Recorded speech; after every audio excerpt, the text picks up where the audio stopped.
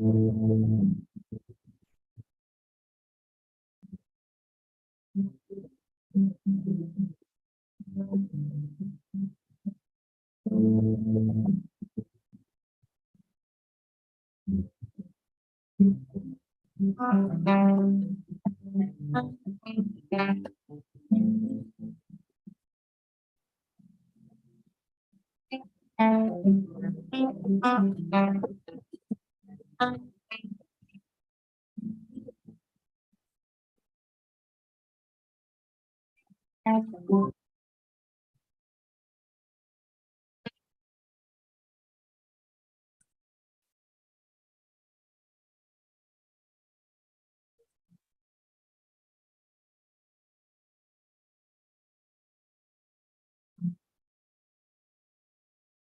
have a dream, song to sing, to have me go with anything. If you see the wonder,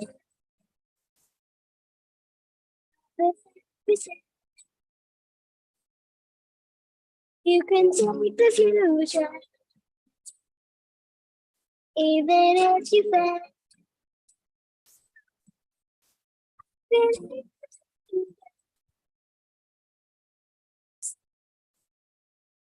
We sing, we sing,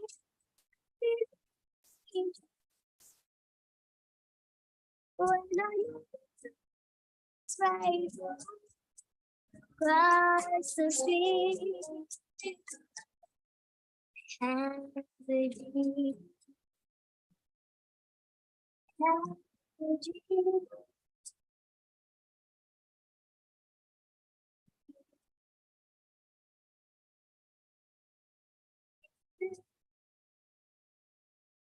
We are the dream.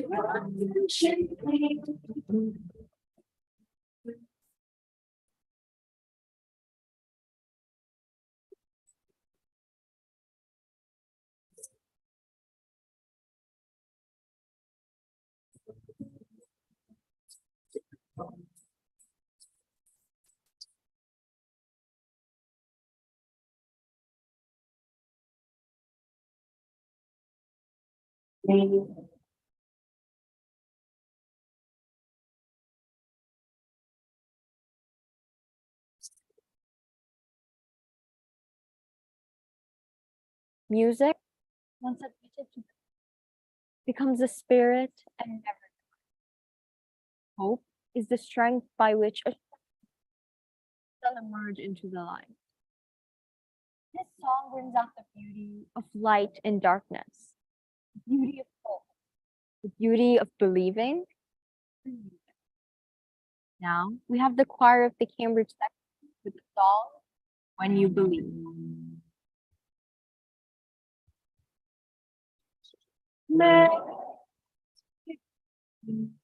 Window.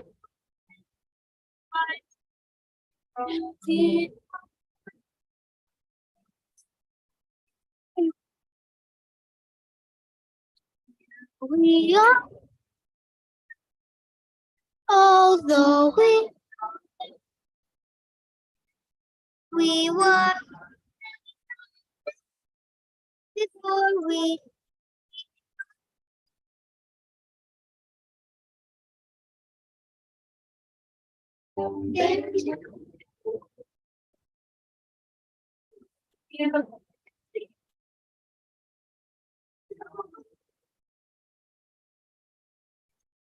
together.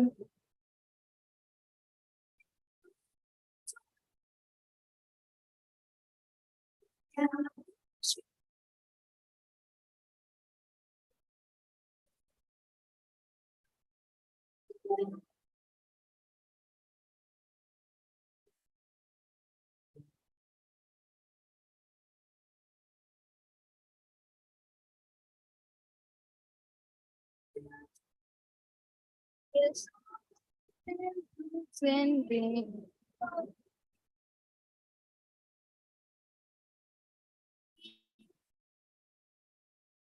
and now I'm thinking my heart so full I can't explain. See you take this.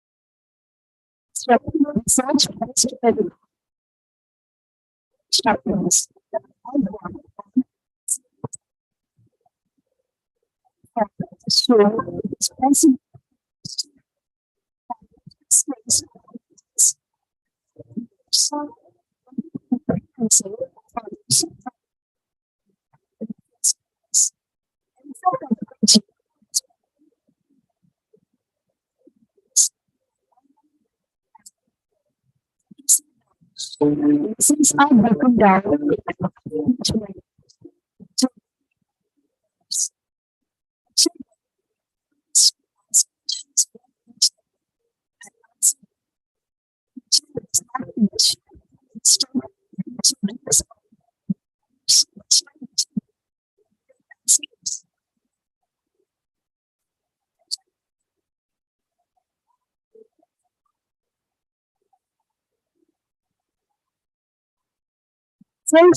first process that transformation is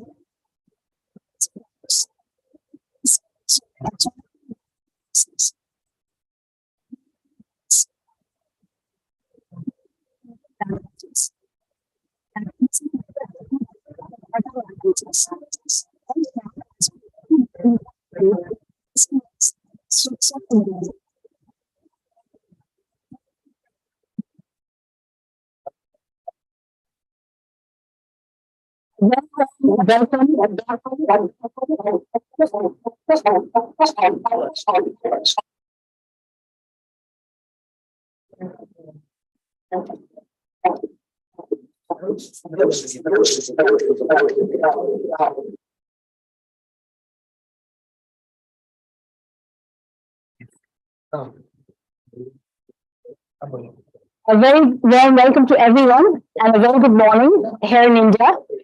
Thank you for joining us for this Policymakers Conclave. We are having a bit of a technical glitch, some kind of echo and some inaudible sounds, for which I most apologize. The technical guys are trying to fix the problem, but we are happy to be here with you and to be discussing one of the glitches of our education system. And the glitch of our education system, we all know. Vast majority of children 10 and under 10 do not have requisite foundational skills of reading, writing, and arithmetic, or of literacy and numeracy. These are fundamentally the most important because they are the first peg of educational journey of a child on which the rest of his or her education depends. So we all know that. And we can say it's because of the COVID. 70% UNICEF says 70% of 10-year-olds cannot read or write or do basic arithmetic. This is not just in the developing world. This is actually the average of the entire world. This includes the Western countries, the developed countries. The situation is pretty bad in the developing countries as well, in the developed countries as well. We'll be hearing from Robert Jenkins, the Global Head of Education of UNICEF, in just a few minutes. And we'll be hearing from other notable people who are playing a role in either their own countries, their own regions, in their own communities, and or in their own schools. And what are we doing about it? Well, these are the policymakers who define the tone of what happens in their own countries and in the world. We are academics. We come from the academic background. of working in the world's largest school, City Montessori School, Lucknow. You'll be hearing from Dr. Jagadish Gandhi, the founder of City Montessori School as well, in just a few minutes. The schools have a moral obligation. They are the laboratory. They are the base on which research can be done by teachers, by educators, by researchers, as to how we can create the circumstance for a better education. Obviously, this cannot be done at the offices of governments and other places because they're not in the trenches. They do come up with great ideas and many of them flourish. But even those ideas, the teachers have to first try and test, and teachers are the hinge pin, without whom nothing ever moves. So we have been working with the teachers in many, many countries across the globe, experimenting with ideas for change in the fortunes of children's education, in particular, how to give them quickly the foundational skills they need. So the data is very conclusive. 70% of the children today, after the COVID, are suffering from what might be called by the World Bank literacy poverty. It was not that before the COVID, the situation was rosy. And now, because of the COVID, we are in dire straits. Even before the COVID, 53% to 58% of the children were not able to read, write, or do basic arithmetic. We're talking about 10 and under 10s. This is a crying shame. How come after 5 years of education, children sitting in grade 5 who are 10-year-olds, half of them or more, depending on the country, cannot read, write, or do basic arithmetic? Is something wrong with our pedagogy? Is something wrong with the way the teachers are teaching? Not to blame anyone, but we need to understand what is the reason for the crisis, where is the crisis coming from, and what can be therefore done about it. A lot of us have been tinkering at the margins and trying our level best. For example, we bring in phonics. So while the world at large has been absolutely on the whole language approach to teaching reading, and this is historically what we have been teaching, the way we've been teaching, we find that the phonics approach to teaching of reading is working better. This is research-based. So as the world is moving over and trickling into phonics, we have a third proposition for the world, and that is called ALfA. ALfA is accelerating learning for all, and that means for all. And every child should do a lot better with their reading and a lot faster. So I'll be sharing with you, and through the course of this, we'll be sharing videos of successes we've had with ALfA, implementing change in more than one country. It has started last year in India. So 2022 is when we began ALfA. And this was at the invitation of the Ministry of Education of India, Anita Karwal, who is, who in 2022 was the Secretary of Education of India. And I had met her on a couple of occasions prior to that. I have shared some of the work we're doing with our research work. And then when the news came out that our 5-year-olds were reading newspapers, I think it attracted quite a few people's attention. 5 years old, 6-year-olds, 7-year-olds are reading newspapers, both in their mother tongue, Hindi, and in English, which is not their mother tongue. How is that possible? You'll see some video evidence of that. It's not just a handful of children we'll be sharing with you. It is actually an entire class full of children, barring a few. What it showed to us that, though it was in a small context, that it is possible that millions of children out there can also equally manage to read at a very young age and in a very, very short span of time. We're talking about 30 days or 30 instructional days or 30 learning days and or 45 learning days. So between 30 and 45 days, majority of the children of 5 years of age, 6 years of age, 7 years of age, and of course older can read very well. They develop fluency with practice. Some of them can read fluently at the end of this period. Some of them will take a little longer, but they can read. And this is really, really conclusive. So we were doing this experimental work in schools of Lucknow and in the slums and villages of Lucknow, in some of the government schools of Lucknow. But we got our big breakthrough thanks to the Secretary of Education of India.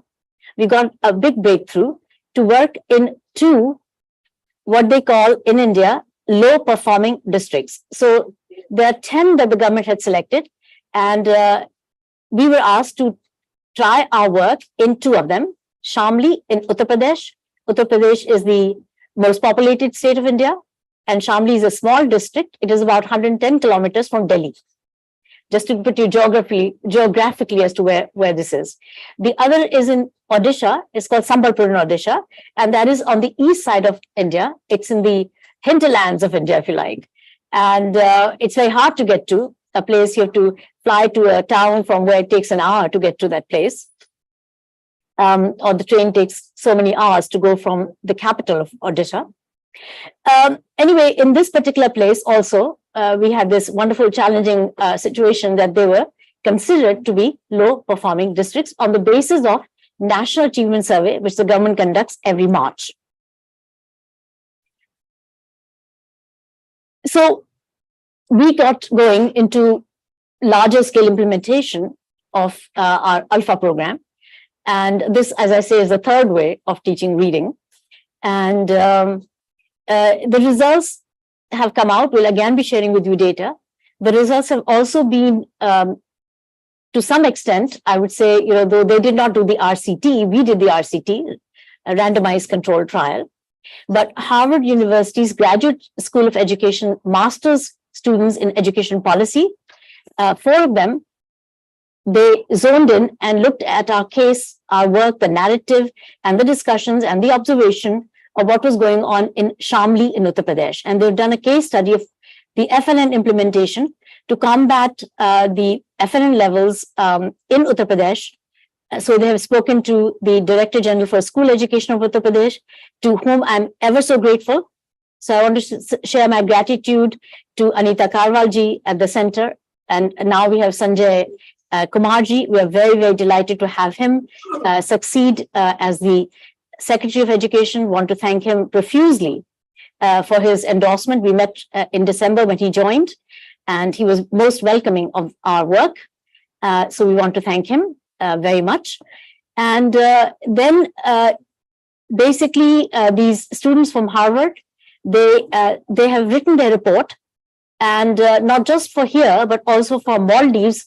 So there were 4 students studying our work in Shamli, and another 4 were studying our work in the Maldives, and the situation of FLN in the Maldives and what is being done at the country level in the Maldives for FLN.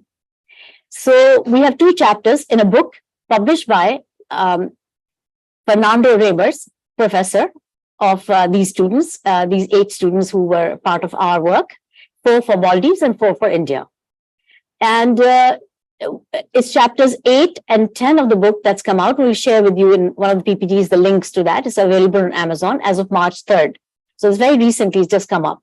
But our work is also very recent, and it is good to see it published or something published about it from third party. What we want to look at is both the qualitative evidence and the quantitative evidence. So the qualitative evidence will be in front of you, and the quantitative also, the RCT results are very encouraging. So having said that, how has it gone in terms of numbers? We began in earnest at the end of June 2022, when we started our very first training for the teachers of 10 schools of Shamli in Uttar Pradesh, and 10 other schools were in the control group, so we were not training them, we were collecting data to do this RCT. And after that, the program began, for whatever reasons, didn't start immediately. And it was August 23rd, 2022 that the program began. We have said to the world that children can become FLN capable in just 45 days. How is that possible? 45 days, what we could not do in 3 years or 5 years, how is that possible? So this is left for your introspection. but the results are clear and it is happening. Within 45 days, these children in Shamli will be sharing with you a grade 2 classroom. Video has been made based on their own videos made by their children or the teacher that has been shared on a WhatsApp group, and we just package it together and we're presenting that to you as raw from the field. And you will see that these children, within 45 days, they went beyond the FLN goals. They're doing many things at grade 3 level or beyond. They're reading very well and they're reading fluently also in some of them. And many of them are reading the newspapers. Such gallant work cannot be possible with the teacher trying to do this with the existing modalities. There has to be a new modality. We can think of it as a paradigm shift. We can think of it as a mobile phone versus the landline phone. So no matter how much we fix the old landline phone, we can all agree that it will never become the mobile phone because new design principles are involved. And a mobile phone provides multiple benefits. Similarly, ALfA is not just for academics, it's not just for the 3 Rs, it's not just for the lower grades, it's for education as a whole. It's a way of thinking, a way of conducting education, which is vastly different and has many more dimensions to it than just academics. So, for example, the modality of work, as you can see in some of the pictures I can see in the backdrop, children are working in pairs. When children work in pairs, and this is not just for 5% of the time, like sometimes you might say, okay, everybody face each other and do this or do that. It is not group work where some shy child will not emerge. It is not whole class. Children are not facing the teacher. Children are facing each other. I'm facing my partner, she's facing me.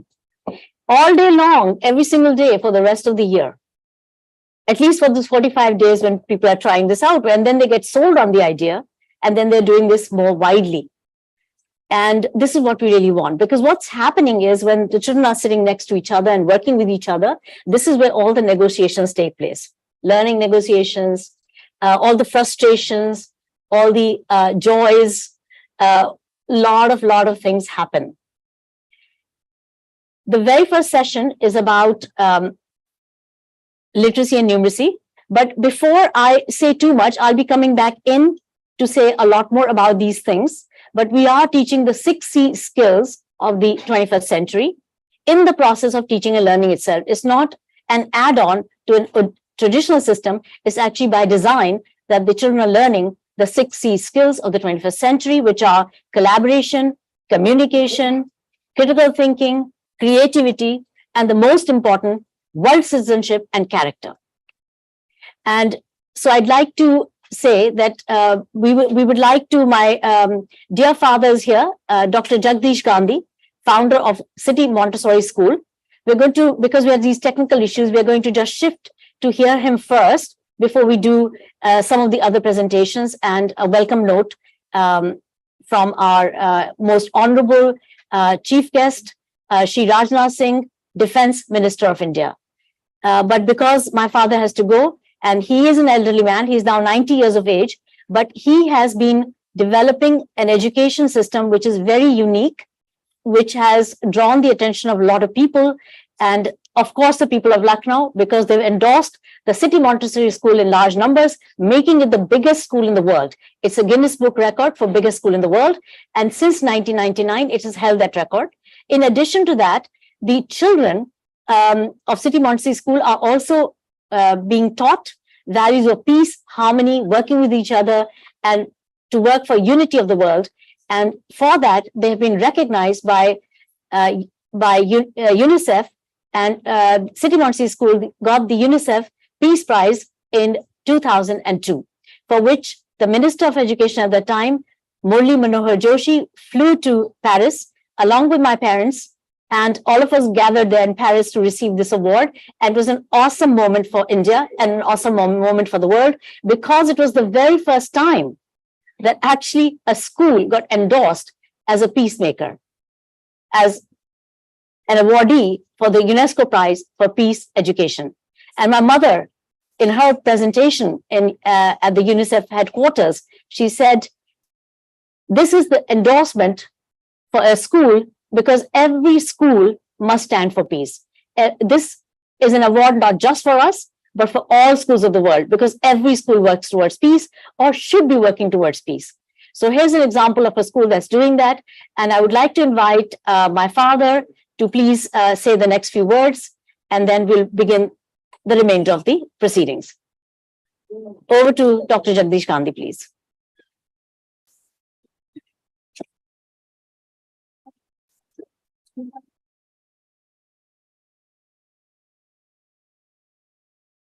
Change of plan. Sorry, again, we're having a bit of technical glitches.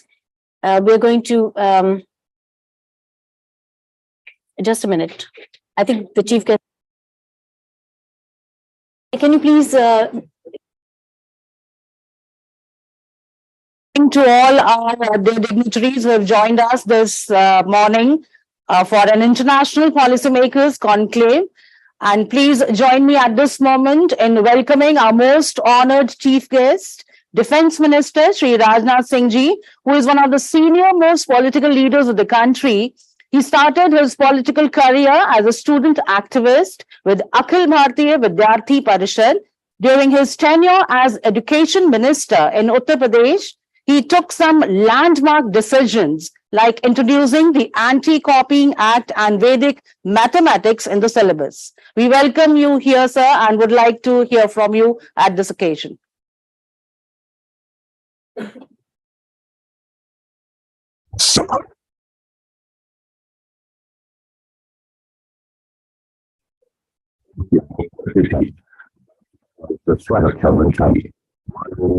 Rajnath Singh ji का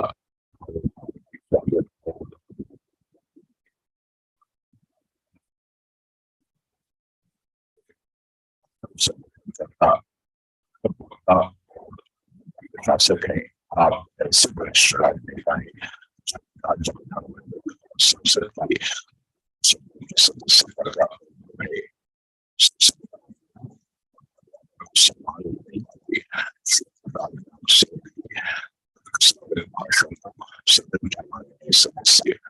ध्यान से सुनते हैं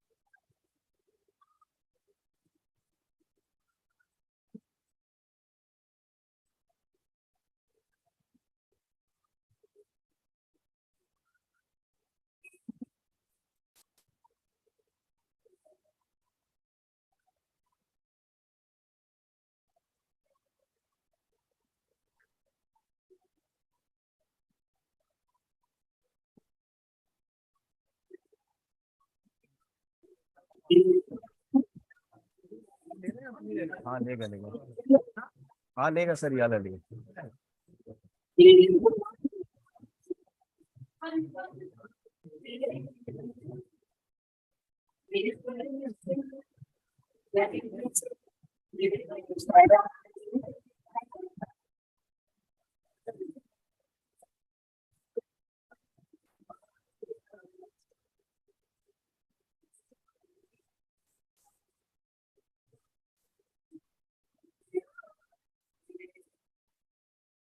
आसपास के जा रही है, आसपास के जा रही है,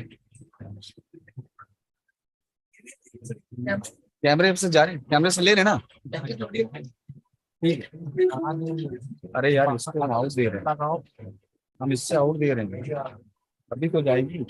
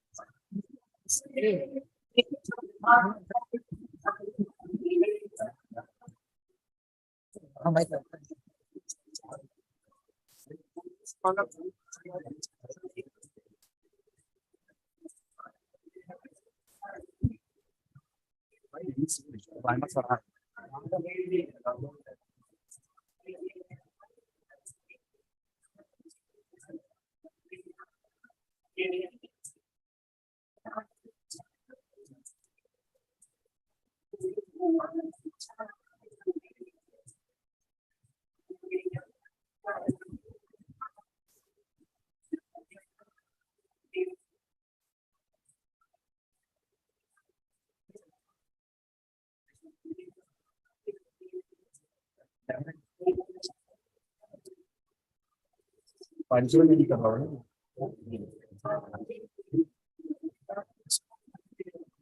हम तो नहीं जा रही कहीं।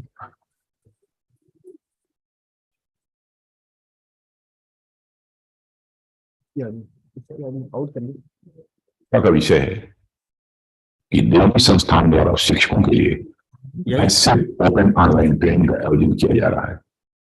यह ट्रेनिंग हमारे टीचर्स को लिटरेसी और न्यूमरेसी इंस्ट्रक्शंस के क्षेत्र में अपनी ट्रेनिंग और कुछ नया सोचने और करने में मददगार साबित होगा, ऐसा मेरा विश्वास है। जैसा कि हम जानते हैं, दुनिया लगातार बड़ी तेजी से बदल रही है और इस बदलती दुनिया और समय के साथ कदम से कदम मिलाकर चलना आज के समय की जरूरत है। क्या और कैसा शिक्षा दे रहे हैं, इस बात पर निर्भर करता है कि हमारे टीचर्स दुनिया में शिक्षा के क्षेत्र में हो रहे बदलावों से कितना अवगत है। इसको ध्यान में रखते हुए राष्ट्रीय शिक्षा नीति 2022 में टीचर्स की एजुकेशन और उनकी ट्रेनिंग पर विशेष फोकस किया गया है। इसका फ्यूचर बनाने के लिए हमारे टीचर्स को भी फ्यूचर रेडी होने की जरूरत है, जिसका रास्ता इसी तरह के ट्रेनिंग प्रोग्राम से गुजरता है। इन सेशंस के दौरान आप सभी लिटरेसी और न्यूमरेसी से जुड़ी चुनौतियों, उससे निपटने के उपायों पर चर्चा करेंगे और नए नए आइडिया डिस्कस करेंगे, ऐसा मेरा मानना है।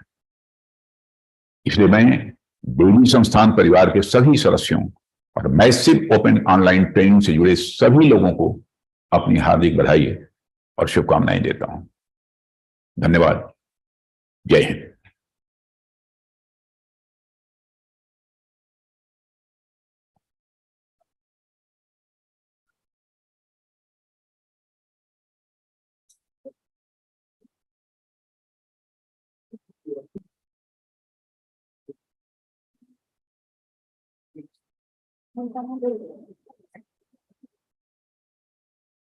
Thank you very much, sir. And once again, a very warm welcome to all our dignitaries at this conclave, which largely will focus on global dream disruptive foundational literacy and numeracy as a movement for a literate world to fulfill the SDGs of 4 goals of equality education and universal education for all primary aged children. We are also delighted to have with us all eminent speakers, senior policymakers, bureaucrats, ambassadors, heads of national and international NGOs, corporations, donor agencies, and change makers for India and overseas to give their valuable presence at this international conclave, drawing the attention of all to bring about the paradigm shift in foundational literacy and numeracy.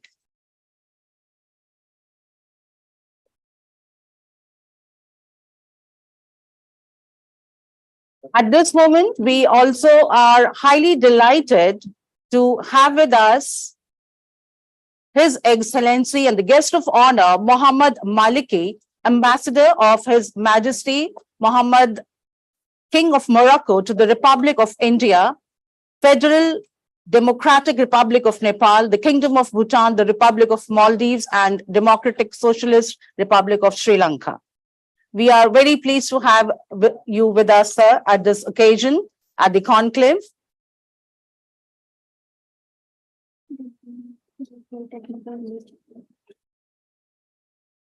And we have been informed that due to some technical glitch, he is not able to join us currently. So,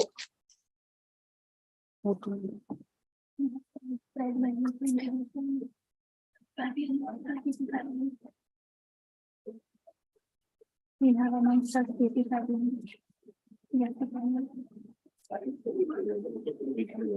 we also have amongst us Mr. KP Fabian, who is present here with us as the guest of honor. Ambassador KP Fabian served in the Indian Foreign Services from 1964 to 2000, when he retired as India's ambassador to Italy and as a permanent representative to United Nations in Rome.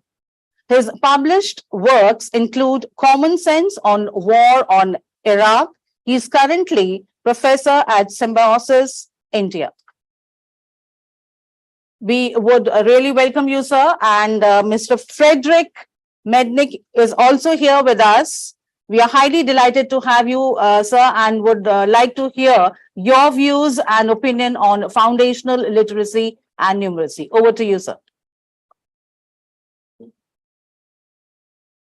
Thank you, everybody. I hope you can hear me. My interest in foundational literacy and numeracy is because I am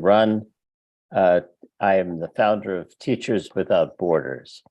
It's a global network of teachers now in 177 countries. I should say that's Dr. Sunita Gandhi has been my mentor for decades. And so I am certainly at her service. My interest in this project is because foundational literacy and numeracy is the cornerstone of international development. And I believe that we have an education emergency on our hands. If there's some time, I can walk through my organization, but I want to make sure that all panelists have their opportunities. I just want to say that as a researcher and as the head of an NGO, I spent a lot of time being skeptical of programs out there in the world. And I am not skeptical at all of this one. We have teams of people and interns that have been studying this program, and I'm absolutely convinced that its value is instrumental to international development, particularly because without foundational literacy and numeracy, we can get nowhere. This COVID crisis has created an unprecedented backwards turn, but the sequence and nature of the literacy program and numeracy program that we've watched very carefully can achieve remarkable results in a short period of time. And as an organization, I want to be of service to the eminent people here in attendance because I believe in the program and believe that we can create very low cost to no cost, scalable programs that reach the people who can reach the people themselves to create a literate future. And so really just to start, my organization works in education and emergency and peace and human rights, but literacy and numeracy are the cornerstones of it. And I believe this is a most unusual program worth scaling and adopting on a nationwide basis. I'll just leave it at there for now. Thank you so much.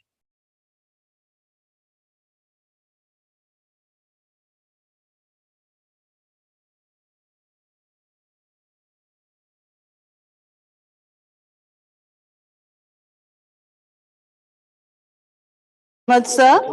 And now we have Mr. Robert Jenkins as the guest of honor here, and he's the Global Director, Education and Adolescent Development, UNICEF. Would like to hear from you, sir, on this conclave about your thoughts and views on foundational literacy and numeracy.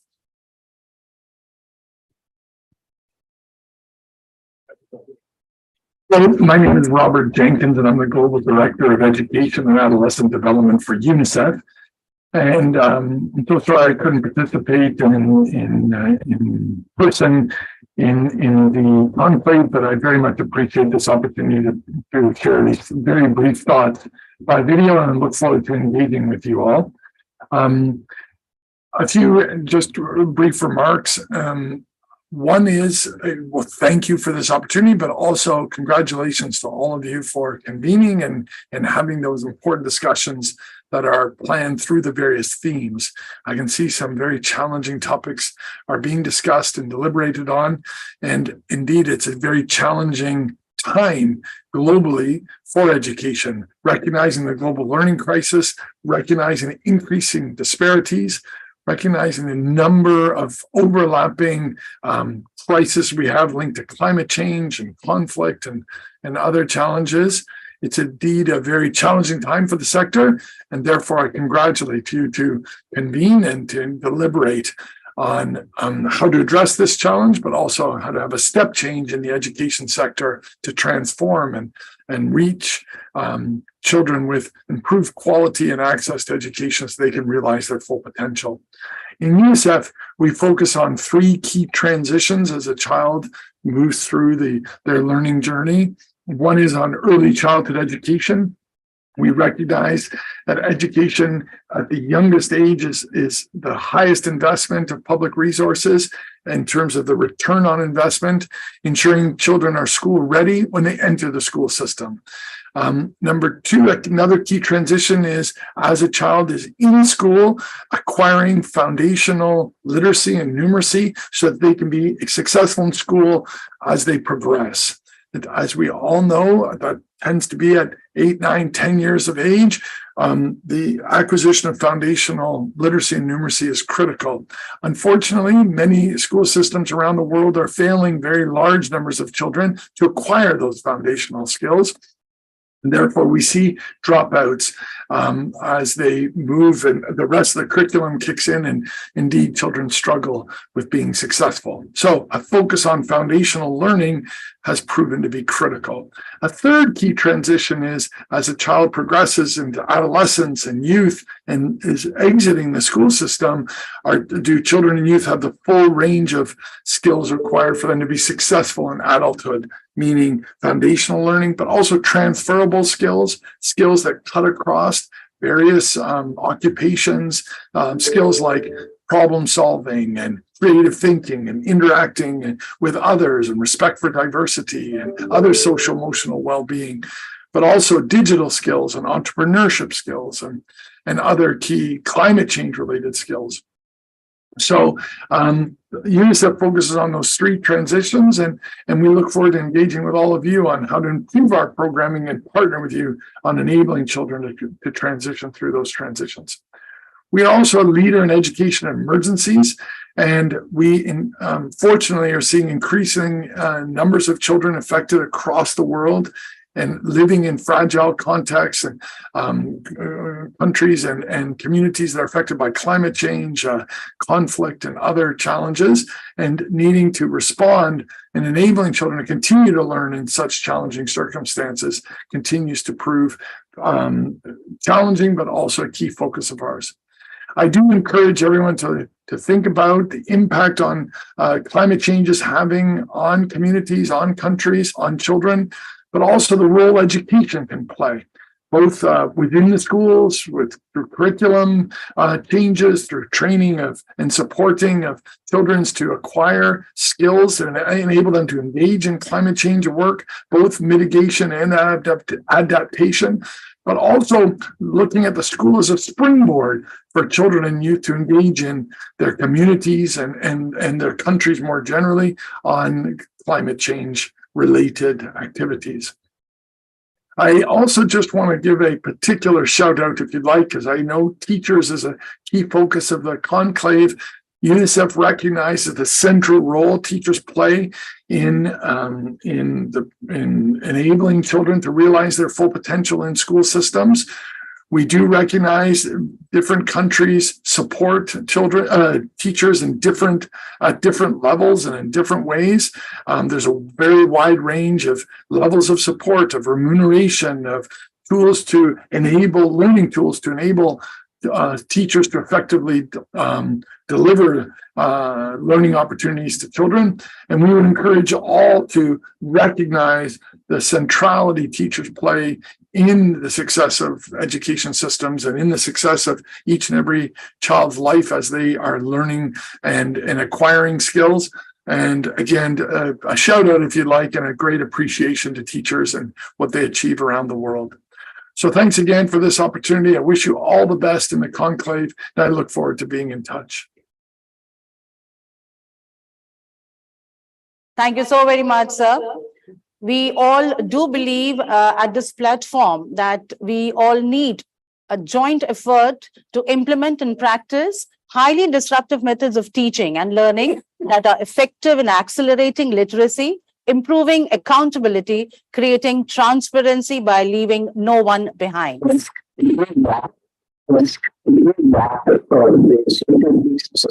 I welcome at this platform Dr. Bernardo Jabal Quinto, who is an eminent economist from Chile and a former candidate for presidency Chile. Over to you, sir, to hear your views and opinion on this Policymakers Conclave.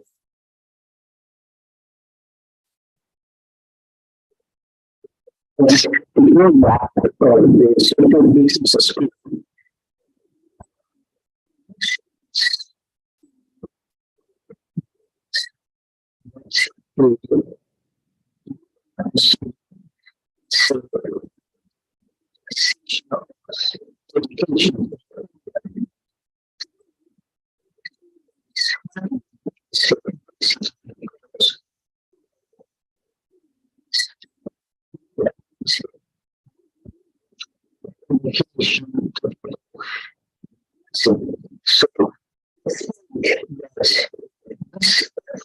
that children extremely important for the society. So we have shown already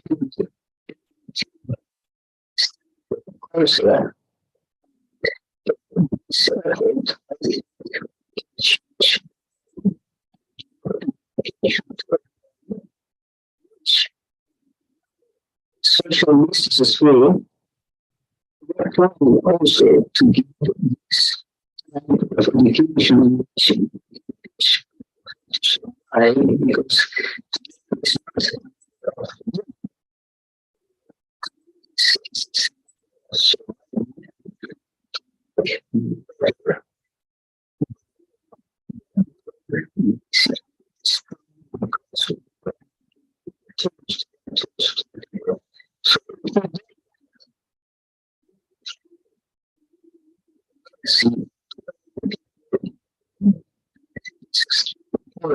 that something to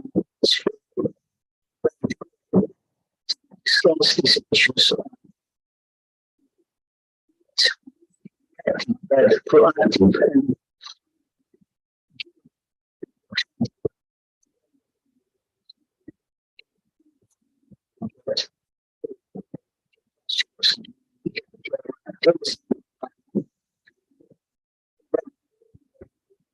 safe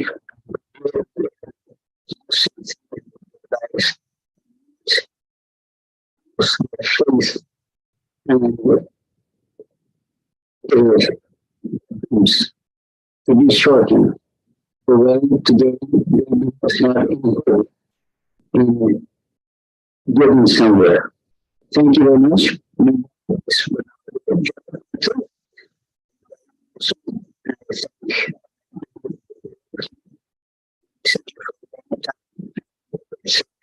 Exhausting.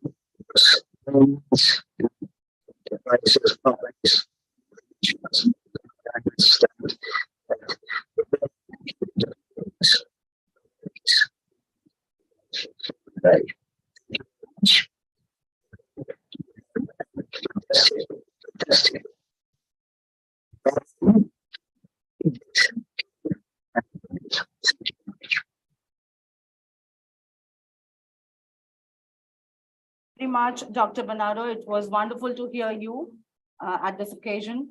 The conclave will definitely witness and is witnessing some extremely thought-provoking discussion on transforming the monotonous education system into an integrated, enjoyable, all-inclusive and engaging one.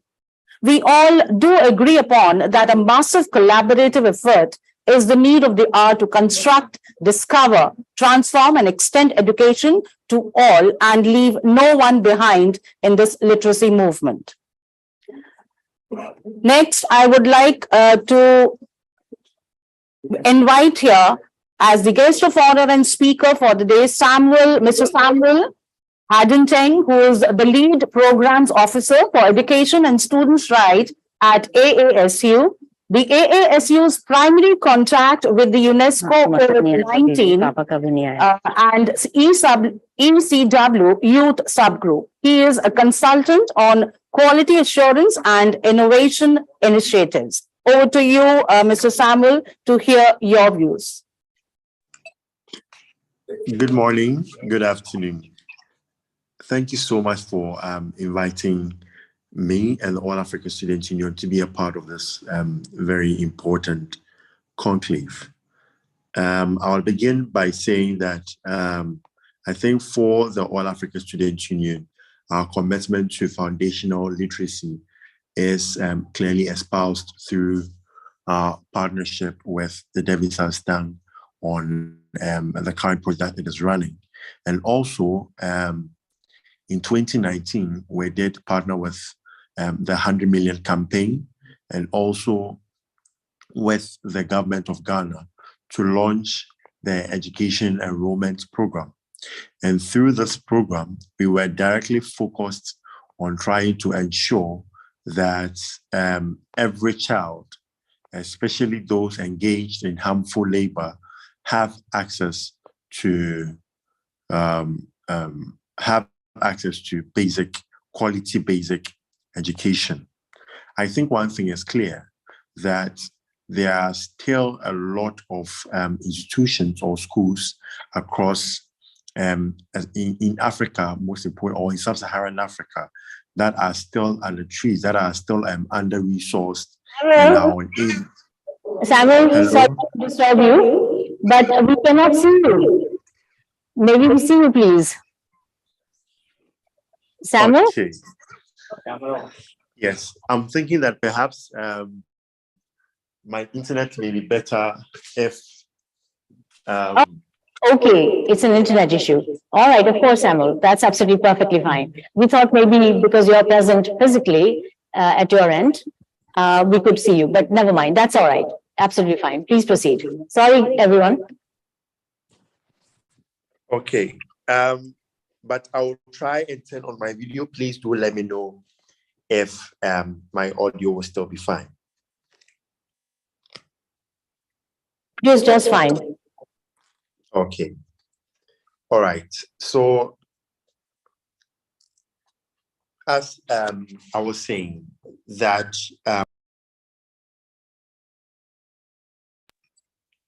hello, I'm trying to turn on my video, but it's saying the host has disabled it. Okay, perhaps I would proceed. So so for the past few I would say years, through also our work with the Education Cannot Wait youth subgroup, and also our work with the UNESCO COVID-19 Global Education, the All Africa Students Union has tried to advance various initiatives and actions. For instance, like the Girl Back to School campaign, geared towards ensuring that every girl child has access to education. I think one thing is clear, that post the COVID-19 pandemic, we saw the budget cuts that happened for education in most parts of the continent, especially for basic education, because of the demands or the pressures that African governments had to face. For instance, in Ghana, we partnered with the National of Ghana students to ensure that governments did not deprioritize the importance of basic education. And we are looking forward actually to increase our partnerships in that sense, so that we can be able to support the works of local organizations to demand efficient and accountable systems, especially in their allocation of funds that are intended to support basic education. So at ASU, what we do, especially in the sense of pre-tertiary education, has been to advocate and support local organizations like our member unions, who are directly engaging government and policymakers in the field of basic education as well. So we be part of this initiative by Davis Hassan is one that we do not take lightly, and we sincerely look forward to being able to increase our actions by partnering with organizations like Education International and teacher unions at the national levels and other CSOs to be able to advance efforts to ensure that children do not complete their basic education and not necessarily have the literacy or numeracy skills or knowledge to be able to advance their education in the next step or in the next levels of education. Thank you.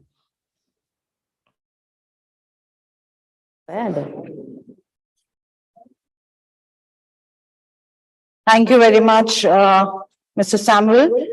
The prominence attached to the foundational literacy and numeracy can be understood by its reaffirmation that the rest of the policy will become relevant for the students only if the most basic learning requirement, that is reading, writing, and arithmetic, is achieved at the foundational level.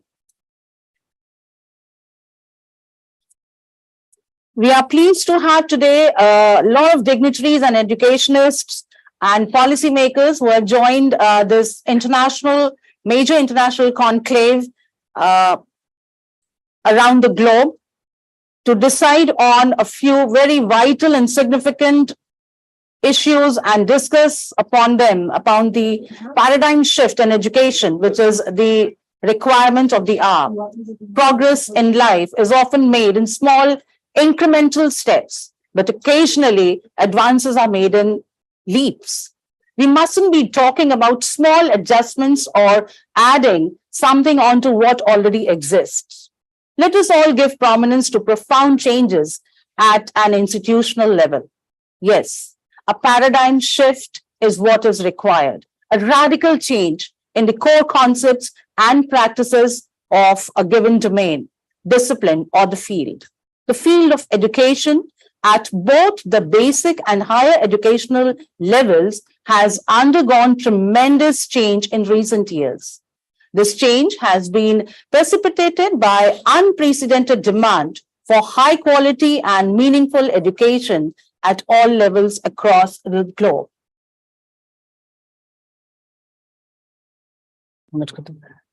I now hand over the session to the convener and the creator of ALfA and the program, the Policymakers Conclave, Dr. Sunita Gandhi, to take over the program further.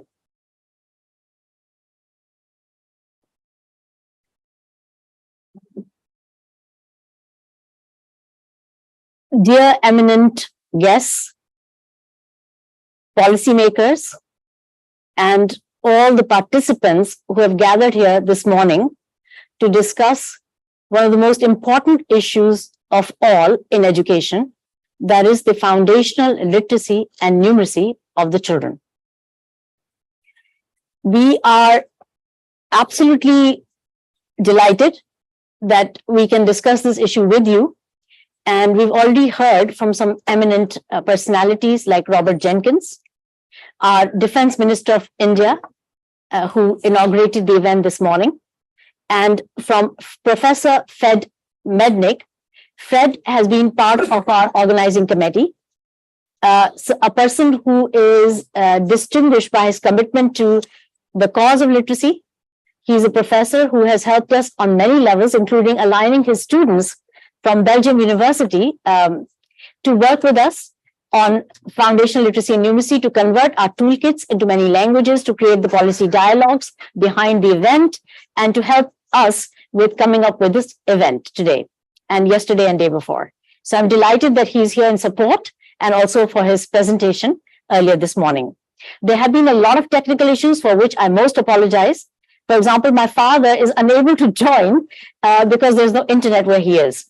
And we could hear Samuelji, and I'm so delighted that he spoke. He is a youth leader par excellence. He is somebody who's influencing youth leadership among everyone in Africa. 54 countries are represented by AASU, which is All Africa Students Union. Fred himself represents 26 countries where his Teachers Without Borders organization is functioning and is working and influencing teachers to come up with their change agendas. There are a number of people who have joined as guests. I'm grateful to them as well. There'll be a couple of more speakers. I'll be happy to invite them to introduce themselves, like Mo, because we invited her at the last minute. And I think it's a privilege and honor to have you with us. Similarly, I cannot read in, I think maybe Russian language. I'm not 100% sure. We have a guest from that side of the world, and we'll be able to find out immediately in a minute who that person is and connect with you. Similarly, I'm also going to be sharing with you some of the case studies and successes from the field. would like to say that education policy is really germane, is most important. So that's the top-down part of the change that is necessary. Yesterday and day before, for 2 days, we worked at the other end of it, which is the ground up, the teachers who are in the trenches, who are actually making that everyday change in the lives of the children. We put the teachers ahead of the policymakers. As you could see, the sequence of events, we started with the massive open online training. And for us, it was a litmus test, a way to find out whether or not the issue of foundational literacy and numeracy in the online modality, can we communicate this to masses of teachers? Can they understand the lessons that we want to communicate on the online modality? Can we create those interactions? Can we influence their thinking? Can we change their beliefs? Can we have them empowered? Can they be so inspired that they can go to their classes and start implementing change immediately? And I'm happy to report that it actually went very well. I would request our technical team to please find I request my technical team to please find the video that was made last night, combining the 2 days worth of events into a very short 5-minute video. So as soon as it is ready, we'll be happy to share that with you. But nevertheless, I would like you to get an insight into what it is that took place, transpired over the last 2 days. It was indeed very, very exciting. So our trainers, in particular, Tom Delaney from Australia, a youth volunteer, mind you, he has become a master trainer. I think youth, when they're empowered, they can do a million things, much more than a teacher in the classes, because the teacher is really busy with what she's doing. So youth can go there as trainers. And this is what I'm looking to. And we did that yesterday and the day before. We had a youth volunteer who became our trainer and master trainer. So it exemplified for us that we can mobilize the youth as trainers, because we need trainers. We need people who can learn the ropes of this brand new pedagogy we call ALfA, and become so expert at it that they can go to schools worldwide and to their own communities, and they can take up the mission of transforming schools, transforming education. This is the agenda for the policymakers as well. How do we transform education? How do we transform policy? Many times the governments can be blamed for being slow and unresponsive. The work of innovation is going on in the trenches. It is going on at the grassroots level. And many of these wonderful ideas are going to waste because there's no interlock, there's no dialogue between those who are experimenting, doing amazing things, and those who are at the helm of policy. So when possible, we should be able to create bigger and greater dialogues. I know the country of India, in India, there have been those committees, which we're very grateful for, that have brought different segments of society, the various stakeholders, including teachers, into those committees. That's definitely one very powerful pedagogy, one very powerful modality for reaching that discussion about a consensus about what and which way to go forward. But often consensus is not really maybe the right modality, because everybody is coming from their vantage point, but not necessarily from the research and trenches point of view. That is what is going on in the classrooms that is producing a lot of traction, that is producing a lot of difference. It is not possible to have that classroom experience brought to the table. Has that research that is being shared during the event, let's say a meeting of these stakeholders, has that produced results in the field, and are those results being shared? Sometimes it is a lot of great ideas taken from different experiences, but not consensus. What I want to say is consensus is not the only way. It's a good way, but on the table must be teachers who've done really exemplary work, which is evidence that this has worked. And not just that in their own classrooms, perhaps one more modality that the policymakers can consider is escalating those to the level of larger scale implementation.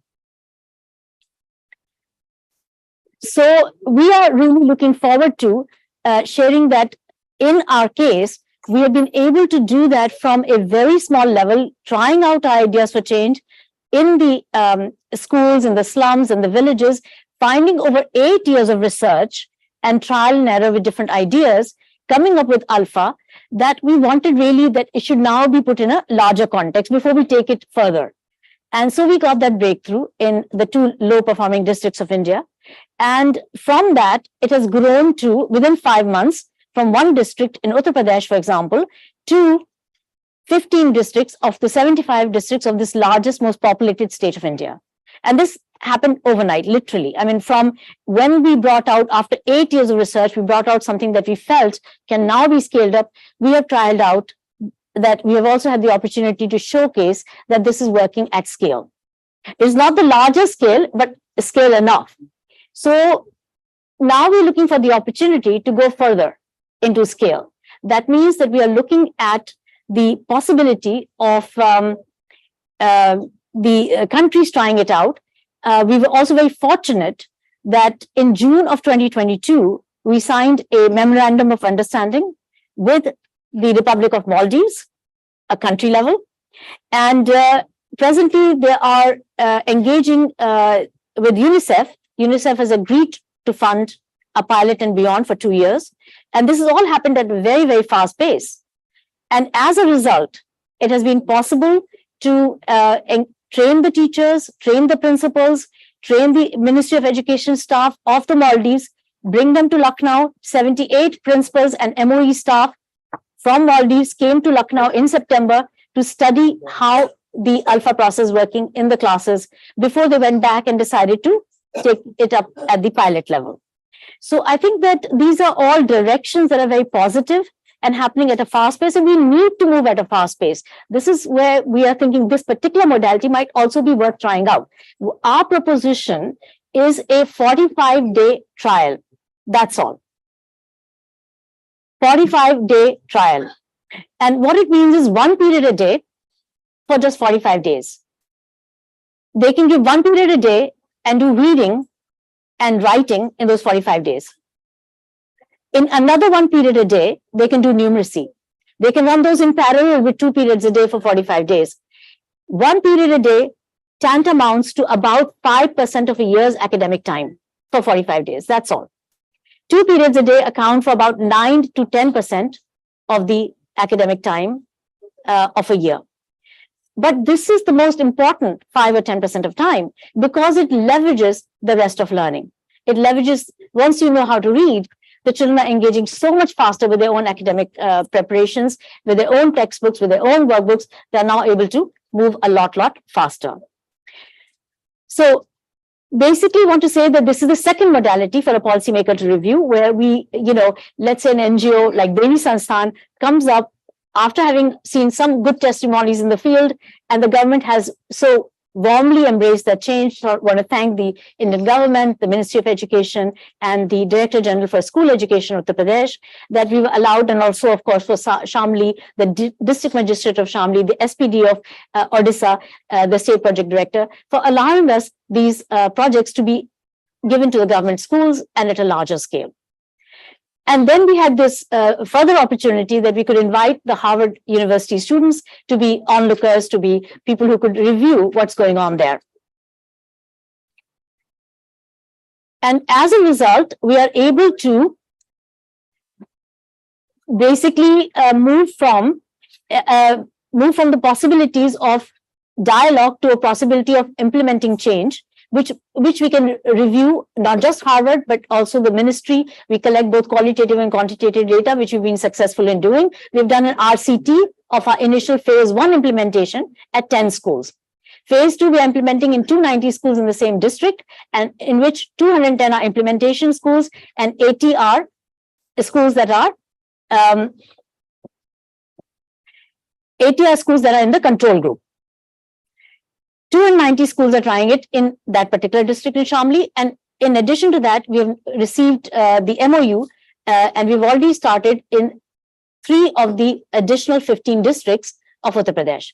So this is where, it is going at a rapid pace. Because the program is rapid, we can actually showcase results quickly, but many programs, even if they take a little longer, they can showcase their results.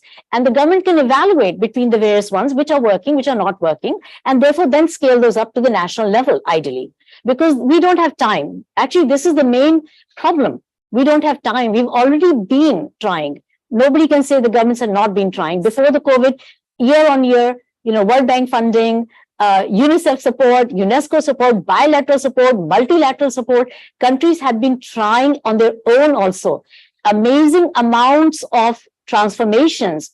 But if you look at the macro level data that's coming from UNESCO, UNICEF, the World Bank, it is showing that the results are not in the same measure. The results are not as they would have expected.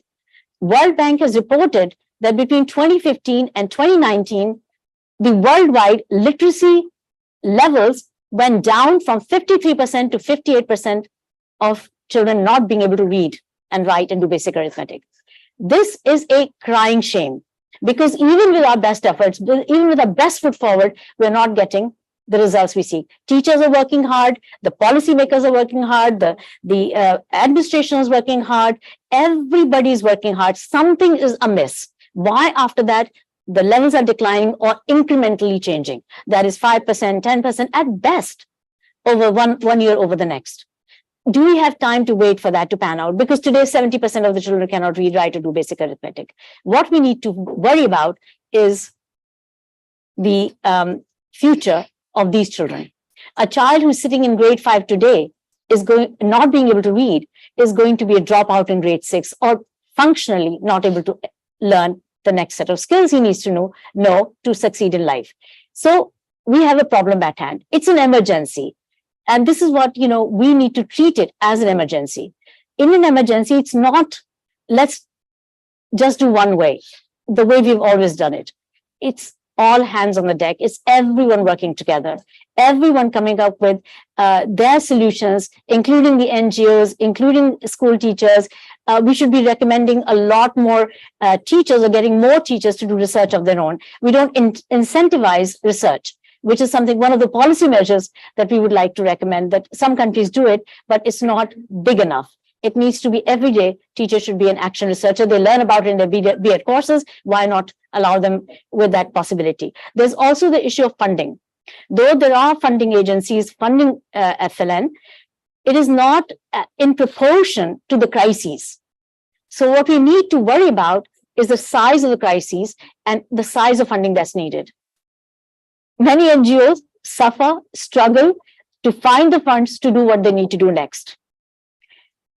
Devi Sansthan being one of them, because we now have demands from Jharkhand, from Haryana, and we are very warmly going to be welcoming the Principal Secretary of Madhya Pradesh, Rashmi Shami ma'am, and they're looking at a pilot in Madhya Pradesh as well. Demand is coming also from districts across India, what are called the aspirational districts of India. We're also getting international demand. We got a request for an MOU from Zimbabwe, Ministry of Education. We got a request for an MOU from Lao PDR, and we are in negotiations and discussions with many other countries. And we've just begun. We need those discussions. The countries need the funding. Maldives, they acted very proactively, and I want to thank Dr. Abdullah Rashid Ahmed, the Minister of State for Education there, who got all of us together. I was in the meetings with the World Bank for Maldives, that supports the Maldives, with UNICEF and with UNESCO, and all of them are pledging their support. So we need the governments, the policymakers, that is you, to approach them and say, look, we need more funding. These are the 3 things we are going to do. We're going to, for example, we are going to have our teachers upgraded. We're going to have capacity building of the teachers. And this is where your MOOT is relevant too, because we have tested for the first time, I think in the world, possibly, I don't know, but possibly the idea of massive, open, free, that is online training. And this presents the possibility of rolling out training. to millions of teachers in small and bigger groups. Because what we noticed after doing this also, that it's available on the net. It's free. Anyone can go there and start learning. They can also use it in their own smaller groups and bigger groups. We can also offer the governments that we train their teachers. And I'm sure there are others who are going to be happy to do so as well. And so invite those people to use the internet where everybody can be on a mobile. And when they are not on a mobile, somebody can download those videos and play them offline. So there are a million modalities we can see now after having done the piloting of the massive open online training. It's worked. We have fantastic participation. We had fantastic participation, and we did a lot of hands-on learning. So I'm absolutely delighted that we can look at these different modalities. As policymakers, you will come up with your own modalities. You'll think of some other ways, but these are some of the triggers on our mind. Of course, the funding agencies, we would like to request that they dialogue with the countries and they support the efforts of the countries that are going to implement ALfA, which stands for Accelerating Learning for All, which was the matter and subject of the training yesterday and day before. What is ALfA? Very briefly, since more people have joined since then, I'd like to mention that ALfA is third way of thinking. We have the whole language approach to reading, and that has not worked out. Children, after 3 years to 5 years, they still don't know their matras, they don't know their language, they don't know how to read. Majority of the children in the world as a whole are not able to read, write, and do basic arithmetic, 70% according to UNICEF today. That is a lot of children. In the Philippines, in Congo, in so many countries, UNICEF data is saying 90% of the children cannot read, write, or do basic arithmetic. We are here to train them. We need your support.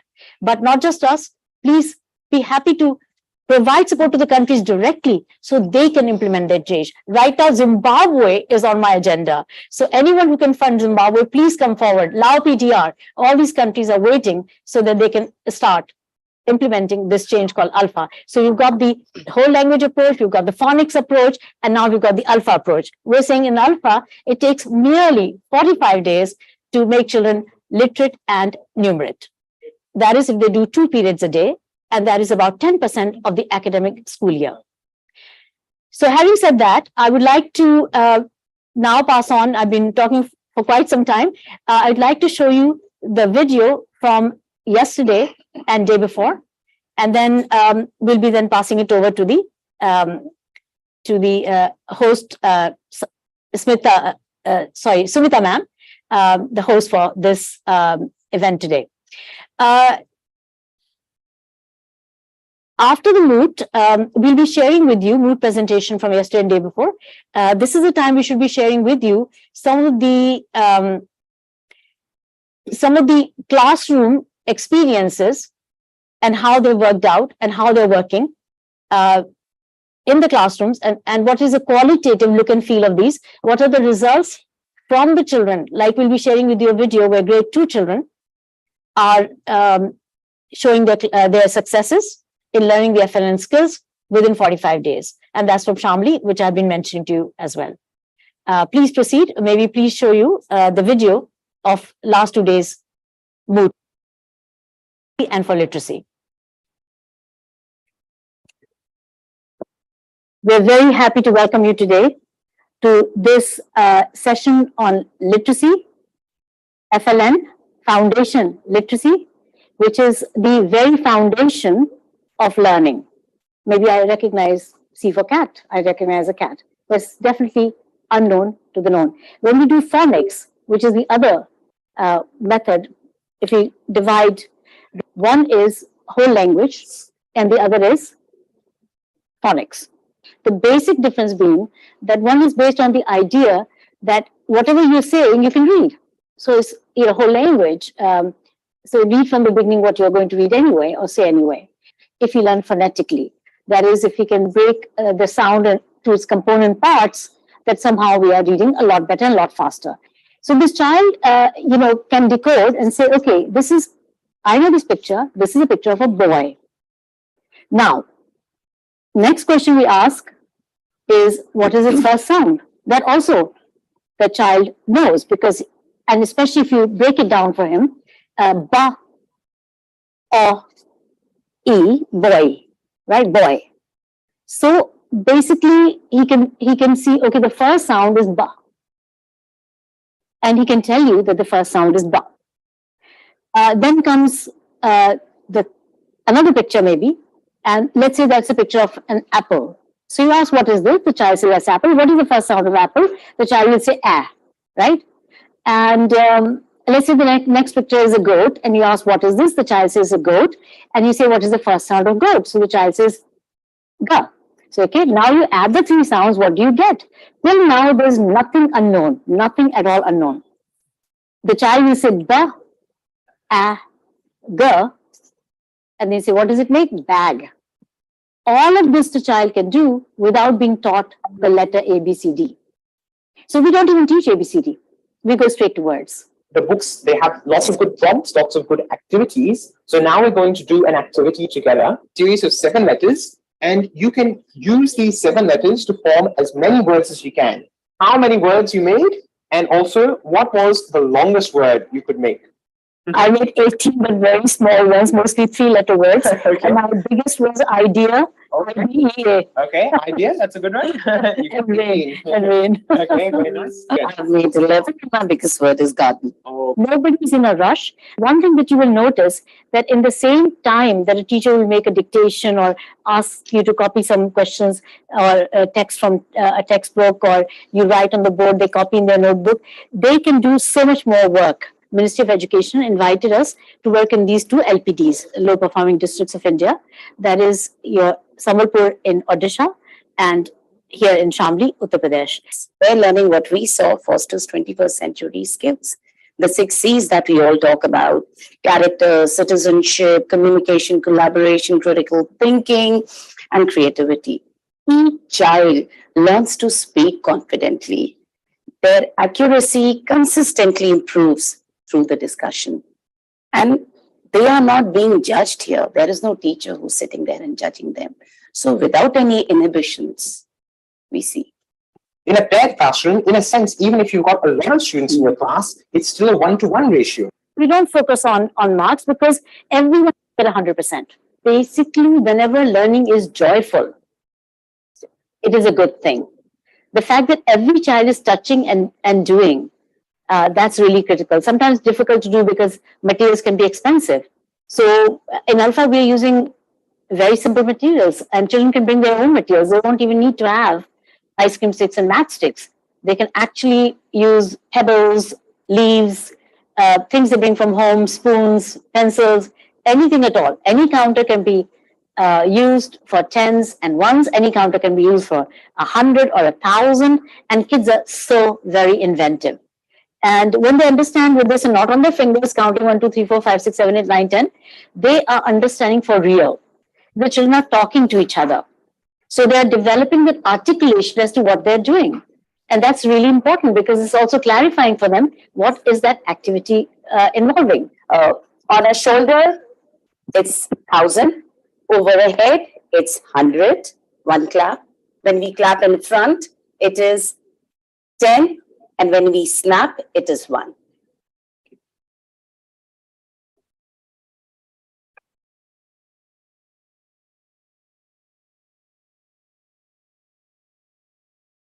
Right, the challenging number, all of you have got it. Fantastic. 5,432. Exactly right. Bingo. The fact that you actually were concentrating and trying to figure out what number, Samvita ma'am had made. That is beautiful. Using these hands-on materials to solve in the way it would be done in an ALfA classroom. Normally, we do hands-on like we used to do also in the past, but we hardly ever connected the hands-on activity to the written expression.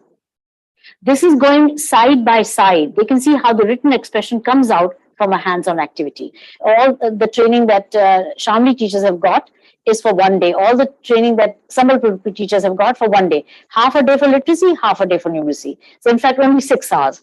I hope you enjoyed. Thank you very much for being such an excellent and such interactive participating group. Thank you very much for being there.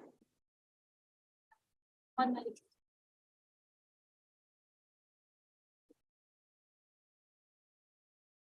I am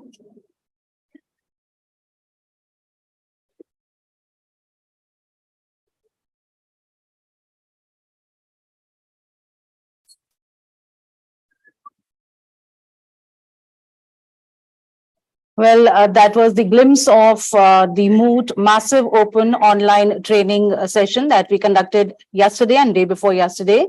And now we have a very prominent guest of honor with us, Mr. Mohammed Maliki, Ambassador from Morocco. We welcome you, sir, and would like to listen to you, His Excellency Mohammed Maliki, and would love to listen to you on this occasion, and would like you to share your thoughts, your views on foundational literacy and numeracy.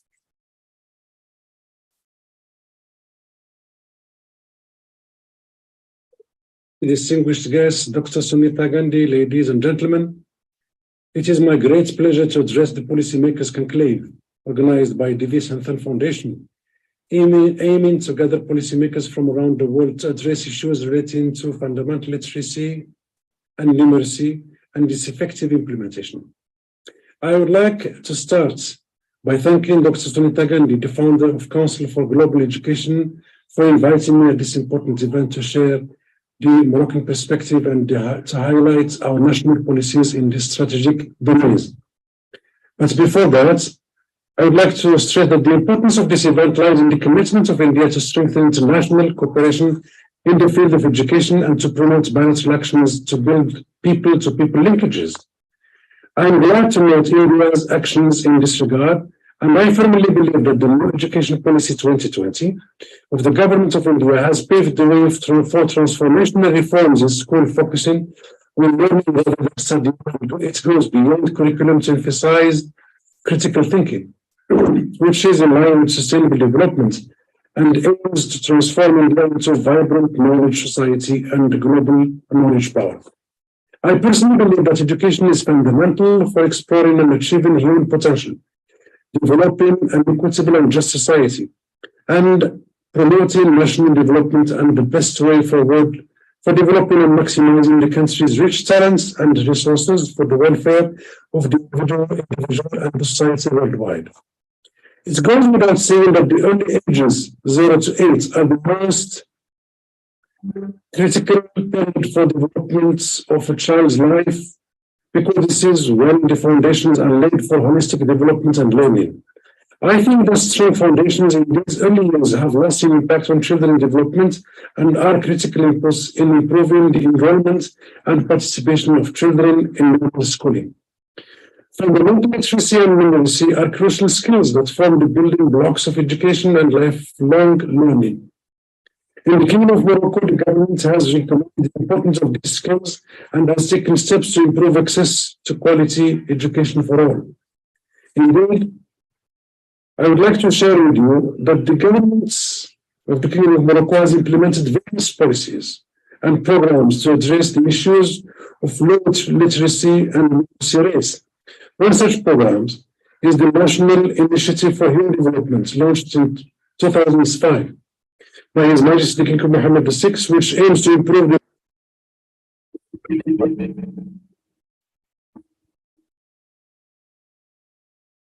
Thank you so much. We all at this point do agree that literacy unlocks the door to learning throughout life, is essential to development and health, and opens the way for democratic participation and active citizenship. Next, I would like to invite Mr. KP Fabian, who is the ambassador and has served in the Indian Foreign Services from 1964 to 2000. His Excellency, Mr. KP Fabian, is a retired ambassador, Indian ambassador to Italy, and as permanent representative to United Nations in Rome. His published works include Common Sense on War on Iraq. He is currently professor at Symbiosis, Indian Society of International Law. Over to you, sir, to hear your views at this occasion. Thank you for that very cordial introduction. Can you hear me? Can you hear me? Because my audio is... Yes, we can hear you. All right. Okay. Even if you can't see me, you can still hear me. I'm glad. I hope somebody can turn on your video so that we can Well, see you. I tried to, but then I was told that only the organizers can do it. So let's leave it at that. I can try again. Organizers, are you able to turn on the video of Mr. Let Fabian? me see. Let me see. Thank you. You cannot start your video because the host has stopped it. That is what it said. So I will say, okay. All Okay, right. I think sound is better than nothing. Please. Yeah, let us proceed. Well, dear Dr. Sunita Gandhi, cher ami Joanne tells a frère, fellow human beings who are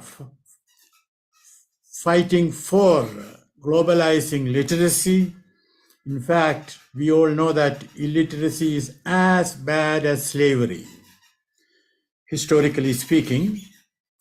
I have been attending right from the beginning, and I have learned a lot, and I congratulate the organizers for designing it so well. Now, as I look at the world, I cannot help recalling the words of Charles Dickens, his famous novel, A Tale of Two Cities, the opening paragraph. It was the best of times. It was the worst of times. It was the age of wisdom. It was the age of foolishness. I will stop here, though the paragraph is longer. But let me explain why I chose that. It's the best of times in the sense that we have made so much of technical progress, progress in science, progress in knowing each other, globalization, and so on. Correct? At the same time, it is the worst of times. Look at the war in Ukraine. Well, not only in Ukraine, but elsewhere, though we take note of the fact that for certain reasons, Ukraine gets more attention. But we want all wars to stop. That is the basic point. So we are also, apart from the war, now Dr. Sunita Gandhi has given us a lot of statistics. I don't want to add, but I just want to add that as of now, in the world, there are 771 million human beings who are illiterate. I repeat, 771 million. Now, we all speak of the Sustainable Development Goals and what we want to achieve by 2030. Well, let us go back in time. As a permanent representative to the United Nations in Rome, in the last years of the last millennium, I was associated with formulating the MDGs, Millennium Development Goals. And one of the goals was to have universal access to education by the year 2015. Obviously, it has not happened. Now, why? Well, there can be financial reasons. There was not enough funding. There can be lack of human resources. Now, coming to financial resources, now here I want to make a distinction because my friend Joanne is in Chicago, Literacy Chicago, and she will agree with me if I say that the United States does not need any external funding. Whereas there are 46 countries, low-income countries, which do need external funding. And it has been calculated that funding required is anything between $22 to $26 billion a year. Now, let's look at the figure $22 billion. $22 billion, you may agree with me, is 1% of $2,200 billion, correct? Now, $2,211 billion, that is a world military expenditure, according to the think tank SIPRI based in Stockholm. Therefore, if we reduce the world military expenditure by 1%, And that can be done if the major spending countries, United States, 800 billion, if I get it right, China, Russia, India, Saudi Arabia, Japan, Germany, and so on, if these countries mutually agree to reduce their military expenditure by 1%, then we shall have enough money to take care of the 46 countries. Now, the point is, I'm sorry to say this, if we proceed on business as usual, then nothing will happen. As you know, 2015, the goal was not met. Well, 2030, let's hope so, but certainly not on the basis of business as usual. Therefore, we need innovative methods, and that is what Dr. Sunita Gandhi and her team have done. It has already been explained that it's only a question of 45 days, 45 minutes a day. So let me put it this way, Dr. Sunita Gandhi, what you are trying to do is globalization in its best manifestation, because we come across other manifestations of globalization of greed, globalization of violence. But this, what we are trying to do, globalization of literacy, that is easily the best. And that is so much in parallel with what Mother Teresa did and has succeeded to a great extent. So let me end here by wishing all the best, Godspeed to our great team, Dr. Sunita and her team, and let us hope that we who call ourselves Homo sapiens, sapiens means wisdom, that is, we say that we are wise twice. Let us hope that we, meaning the governments under the moon and the corporate bodies worldwide and the rest of the society, would lend the support necessary for taking the project further. Thank you for listening to me. All the best. Thank you so very much, sir. We must have an expansionary vision on that one that captures the imagination, diversity of the whole community, one which benefits a nation which has moved beyond the basics of literacy and numeracy, and which wants to develop a learning culture.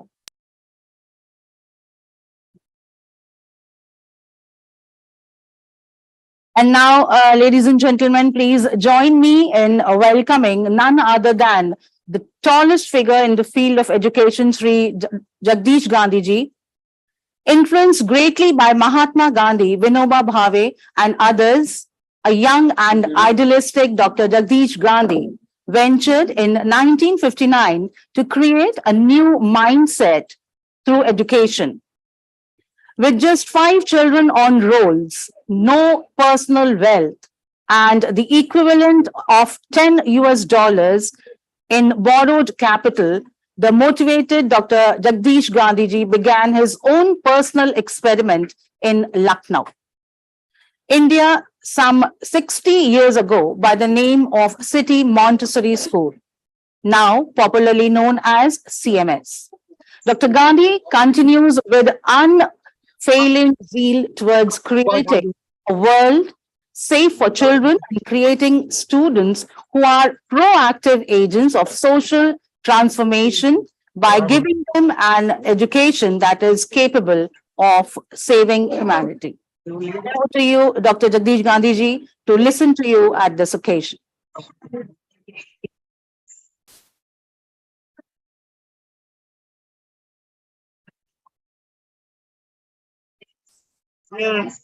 Global policymakers from 39 countries of the world and 24 states of India.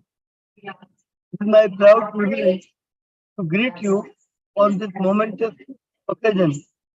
I am extremely happy to welcome our most respected a revered Defense Minister of India and a great educationist, Honorable Shri Rajnath Singh, having done the Gorakhpur University and having taught at the KB Postgraduate College of Midlapur. He has been an educationist before he chose to become a politician and therefore more suited, inspired and blessed this August gathering of educational experts. The present world scenario presents a dismal picture as far as meaningful quality education is concerned. Students are becoming doctors and engineers, but more often than not, they are being deprived of the basic essence of education, and that is the spirituality or empowerment of the spirit of soul. Put it simply, they are getting material education from teachers and textbooks, but are far removed from divine teaching. As such, they are losing track of the real purpose of life, which is now which is to know God and to serve Him. Serving God is serving your fellow men and women and doing things for the greater good and humankind, and not just to meet our own petty self-interest. The values of love, peace, faithfulness, bravery, loyalty, unity, and compassion are being cherished.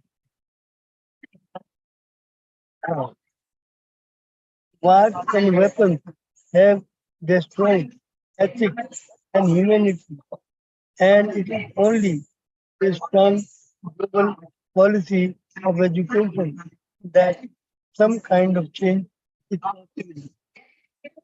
Some kind of change is possible.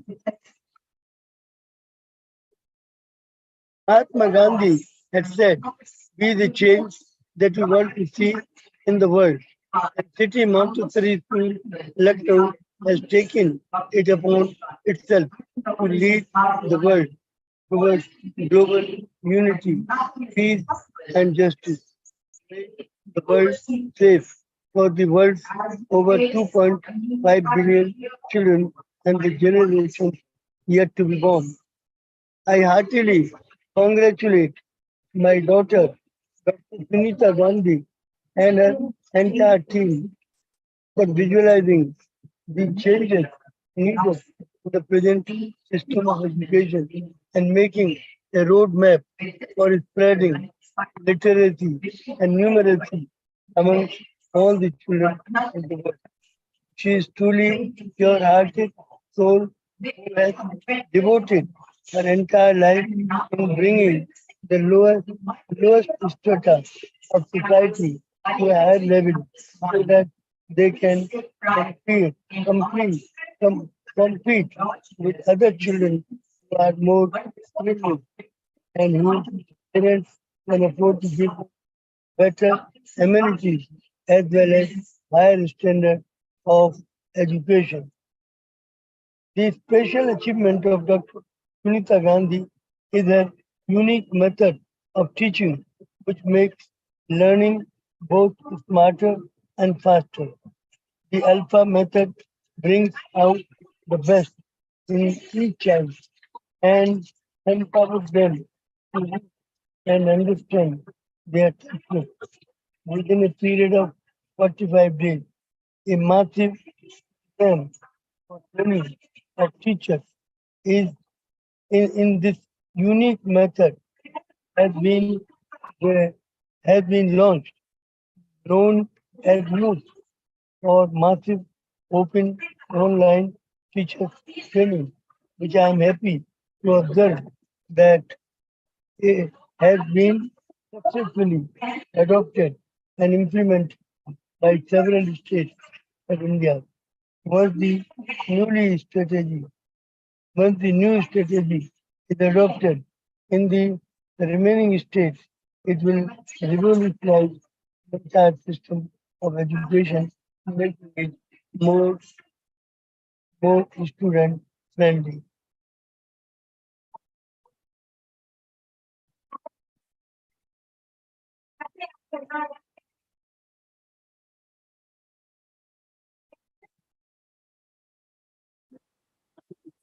Thank you so very much, sir, for giving your valuable time on this occasion.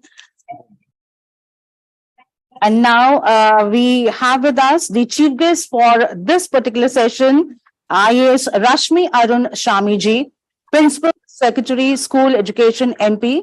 And we are delighted to have you here with us, ma'am. And before we listen to you, we would first like to show to all our dear guests a video which would be giving you an insight into the practices that class 1 and class 2 children of Shamli district are getting implemented via ALfA, that is Accelerating Learning for All. Here comes the video of grade 1 and 2 students of Shamli district.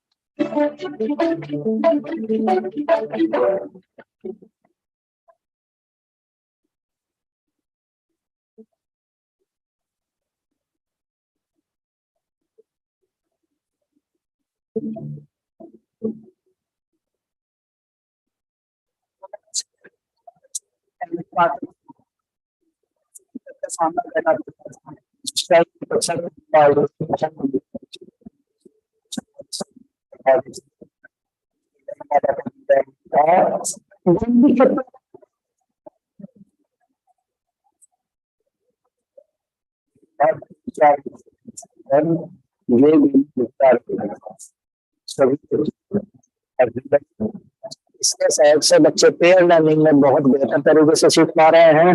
बच्चों का level जो पहले 0 था, मात्र 15 या 20 दिन में बच्चे जो शेष है वो भी बहुत अच्छे से सीख पाएंगे।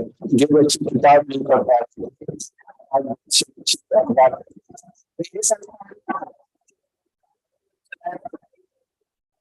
शिक्षण वाला सारा है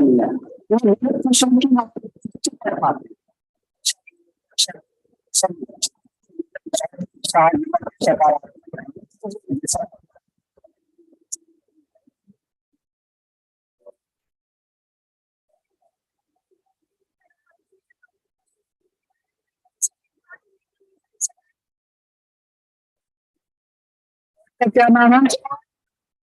एक दूसरे से प्रश्न पूछो ना।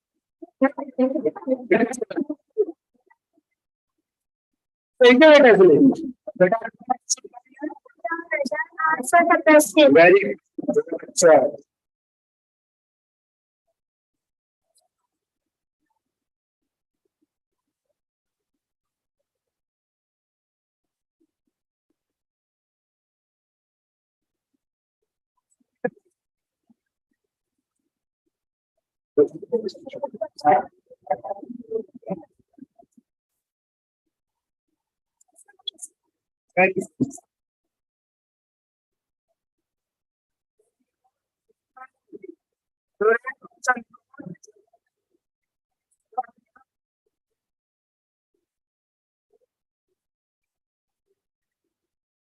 शाबाश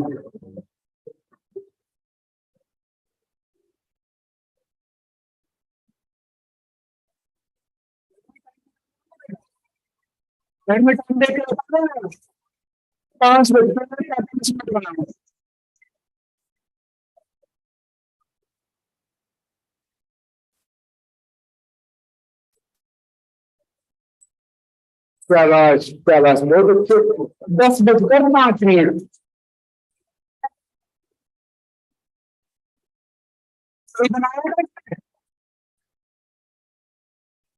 सही बनाया शाबाश सामान खरीदो दुकान से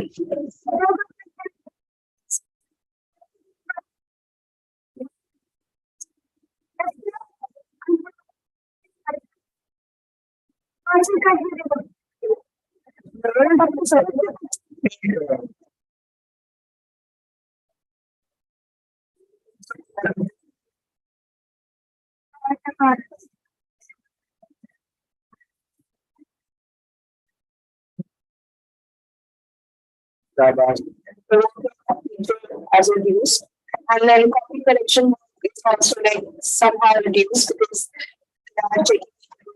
for me, I will say the role of teacher has changed drastically in ALfA classroom. Children both were in pairs, so they used to go home and they used to work with the parents as pairs. So with this, I think parents have also been a part of ALfA. What makes me most happy is that my daughter needs this capability. I've seen children coming home and demanding their parents toys, gadgets, and different expensive items. At my surprise, my daughter insisted me, Papa, please buy English newspaper. You can say this for how many kids these days? It's very rare. All the things that are being done in ALfA modules, they are eco-friendly as well as cost-free. In ALfA, I've never been required to buy any material from outside. My child's learning resources are made with waste items which are lying at home. She uses chickpeas, grams, newspaper and sticks to make her resources. हमें ऐसे प्रयासों की जरूरत है जो foundational literacy को न केवल प्री पैंडेमिक की स्थिति में बल्कि उससे कहीं ऊपर हमें पहुंचा सके। इस दिशा में मैं सुनीता गांधी जी को उनके concept program accelerating learning for all अथवा ALfA के लिए बधाई देना चाहूंगा, जो आप देश के विभिन्न हिस्सों में संचालित कर रही हैं। साथियों, इस प्रोग्राम के माध्यम से लोगों को 90 डेज में लिटरेट बनाया जा सकता है। मैं आशा करता हूं कि आने वाले समय में बड़ी संख्या में लोग इससे जुड़ेंगे और इसे सपोर्ट करने के लिए आगे आएंगे।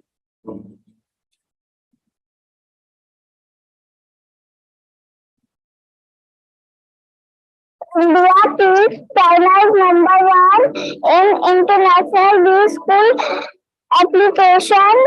SC11 poor and youth to get benefit of government schemes yearly. Chief Minister Yogi Adityanath on Tuesday lambasted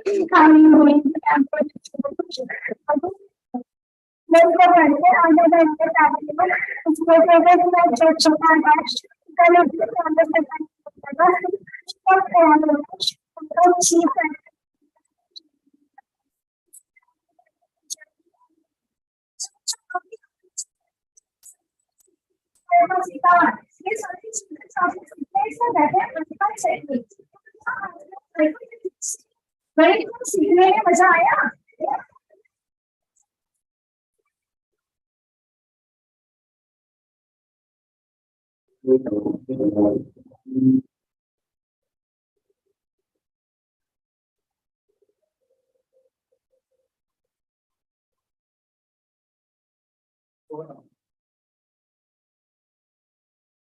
Absolutely delightful to see within the classroom.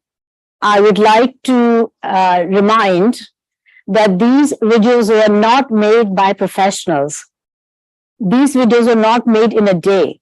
They were made during the course of the children's learning, and as they finished their 45-day period, or within the 45-day period, they have made these videos The teachers have made their own videos.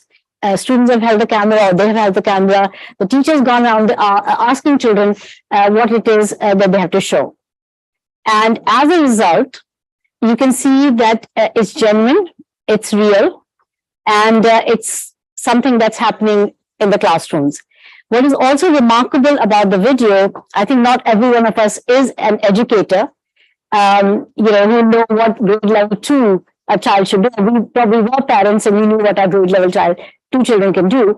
But being educators, sitting in schools here, and of course working in the trenches, we want to remind everyone that the mission for literacy, foundational literacy and numeracy, as defined by UNICEF, as defined by different agencies of the world, as defined by India in its new education policy, and in particular, Nipun Bharat, National Initiative for Reading with Understanding and Numeracy.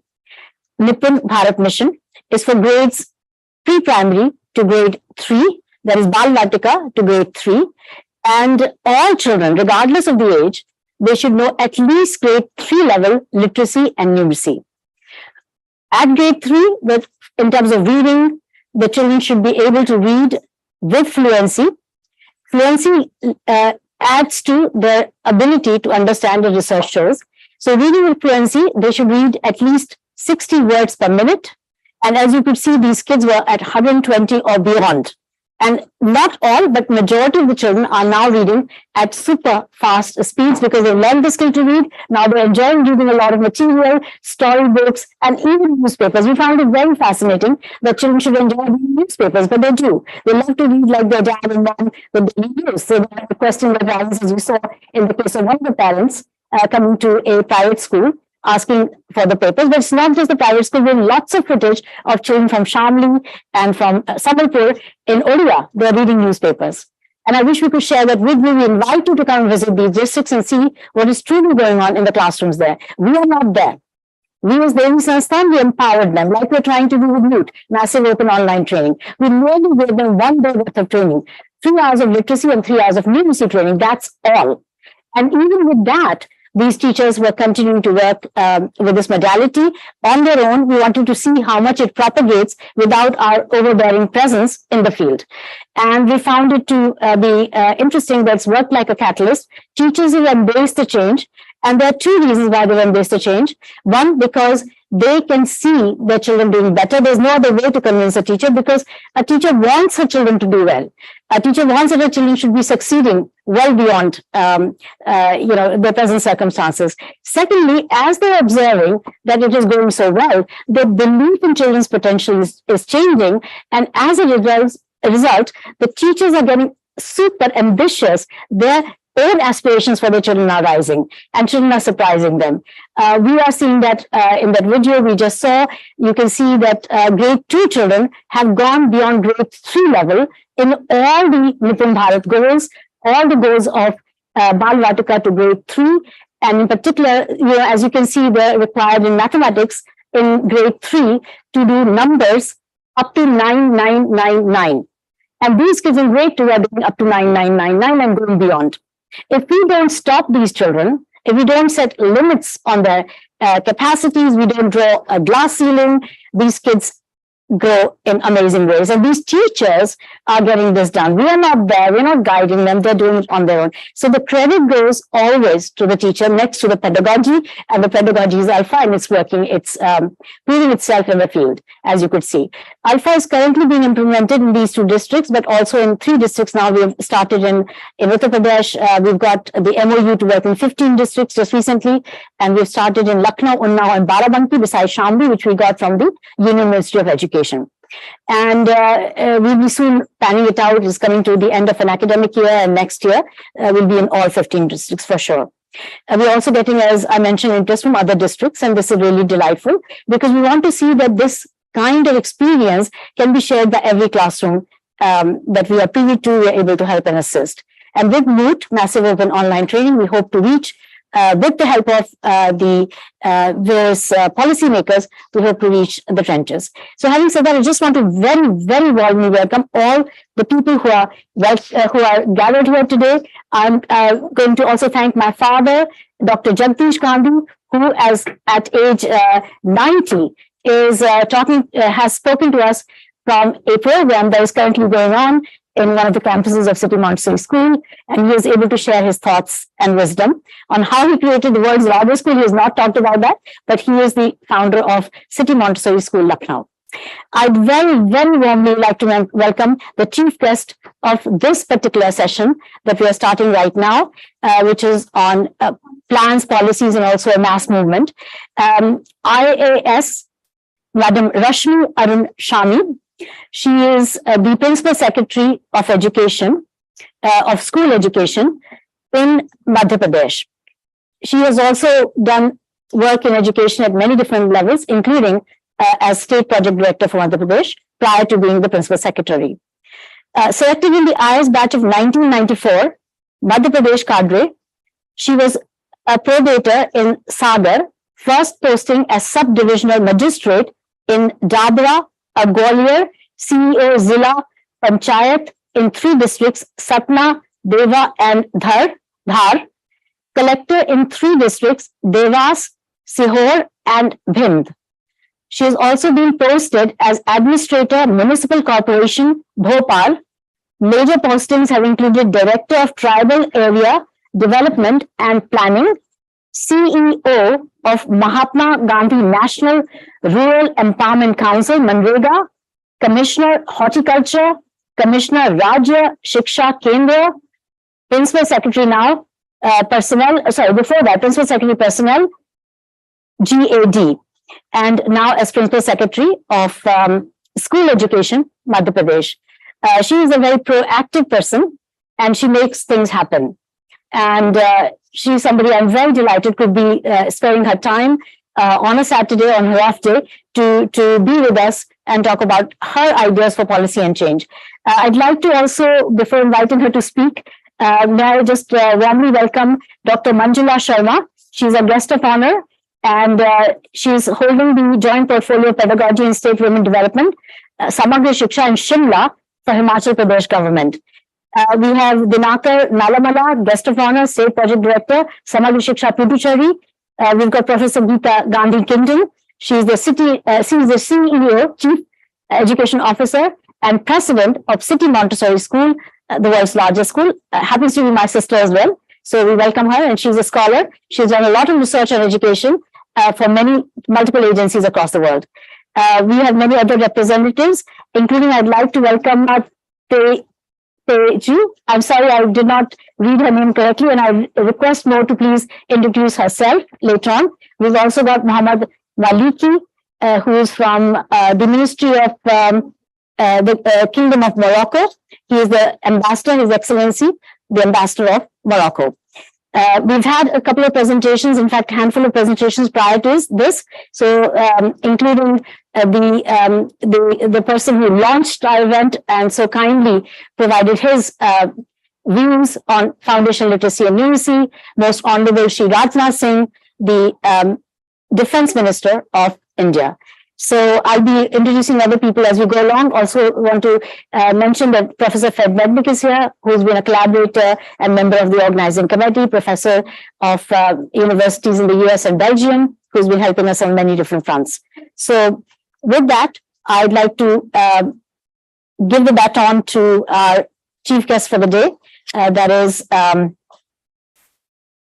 Shami ma'am. Rashmi ji, please may you take the floor, but please we request you to stay back a little longer and also watch the next couple of videos which we'd like you to see. Thank you so much indeed.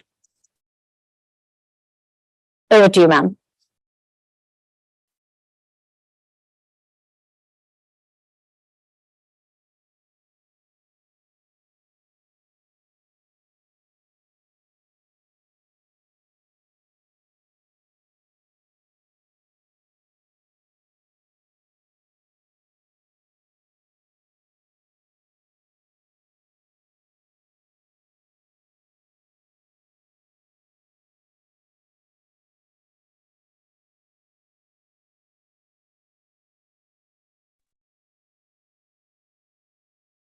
Good morning, everyone.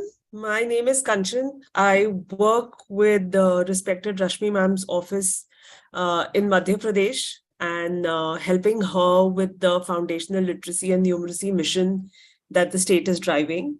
Rashmi ma'am is having a bit of a trouble joining. We just want to give her a couple of seconds.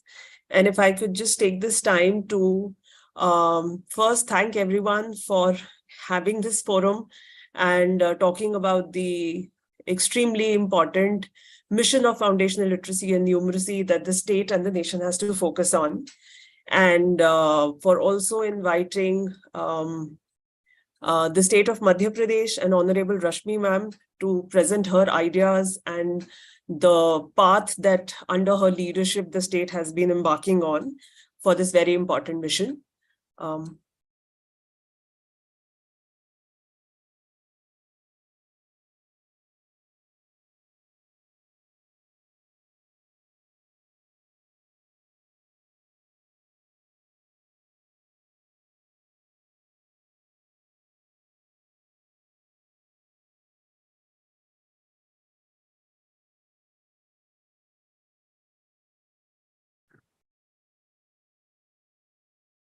Nishant का video play करना है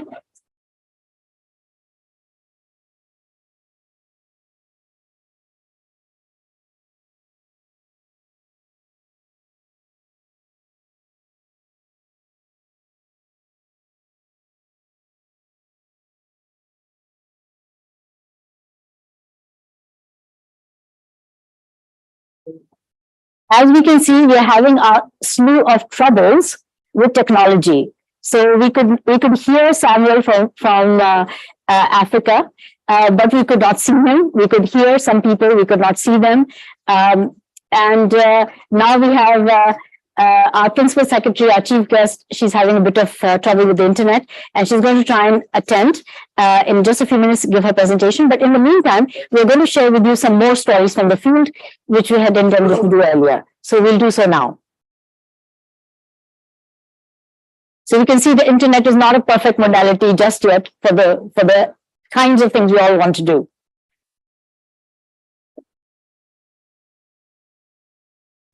Cynthia ji, are you able to hear me now?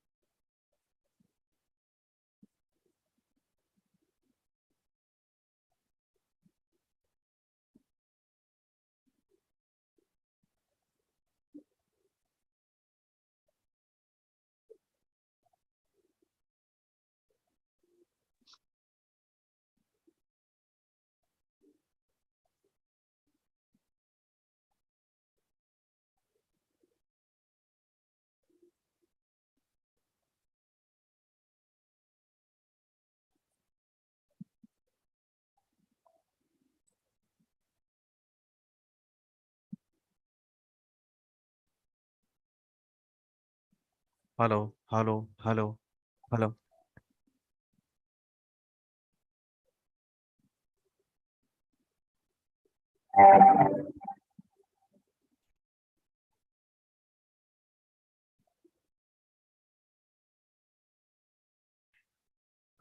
Sunita ji, I'm online. Are you able to hear me?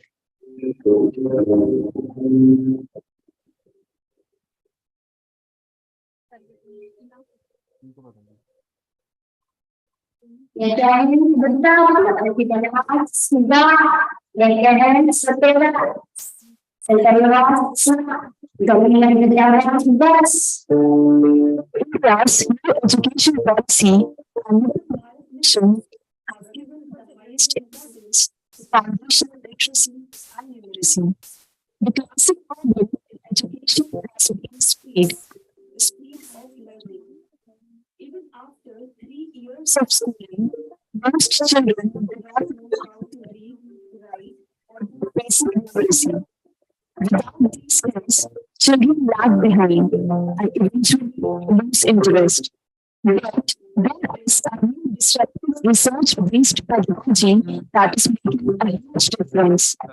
Yeah, and as long as learning for all, has shown it is possible to make children learn foundational skills once and not years. See, follows from the ability in the first place. ALfA pedagogy has been online learning app called Literacy Now. Lessons are broken down into half-page modules. Children work in pairs. The children take turns to ask questions from each other and answer them. The teacher does not teach. Instead, the teacher reads out the prompts which tell the children what the task is.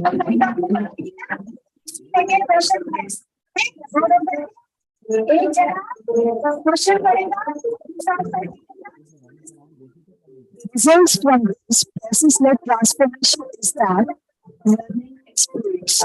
It is also a joyful learning process. Global reading are now available in 50 Indian languages. They can easily be translated in other languages. ALfA has begun to be implemented in many cities and districts of India. Districts of India as identified by the Ministry of Education. These are Shamli in Uttar Pradesh, Sambhalpur in Odisha. The goal is to bring results in these two districts up before the next National Achievement Survey in March 2023. Challenge up. We have also down among others. Our target is making the ALfA technology the most system of education by which every child learns.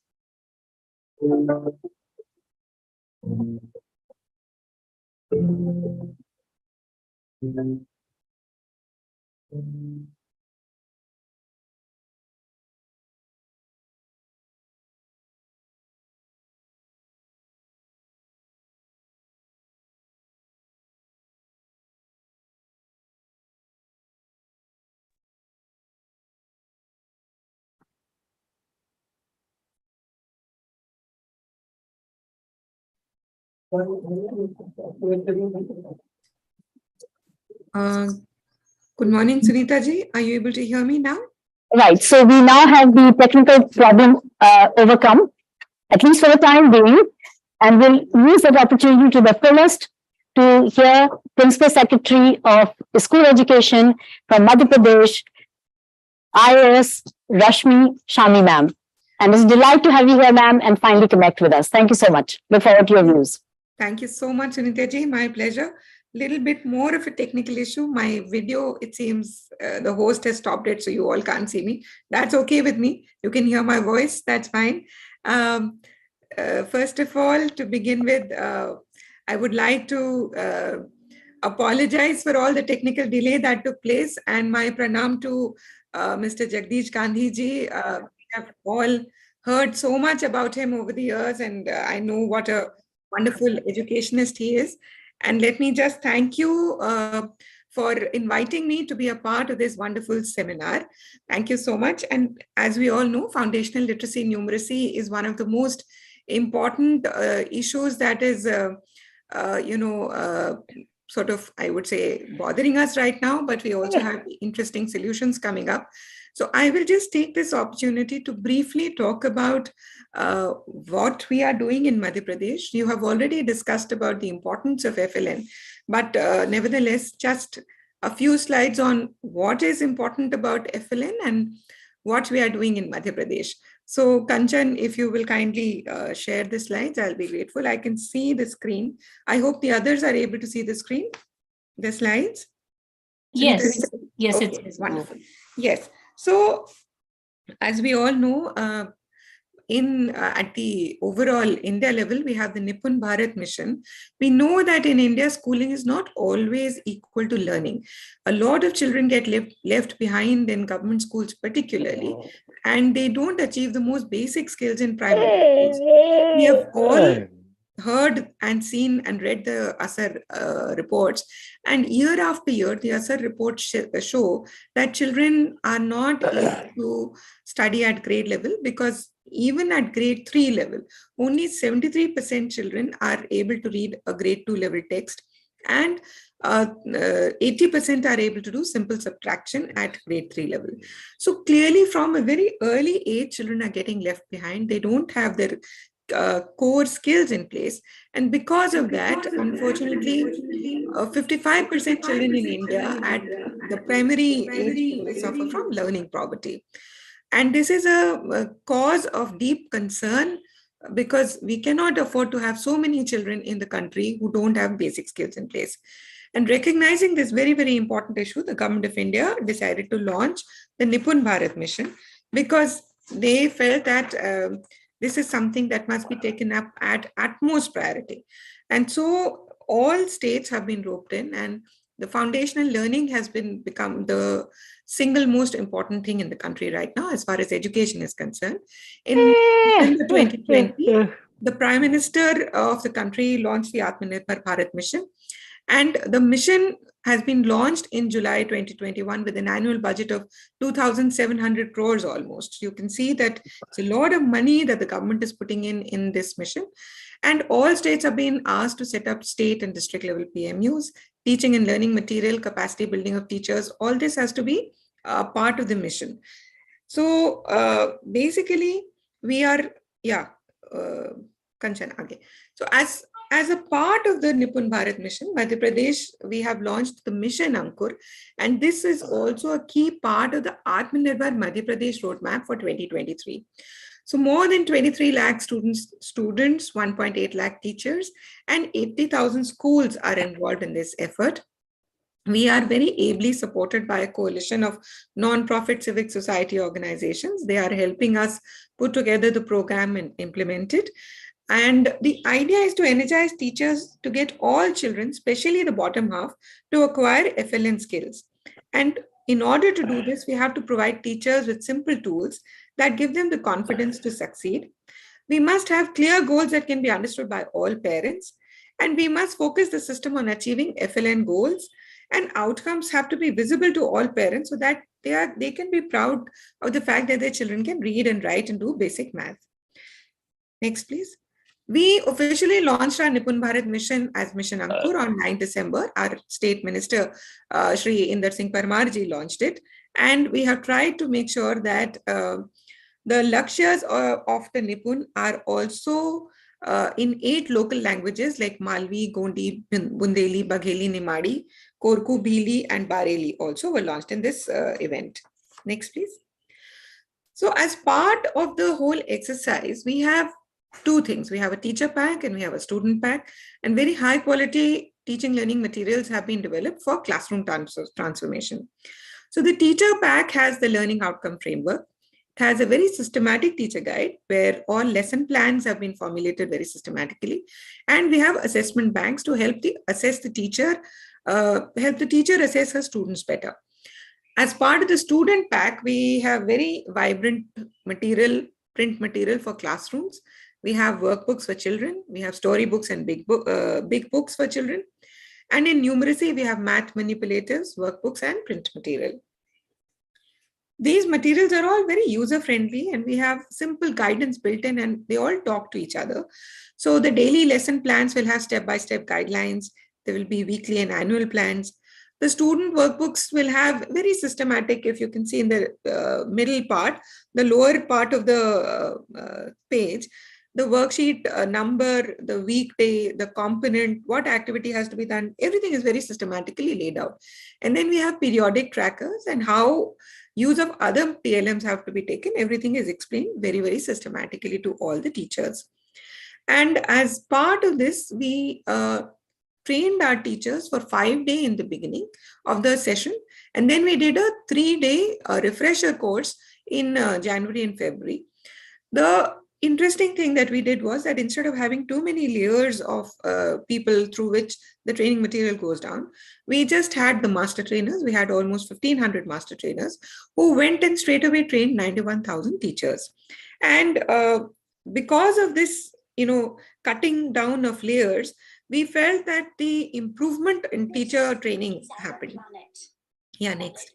And we also used IT systems very effectively for ensuring that our operations are taken properly and efficient monitoring is done.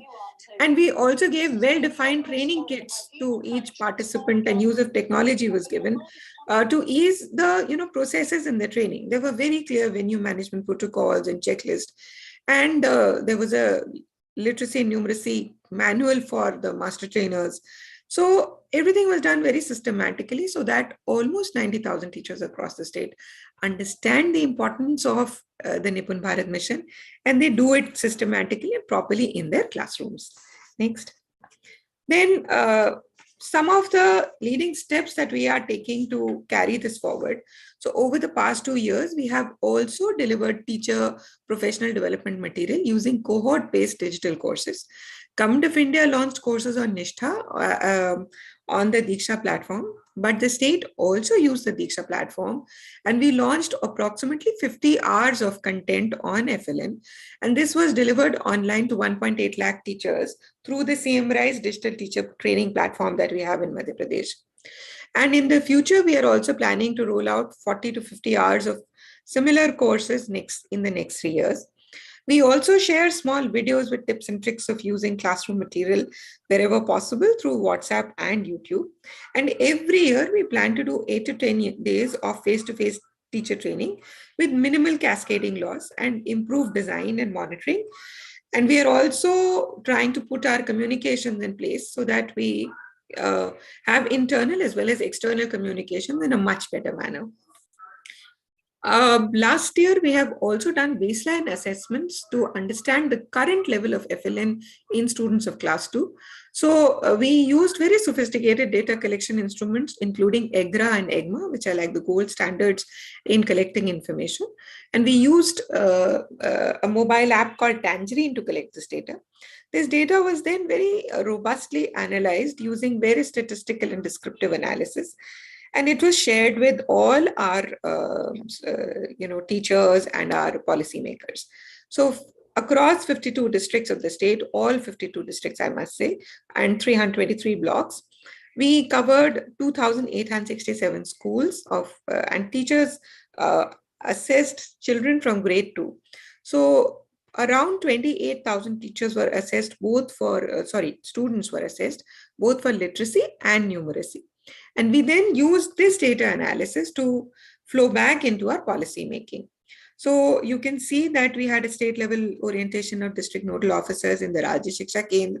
We explained the tool videos very systematically to reduce cascade loss.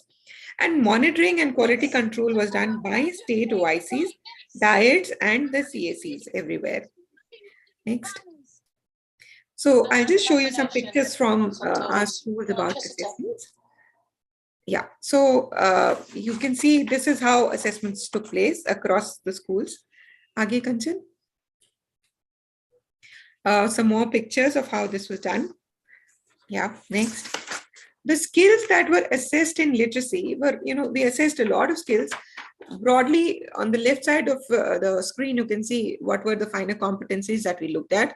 But broadly, we assessed pre-reading skills, initial reading, decoding skills, reading fluency and comprehension, and writing skills.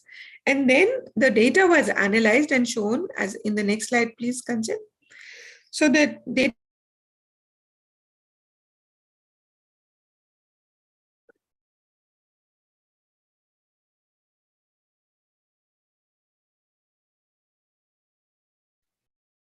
Yes. Sorry. It's our planet. I got Planet Earth. I got muted. Hello, are you able to hear me? Yes, we are able to hear you. It was momentary that you were Okay, muted. sorry. Now All we right. can hear you. Okay. Thanks. So yeah. So as you can see, we have analyzed this data and shared it with everyone. And now we know in I would say in granular detail where our children are going right. What are the areas where they don't know? What are the areas that our teachers must focus on? So similarly, the next slide, please, Kanchan. For numeracy, we assessed the numbers, number operations, pattern, shapes, and spatial understanding, measurement, and data handling. And a similar kind of analysis was done for numeracy. And we, once again, very, very granular, detailed analysis. We can analyze this district-wise, block-wise to understand which block, where we are going wrong, what is it that we need to correct. So these are some of the things that now we plan to do as a way forward. Now that we have a state mission, we are launching and stabilizing key work streams. We want to support goal-focused FLN delivery. So as a part of the phase 2 now, we are now looking at stabilization and outcome of oriented delivery. So we will be strengthening all inputs to improve implementation, quality, and fidelity. And this year, we are now at the end of the academic session. In 15 days' time, the session will end. We will step back, look at what we need to do, and hopefully next year we'll be able to consolidate on our gains and move forward very systematically. We are also designing an integrated monitoring system, which is data-based, so that everybody across the system can look at the data carefully and decision-making can be based on that. We want to energize our teachers through providing continuous learning opportunities to teachers through mentoring and academic supervision and regular school visits. We are also putting more systematic annual assessments in place, and we want to monitor our progress regularly through spot assessments across the year. We are also going to be launching the MPCM Nipun Professionals, which is a 2-year full-time paid fellowship, wherein fellows will be placed across 52 districts of the state, and these will be anchored in the CO Zilla Panchayat office, and they will be helping in driving the implementation of the program in a more more focused as well as more comprehensive manner. Next. So in my final slide, I would just wanted to show you that we will also be looking at improved communication of goals and respective responsibilities. So we will be, a mission handbook is being made out to orient stakeholders on the mission guidelines. We are taking out a lot of posters for both literacy and numeracy outcomes and Lakshya. Then we have a holistic progress card, which enables our parents to understand better how their children are performing. And we have a parent calendar, which is being designed, and the parents will be using it through the summers to understand how and take their children through home learning in the summer, so that we are not losing too many academic competencies during the summers. So this is what I had to say. Thank you so much. And I'm really looking forward to learning more from you all. These are very exciting times. And I hope that together across the country, all of us will be able to focus on this very, very important area of education. And in future, we will see that our children, as they grow up, are able to, understand and read and learn better. And we are able to make sure they turn into very fine citizens. Thank you. Thank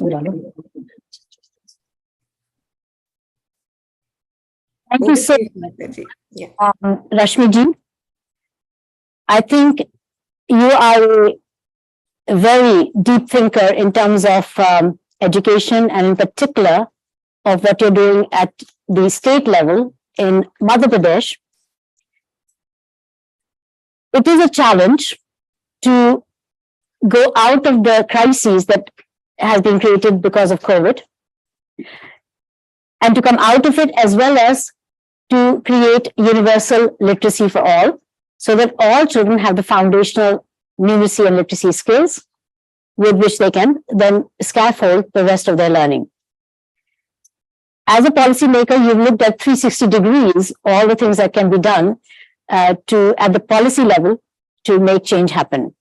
And you've given the various dimensions, from teacher training to curriculum development to empowering of people at all levels of the government, the key resource persons, to deliver on the promise. And looking forward, of course, we will be, again, looking at the situation in Madhya Pradesh with you, and we're hoping very much that we can enter some dialogues regarding this beyond the event. We have some more people that have joined us. Just want to acknowledge them, then say a few words. Ma'am, please stay with us just for a few more minutes. We have Martha, who has joined us from Federation of African Women Educationists. She is the Executive Director, Martha Muvezi, Executive Director, Forum for Educational Women Educationists of Africa. They have 34 chapters in 33 countries of Africa. We heard earlier from AASU, which has 54 chapters in Africa as well, but MOOT, and she is really working with the governments and with women who are educationists across Africa. We'd also like to welcome Dinakar Dallamala. He is the State Project Director for Samagra Shiksha from Puducherry. We've also had Dr. Manjula Sharma here from Samagra Shiksha in Shimla, from Himachal Pradesh. We have now, I would like to turn our attention to Dr. Mo Olateju. She is an education policy expert supporting PPPs, public-private partnerships in education in the Global South.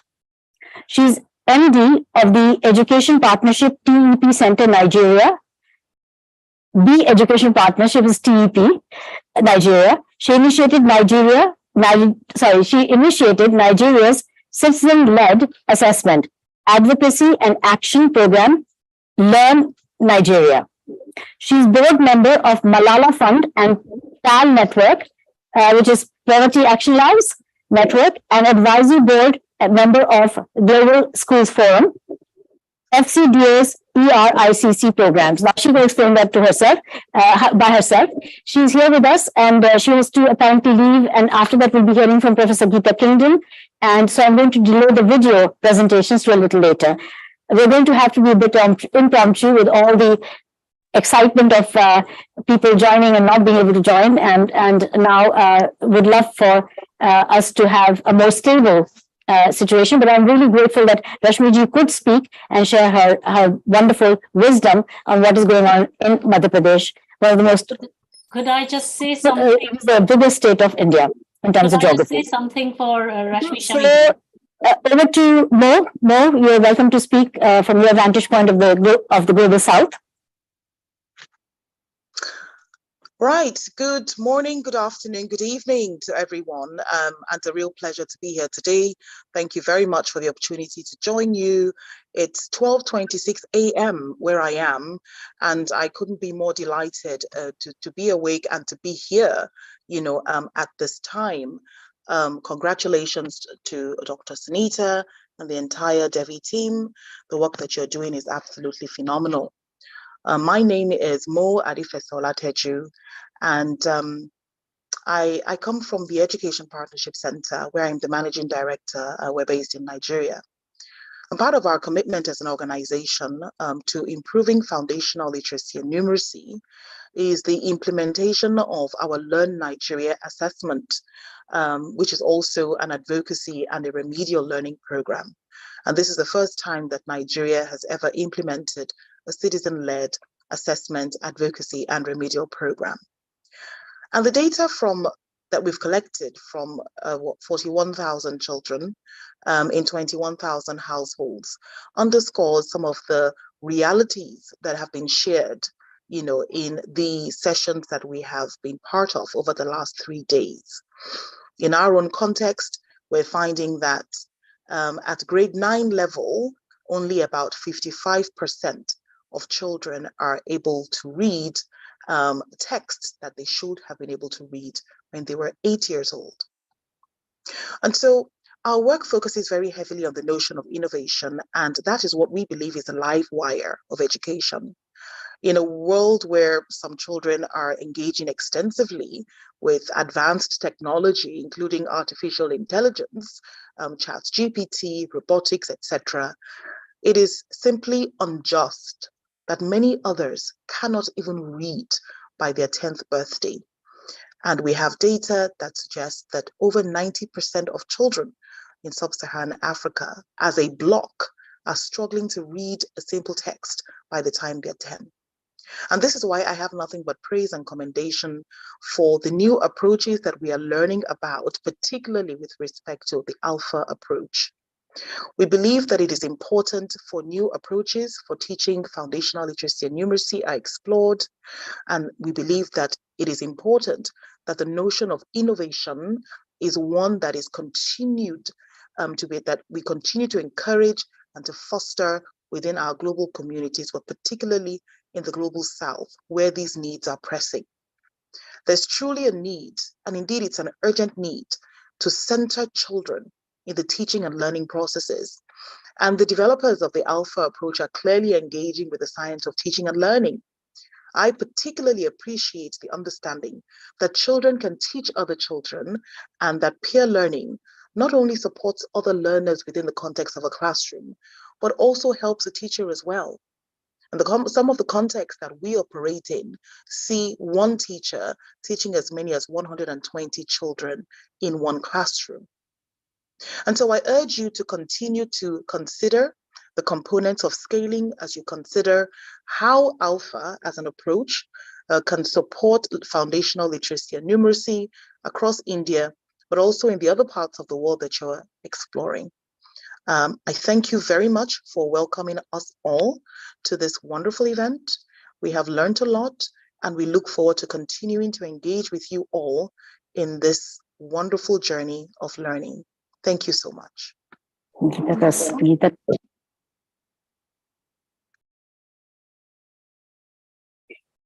So thank you so much, Mo, speaking from the Global South and working on so many fronts on FLN and including assessments.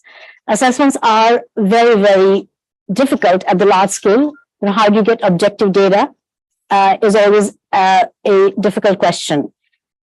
Thank you so much for your words of wisdom and for speaking from Nigeria at this late hour. I'd now like to invite Professor Geeta Gandhi Kingdon. She's a professor at UCL, Institute of Education, University College London, where she holds the Chair of Education, Economics and International Development title. So she's the chair there. Prior to this, she worked for 10 years as faculty of the Department of Economics, University of Oxford, UK. She has a BSc Honours in Economics from the London School of Economics and MSc and DPhil in Economics from the University of Oxford. Her research interests are centered in economics of education. She has researched on school effectiveness, the determinants of student achievement, the role of private and public schools, the relative effectiveness of contract and regular teachers, gender bias in and within the household, allocation of education expenditure, on the labor market outcomes of education, and on the political economy of education, including the role of teacher unions. Her research is based mostly on the statistical analysis of education databases. Based on this research, she advises governments and donor agencies such as the World Bank, European Union, and the UK's Department for International Development, DFID, on their education-related aid to developing countries. At the national level within India, she has frequently been a member of the Union Human Resource Development Ministry's Joint Review Missions of Sarva Shiksha Abhiyan, the Universal Basic Education for All program, and of the Secondary Education program, the Rashtriya Madhyamik Shiksha Abhiyan. She has recently been made a member of the Uttar Pradesh Secondary Education Board, Madhyamik Shiksha Parishad, and also serves on the Government of Uttar Pradesh's Advisory Committee on Basic Education.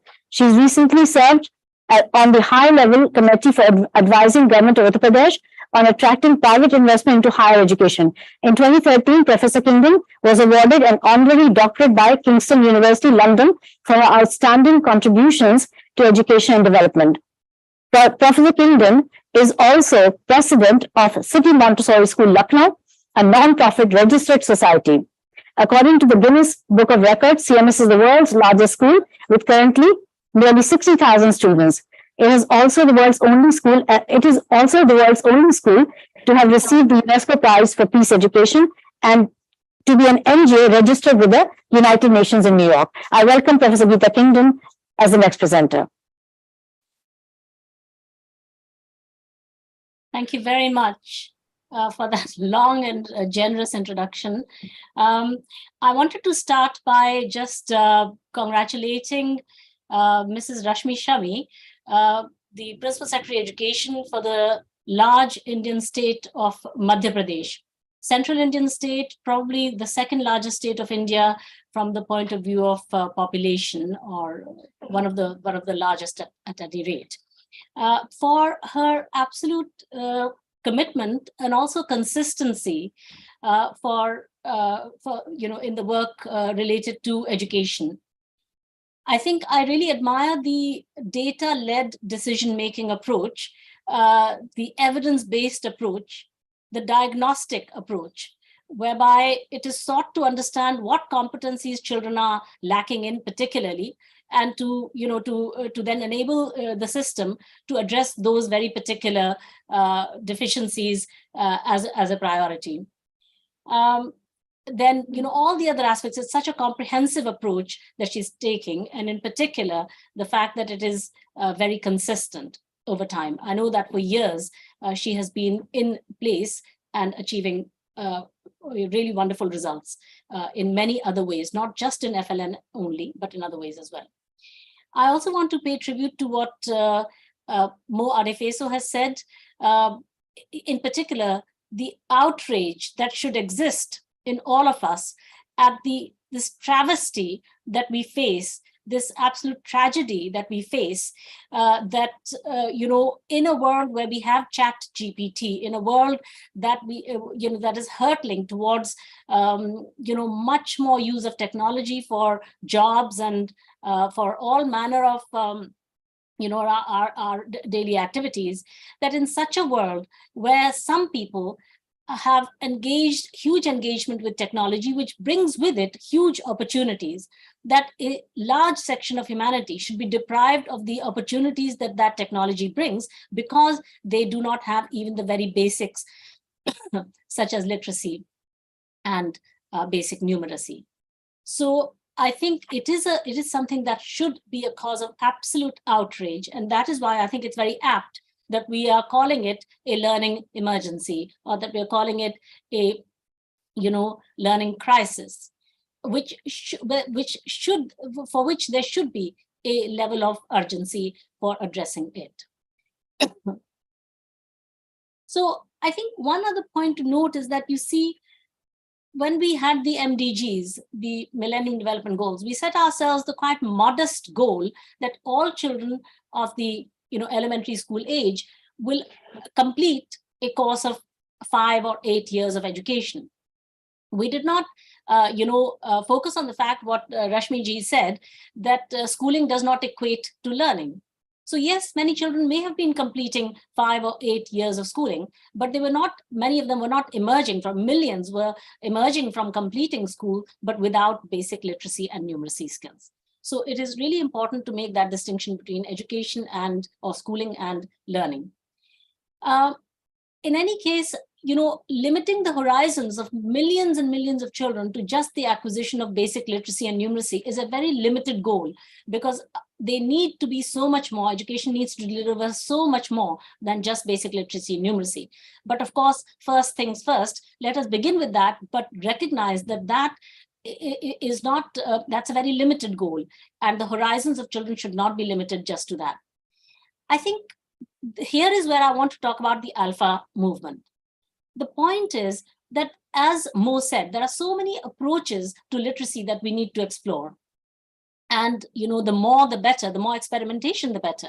So in that sense, the coming on the scene of this ALfA methodology is a very interesting addition. The reason why I find it very interesting is because if you look at the meta-analyses of education, those hundreds of studies, thousands of studies that have been synthesized to do a study of studies, a kind of a synthesis of a lot of different studies, is called a meta-analysis.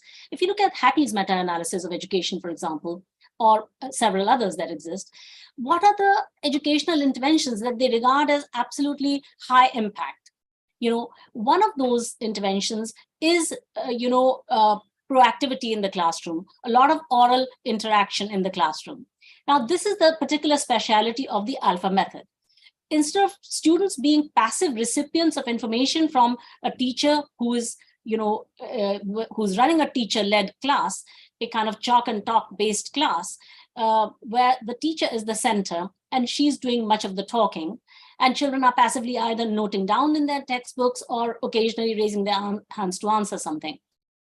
Instead of that sort of a conventional approach, the ALfA methodology turns the table entirely. It's a radically different approach because it says that, children will sit in pairs, and each pair, each group, each peer group of two people, two students, will do the learning together collaboratively. So firstly, it is collaborative learning. Secondly, it involves a lot of verbalization of one's understanding to each other. It requires the making of questions, so it invokes creativity among the children. It requires a lot of interaction with each other, so the powers of expression are developed. And with that comes confidence, because it is a proactive involvement of the child in their learning, rather than passive listening to an expert, namely the teacher. So I think it's also kinder, and instead of the teacher doing all the work in the class, here it is the children doing most of the work in the class. And that's got to be much more productive for a child in terms of learning if they are proactively engaged in their own learning. It's also much more metacognitive, because if a child is having to make questions, they're having to reflect on what kind of questions they should be making in order to address the task that has been set in hand. So I think that this method, the reason why it seems very promising, and not just promising, we've also seen, impact evaluations of the ALfA methodology, which are showing some really extremely high levels of impact. In one case, it was more than one standard deviation, of impact within a matter of a few months, like 2 or 3 months. So, that is a extremely high impact methodology. So one can see why it would be, theoretically, a priori, before you even try it out, you can see why, in principle, this methodology ought to work well, is because it has manifest in it, it has inherent in it, those ingredients, those approaches, which we know are high impact approaches from those international meta-analyses of, what it is that is a high impact intervention in the classroom. And I think that this empowerment factor, the fact that this approach empowers the child, you see, because education is not just the filling of a pail, where the teacher has knowledge and she just, pours that knowledge into this pail, got the child's mind. It is self-realization. And self-learning is an extremely important part of it, because it relates to confidence. It relates to the child's own confidence in their own abilities. And this approach invokes that.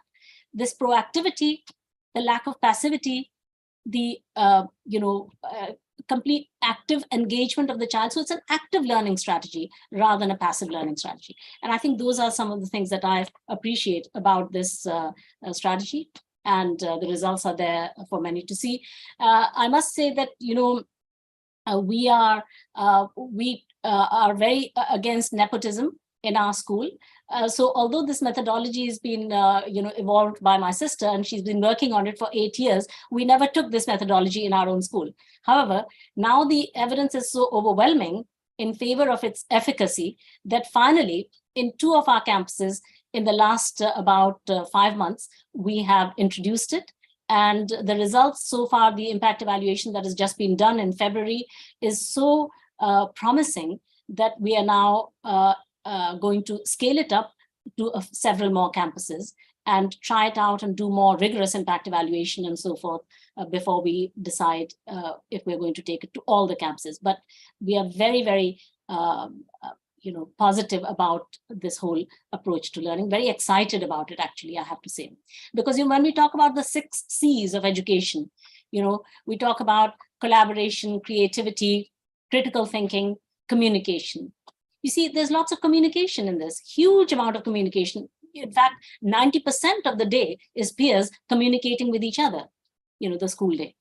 And collaboration, it's absolutely collaborative, is the peers collaborating with, and the peers are not static peers, that you're paired up with one child and you're with that child for a whole month, for example. It's not like that.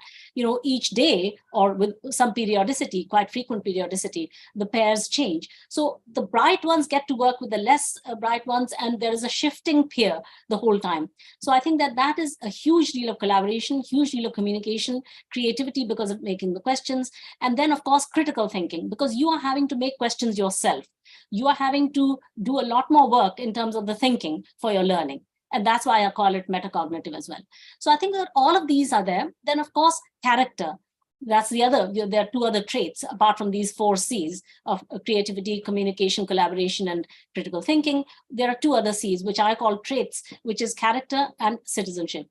Character, of course, is also inherent in this system because, you have to wait for your turn. If your peer is speaking, you have to learn not to speak. So the teacher will be guiding the children on those, on courtesy, on giving, each other fair turns, and learning generally cooperativeness and so forth. So character is also inherent in it, and citizenship values are also there in the materials as well. The materials are very light. So again, environmentally good. The pattern is based on encouragement rather than praise. And so many different elements are very wonderful about the ALfA methodology. And I commend it to the educationists here to look at the methodology, again, in the spirit that Mo said, which is, more experimentation will lead to better honing of methodologies and better choice of methodologies. Thank you very much. Thank you, Professor Kingdon. Absolutely delightful to hear from your perspective as a researcher and a professor who does a lot of data analytics. I would like to add that, yes, that we need to have more experimentation. And this is where you ended your presentation, that Mo is doing, so many countries are doing. And really, we have to treat it, as Mo has emphasized, this as an emergency. And also, as Rashmi ma'am has emphasized, that we have to look at data. Is it producing results? And she shared a lot of data and a lot of her methodology. So these are all directions we need to move ahead with. I'd like to offer that we look at MOOT, Massive Open Online Training, as one modality among the experimental modalities. We tried it yesterday and day before, and we'll be sharing with you a very short video of what happened yesterday and day before, where we had teachers from 50 nations of the world join, and from 27 states of India. After this, we will be requesting Dinakar Nalamala, State Project Director, Samagra Shiksha Puducherry, our guest of honor, to present his thoughts on the topic. So just a few minutes of watching what happened, this massive open online training as one modality. The second modality we're offering the world is a 45-day free trial, just 1 period or 2 periods a day, to test on literacy and or numeracy both together, and to see how this new ALfA pedagogy is in 45 days making children capable of FLN, foundational literacy and numeracy, in just 45 days. It's worth a try because it's only about 5 to 10% of the academic time of a year. And so we are looking forward to those engagements as well, as experimenters, as researchers, as people in the trenches working with the children in different districts of India now, and before that in the laboratory of slums and villages of Lucknow. So just a few minutes of this, then we will welcome Dinakar sir.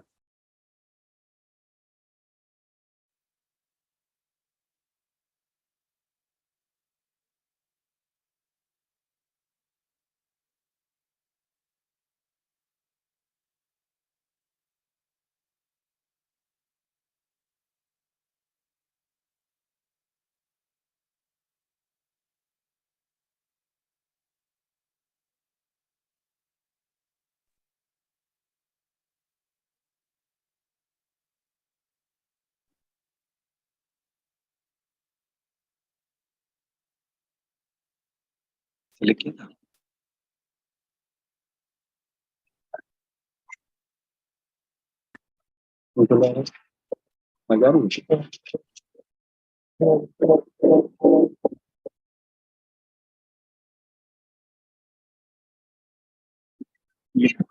the rest of the parts.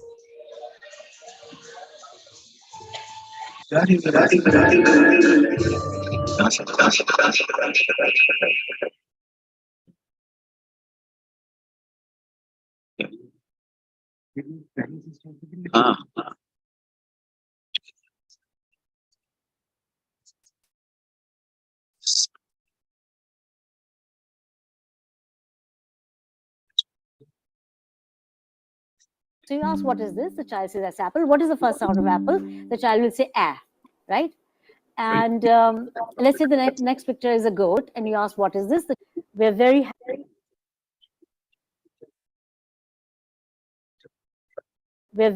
to welcome you today to this session on literacy, FLN, Foundation Literacy, which is the very foundation of learning. Maybe I recognize C for cat. I recognize a cat, but it's definitely unknown to the known. When we do phonics, which is the other method, if we divide, one is whole language and the other is phonics. The basic difference being that one is based on the idea that whatever you're saying, you can read. So it's whole language. So read from the beginning what you're going to read anyway or say anyway. If you learn phonetically, that is, if we can break the sound to its component parts, that somehow we are reading a lot better and a lot faster. So this child, can decode and say, okay, I know this picture. This is a picture of a boy. Now, next question we ask is, what is its first sound? That also the child knows, because, and especially if you break it down for him, ba, o, e, boy, right? Boy. So basically he can see, okay, the first sound is ba, and he can tell you that the first sound is ba. Then comes another picture maybe, and let's say that's a picture of an apple. So you ask, what is this? The child says, that's apple. What is the first sound of apple? The child will say, ah, right? And let's say the next picture is a goat, and you ask, what is this? The child says, a goat. And you say, what is the first sound of goat? So the child says, ga. So, okay, now you add the three sounds, what do you get? Till now, there's nothing unknown, nothing at all unknown. The child will say, ba, a, ga, and they say, what does it make? Bag. All of this the child can do without being taught the letter A, B, C, D. So we don't even teach A, B, C, D.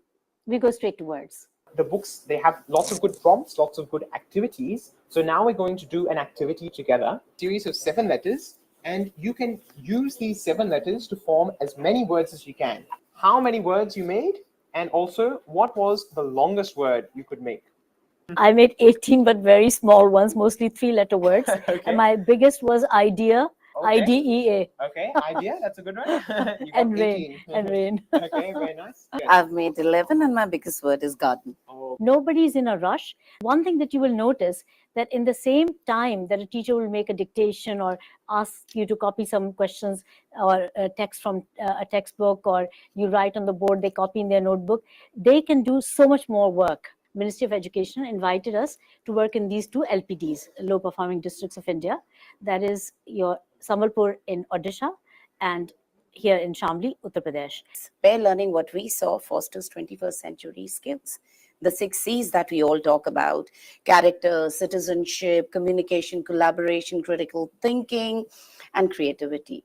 Each child learns to speak confidently. Their accuracy consistently improves through the discussion. And they are not being judged here. There is no teacher who's sitting there and judging them. So without any inhibitions, we see. In a paired classroom, in a sense, even if you've got a lot of students in your class, it's still a 1-to-1 ratio. We don't focus on marks because everyone get 100%. Basically, whenever learning is joyful, it is a good thing. The fact that every child is touching and doing, That's really critical. Sometimes difficult to do because materials can be expensive. So in ALfA, we're using very simple materials, and children can bring their own materials. They don't even need to have ice cream sticks and matchsticks. They can actually use pebbles, leaves, things they bring from home, spoons, pencils, anything at all. Any counter can be used for tens and ones. Any counter can be used for 100 or 1,000, and kids are so very inventive. And when they understand with this and not on their fingers counting 1, 2, 3, 4, 5, 6, 7, 8, 9, 10, they are understanding for real. The children are talking to each other. So they're developing that articulation as to what they're doing. And that's really important because it's also clarifying for them what is that activity involving. On a shoulder, it's 1,000. Over a head, it's 100, one clap. When we clap in front, it is 10. And when we snap, it is 1.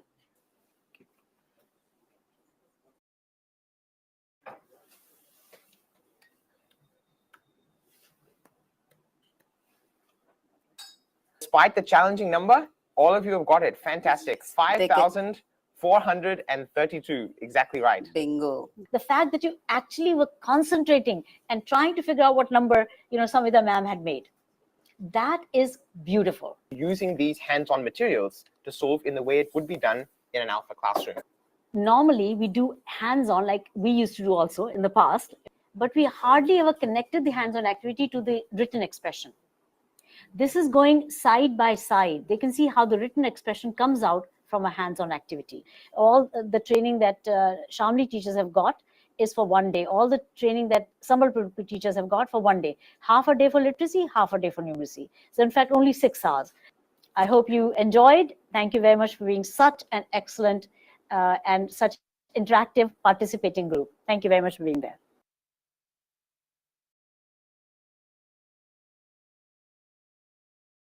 So as we saw over the last 2 days, these participants from many countries of the world had gathered to learn about ALfA and to take it back to their communities and try it out at many different levels throughout.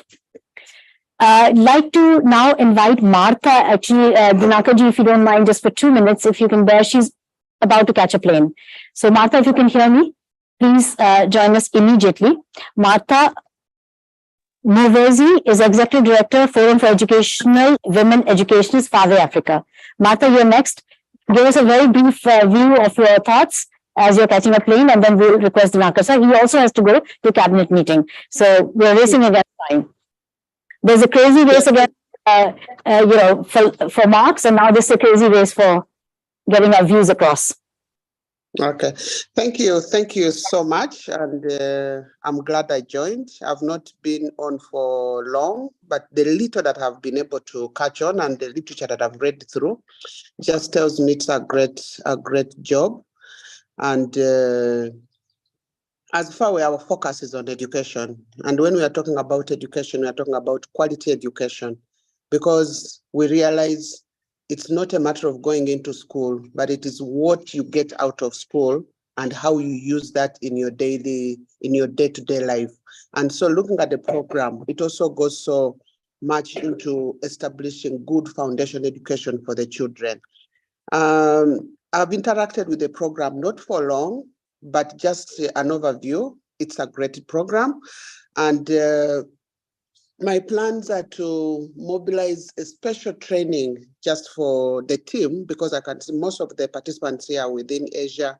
I saw my sister from Nigeria, but I think it would be good for us to have a very good training to a team of people, and that team of people are the ones who shall tasked with the responsibility of cascading the program, particularly within the African continent, because it's all about education. It's all about giving the right education, and education doesn't have limits. It's education without borders. As far as we usually promote learning and sharing. because we are a Pan-African organization. We are based in Nairobi, but we have presence in 33 countries across the continent. So we promote learning across the continent. And for me, I see this as an opportunity for us to promote this learning that will go a long way in helping our children learn better and also benefit from what they learn. So I just want to say thank you again. And I'm sorry I have to drop off because I'm connecting. I was in Oslo for another meeting with UNESCO, but was also talking about foundation for learning for the children. So thank you so much. And I look forward to interacting more and ensuring that many more children benefit from this kind of trainings. Thank you. With us at the NFR before you catch a flight. Thank you for those valuable views. Glad you're talking to UNICEF. They are supporting our implementation in the Maldives for 2 years. And this was just recently announced, the collaboration with the Maldives on implementing ALfA for the whole entire nation. Now I invite the most patient, most kind, Mr. Dinakar Nalamala, Guest of Honor, State Project Director, Samakra Shiksha from Puducherry. Please, sir, it's your forum now.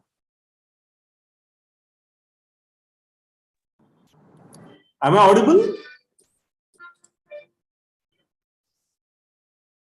Am I audible, ma'am? Yes, you are. Yeah, thank you. Thank you. I think, welcome you all. Thank you so much for inviting me, especially all the organizers, the participants. It's wonderful to be a part of it. Just because Pondicherry Assembly is having an parliament session. So I have to, so we have an assembly session. So I have to rush for the budget session of the assembly. So before I speak anything, I'll just, because we all speak about so many things about FLN and NEP and all that. So I think it's wonderful to listen from the stakeholders who are doing wonderful job. And from Puducherry point of view, I think we have started FLN, I think 6 years back with a program called DEAL. DEAL stands for Development of Early Academic Language with the same content of the FLN. And I think that has resulted from NAS result at 2017 to NAS result at 2021. I think we have shown the 50% increase in it. So I would like, before I share anything, I would like to share a small video for you, if you permit me. Can I share the video, ma'am? Yeah. Yes, of course. Yes, please, please.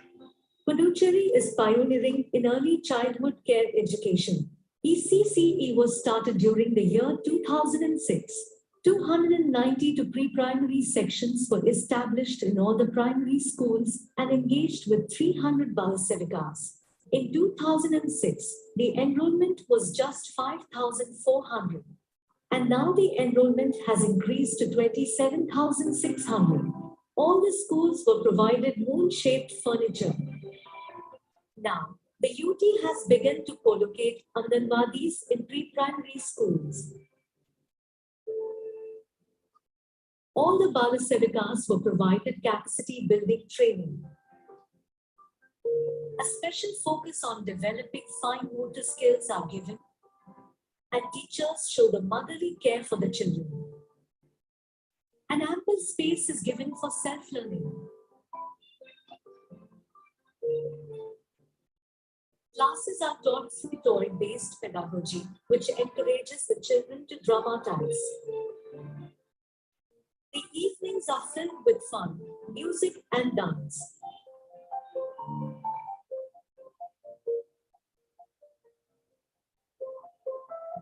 Pre-numeracy skills are strengthened through learning materials.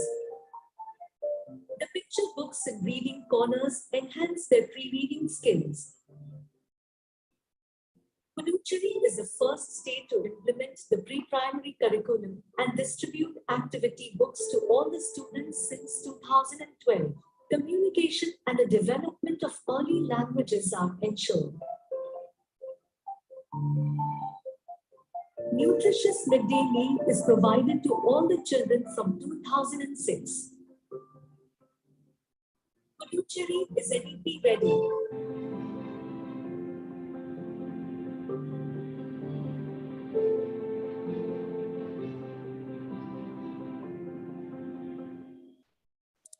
Yeah, I think because instead of speaking about it, I thought a video could give the correct message what we are doing, especially in Pondicherry. Thank you so much for seeing this video. And our strength is our ECC program, that is the pre-primary education and early foundation, what we concentrate at it. And now at present in this year, we have planned for 10 resource centers with a playway pedagogy. And I think we are expanding to all the 297 pre-primary schools across Pondicherry, even though we are geographically divided under 3 languages, Tamil, Malayalam and Telugu.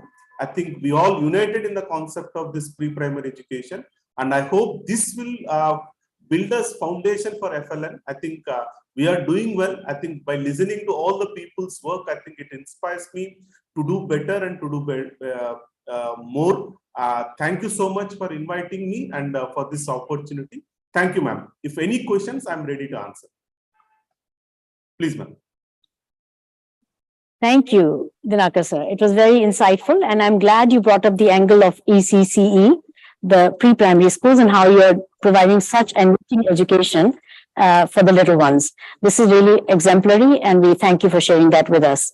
Thank you for being with us also, because you're running to another cabinet meeting and could give us your time. Thank you very much indeed. I'd like to invite Dr. Manjula Sharma, guest of honor. Dr. Manjula Devi is holding the joint portfolio of pedagogy and state women development in Samagra Shikshas in Himachal Pradesh government, the body governing elementary and secondary education as well as teacher development in the state. She has nearly 20 years of experience in teacher education, skill development initiatives, alternative schooling programs for dropouts, textbook writing for primary classes, material development for elementary and secondary education students, gender sensitization and community mobilization. It's an honor to welcome you, ma'am.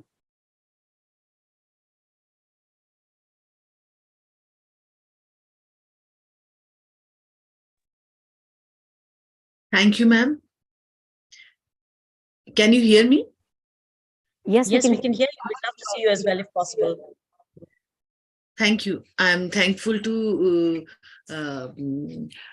all of you from Devi Sansthan for organizing conclave on such an important issue that how we can ensure the foundational literacy and numeracy skills of children in the country. We all know that foundational skills are the building blocks to other skills also. They give children the foundational foundation to access higher order skills and other concepts of curriculum. Without basic skills, people will struggle to engage with subject across the curriculum. We all know foundational literacy and numeracy is the important part of National Education Policy 2020. It is the flagship program of Government of India also. If we strengthen the foundational literacy and numeracy, the whole education system will strengthen. We all know our children are not achieving class appropriate learning outcomes in language and arithmetic. It is a matter of concern. It is a matter of concern to all of us, especially working in the field of education, in the state, in the country. After a pandemic, this problem increases, and we all are working for bridging the gaps and enhancing the basic skills of literacy and numeracy in the state. In Himachal Pradesh, we have created a framework of implementation with the help of teachers, keeping in view the some enablers. Like first is pedagogy part, where we have ensured the training of teachers, learning material, resources to teachers and students. Second part is assessment part, where we have prepared holistic assessment card and oral reading fluency application. Third is the communication channel, where we have ensured the participation of, first we have ensured the participation of mentors, participation of parents, participation of educational administrator, and also ensured the communication channel through WhatsApp and SMSs. State has also notified the center head teachers of clusters as mentors. And these center head teachers, they are helping the teachers in the classroom, and state has also prepared the developed the workbooks, provided the print rich material to classroom, and charts, cards, workbooks, and funds also to schools, so that teachers can develop teaching learning material, toys, so that need-based toys, so that student can learn foundational literacy and numeracy. And we have provided 500 per student in this classroom to for this teaching learning material, and we have also trained 22,000 teachers in the state for foundational literacy and numeracy. And we have organized Nipun Melas, academic Nipun Melas in the state to involve community in FLN related activities. This is an academic event. Students exhibit their skills of literacy and numeracy in joyful manner.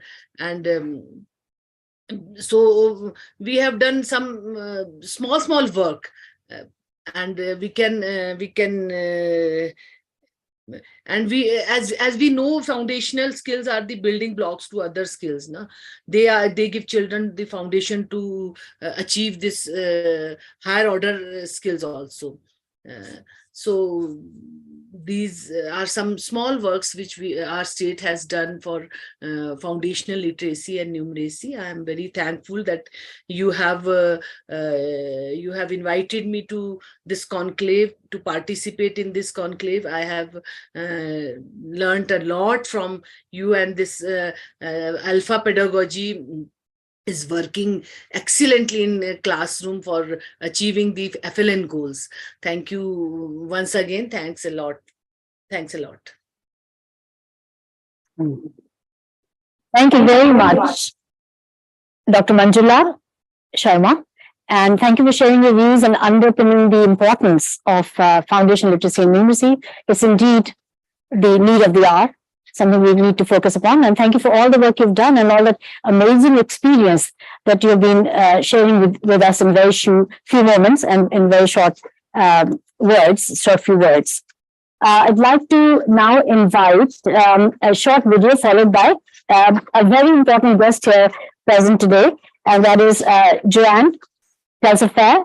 She has been with us in India, though she was supposed to join online from Chicago, but at our invitation, she also came to India, which is very gallant of her. And we're loving her presence here. So we'll be hearing from her as well. Joanne is the director for programs at Literacy Chicago, USA. Okay, so over to a short video. After that, we'll be hearing from Joanne Tesler, and also Carter, who is the UN SDGs innovator, co-curator of the Creators 2030 Listen, Give Educator from New York. So we want to hear her as well. So Joanne Tesler, followed by Gail, come up after the short video. Thank you so much indeed. Worldwide, 70% of the 10-year-olds today cannot read, write, or do basic numeracy. In some countries, this figure is 90% plus. The problem of foundational learning is more complex than simply ensuring that the children are attending school. Even before the COVID, 53% of the 10-year-olds attended school were unable to acquire the foundational skills of literacy and numeracy after 5 years of schooling. We need transformation in the way children and adults are taught the foundational skills And we need groundbreaking new solutions that are scalable, swift, zero to low cost, and effective. The 90-day FLN challenge. Speed of learning and its delivery are both critically important given the huge loss of learning across the world since the pandemic. Devi Sansthan has launched a 90-day FLN challenge capable of making the world literate and numerate within months and not years. ALfA, or Accelerated Learning for All, is a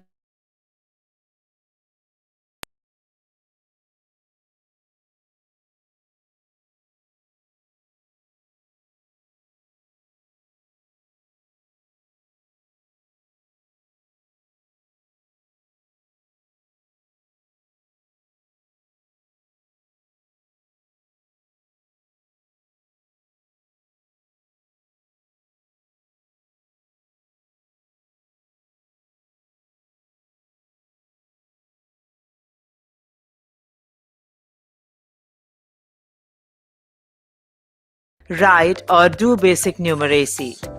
In some countries, this figure is 90% plus. The problem of foundational learning is more complex than simply ensuring that the children are attending school. Even before the COVID, 53% of the 10-year-olds who attended school were unable to acquire the foundational skills of literacy and numeracy after 5 years of schooling. We need transformation in the way children and adults are taught the foundational skills, and we need groundbreaking new solutions that are scalable, swift, zero to low cost, and effective. The 90-day FLN challenge. Speed of learning and its delivery are both critically important given the huge loss of learning across the world since the pandemic. Devi Sansthan has launched a 90-day FLN challenge capable of making the world literate and numerate within months and not years. ALfA, or Accelerated Learning for All, is a disruptive pedagogy and a paradigm shift by which learners begin to read newspapers after just 30 instructional days. The remaining period is used to develop the skill of reading with fluency and understanding, along with writing and numeracy. The 21st century skills of the 6 C's are embedded in the ALfA paired process of learning, collaboration, communication, creativity, critical thinking, character, and citizenship. The FLN challenge is available in 25 international languages, including English, French, Spanish, Swahili, and Arabic, among others. It can quickly be replicated into other languages.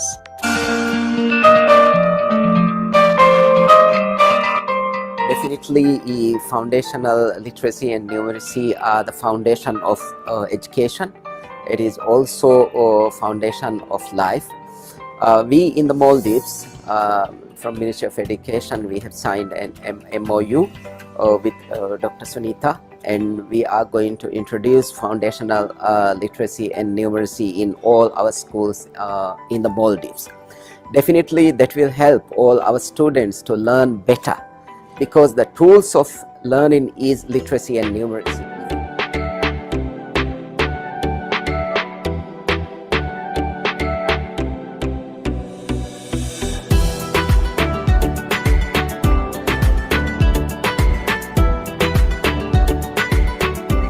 I have been aware of the work of Dr. Sunita Gandhi through Global Dream Shala and the very innovative 30-hour literacy and the numeracy toolkit, which is a highly scalable model of literacy that works to improve the literacy of children in school, children out of school, and adults who are illiterate.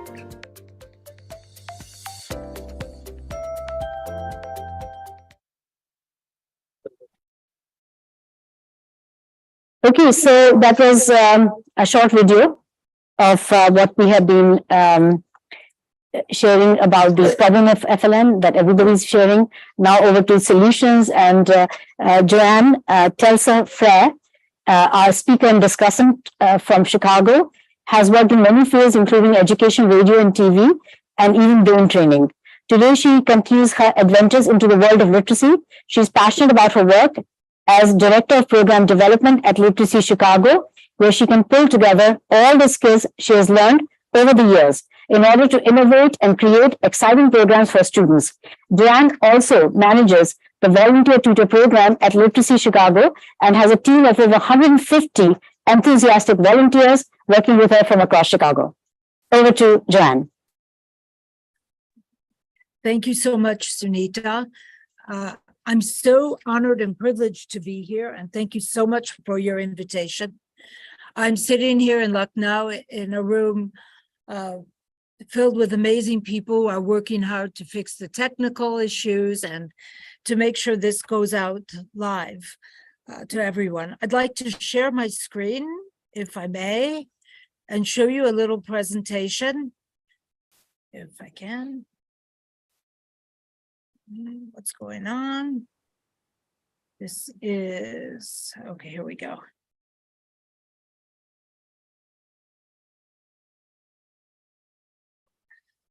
Can you somebody tell me if you can see me okay? Okay. And can you also see my picture in the, oh, okay, wonderful. So we've been talking a lot today about children and the problems with children in school when they don't learn to read. And Mo over in Nigeria was talking about the fact that there are kids who reach 9th grade and they can't even read as well as a eight-year-old child. So we have a very big problem in the United States, which I call the forgotten generation. These are these kids who are pushed through school, who have all kinds of issues and who just never make it. They don't learn to read. So I'd like to just talk about that for a few minutes. And I don't know if you've ever thought about these people, and I'm sure they're everywhere in the world. And we also need to help them in addition to the children. So I'm just going to give you a few facts and figures that I pulled up, but I'd like you to first imagine what it's like for you if you're an adult and you can't read. So we often talk about, oh, adults can't read. And some of the things they can't do are reading a label on a can or filling out a form online or on paper. Sometimes they can't even read signs or newspapers. They can't read as well as those little kids we saw in the video we saw a few minutes ago, these children reading. Now they might not understand everything they read, but at least they can read it and then discuss it, ask questions. They have horrible problems with maps, and I won't even go to numeracy because when you can't read something, you can't figure out numbers either, in most cases. What about if you get one of those pieces of furniture you have to put together by yourself? You can't read the instructions. You can't write a letter. You can't write down your grandmother's favorite recipe before she leaves. And you can't help your kids when they need help. So for all of these, and of course you can't vote. We were talking about citizenship as being one of the 6 C's. And you can't vote because you don't even understand who's voting or what the issues are. So I'd like you to put in the chat, which I can't see right now, how many people who are 15 years and older who cannot read or write a simple sentence. And by the way, 2/3 of them are female. So could everybody who's on just put some numbers in the chat? And I can't see the chat from my computer, but maybe somebody in the room could read them to me. If there's anything coming in, are there any numbers coming in the chat? Oh wait, maybe I can't see it. No numbers coming in. Because the number I'm going to share with you in a minute is really scary. All right, well, just let you know. We can hardly even say that number. 750 billion, million, billion, trillion, depends what country you're in, the way you say that number. But just think, all of those people can't read. And that was in 2016, before COVID. So after COVID, I think it's even gotten worse. This is a map of the United States, just for fun. I'm from Chicago, which is right here on the tip of Illinois, among the Great Lakes. And one of the biggest international literacy organizations tells us that 43 million adults cannot read, write, or do basic math in the United States above a second grade level. 43 million. And you think, you know, the world thinks, or might think, that the United States is ahead of everyone. That's what some people think. I don't agree, even though I'm from the United States. When we have 43 million people who can't read, who are over the age of 18, that is not good. All over, there's 130 million people who read below sixth grade level, according to the US Department of Education. That's 54% of Americans. Can you believe it? And you know, we're talking about Americans, US born Americans make up 2/3 of the adults with low levels of English literacy. They can speak it, they can't read it, because reading is a different language than speaking. So this is expensive. As the Barbara Bush Foundation points out in the poll, that it costs $2.2 trillion a year because people can't read. And the counties in the United States with the lowest literacy rates are connected with poor health, poverty, low income mobility, and crime. And speaking of crime, 75% of incarcerated people have low literacy levels. But the good news is that if they participate in correctional educational programs while they're in prison, they are 43% less likely to end up there again. And for me, that says a lot about how important it is to read.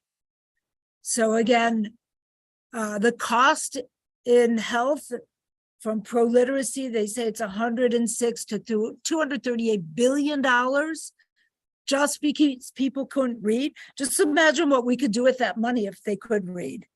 And these people who don't have a high school level, they have the lowest median weekly earning. So it just goes on and on. This is a picture of my beautiful city that I invite you to come see me at. We have a population of about 2.7 million, which I think is about the population of Lucknow, if I'm right. Somebody can tell me. Oh, it's double in Lucknow. Okay. So Chicago is the second biggest city in the United States. And as you can see, almost 1/3 of the people who live there can't read past second to third grade. You know, we talk about functional literacy, which is being able to survive, doing all those things that I pointed out before. You know, if you have diabetes, you want to be able to read how much sugar is in something. Or if you have heart conditions, you want to see if there's too much salt, sodium. You have to be able to read the labels, and they can't. So the solution, there's a lot of things we can do. But before thinking about what we can do, think about what are the barriers in the United States to adult literacy. Number one, poverty, and I think that's a worldwide barrier to literacy. Poor health. You know, when you can't read, you also don't know what you should and shouldn't do for your health, what you should and shouldn't do when you eat, how to find out if your doctor's any good, how to find a doctor, how to read your prescription. Of course, I mentioned crime, incarceration, shame. Do you know, like, a man who joined our program recently told me he finally told his probation officer that he couldn't read. And so they sent him to us. But he was so afraid of reading that after he knew me for a few days, he told me that the last time he was in front of a judge, he told the judge, I would rather go back to jail than to go to a reading class.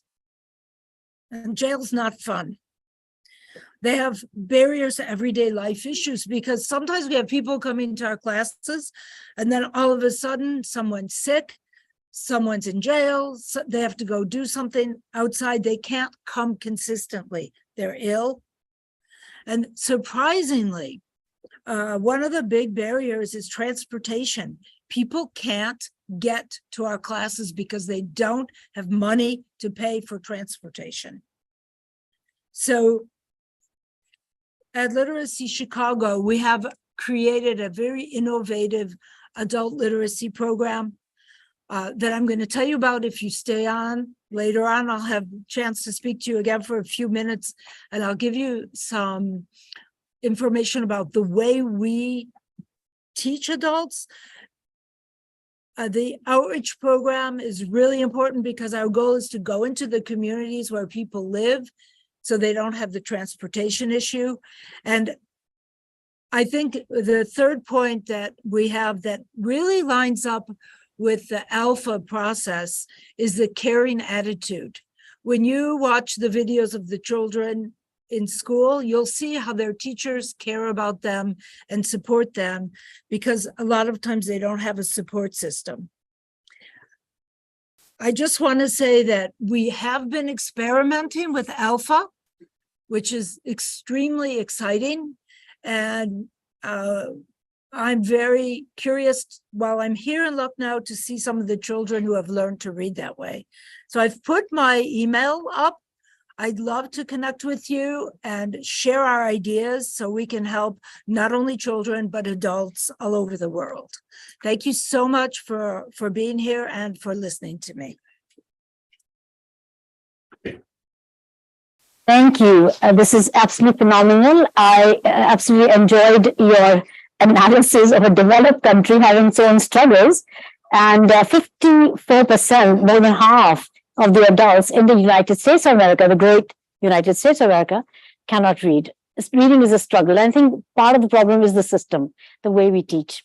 And it's not intuitive, it takes forever. So when we worked in the slums of Lucknow, we found that many learners were not keen on learning because in their perception, this would mean 3 years of their life written off.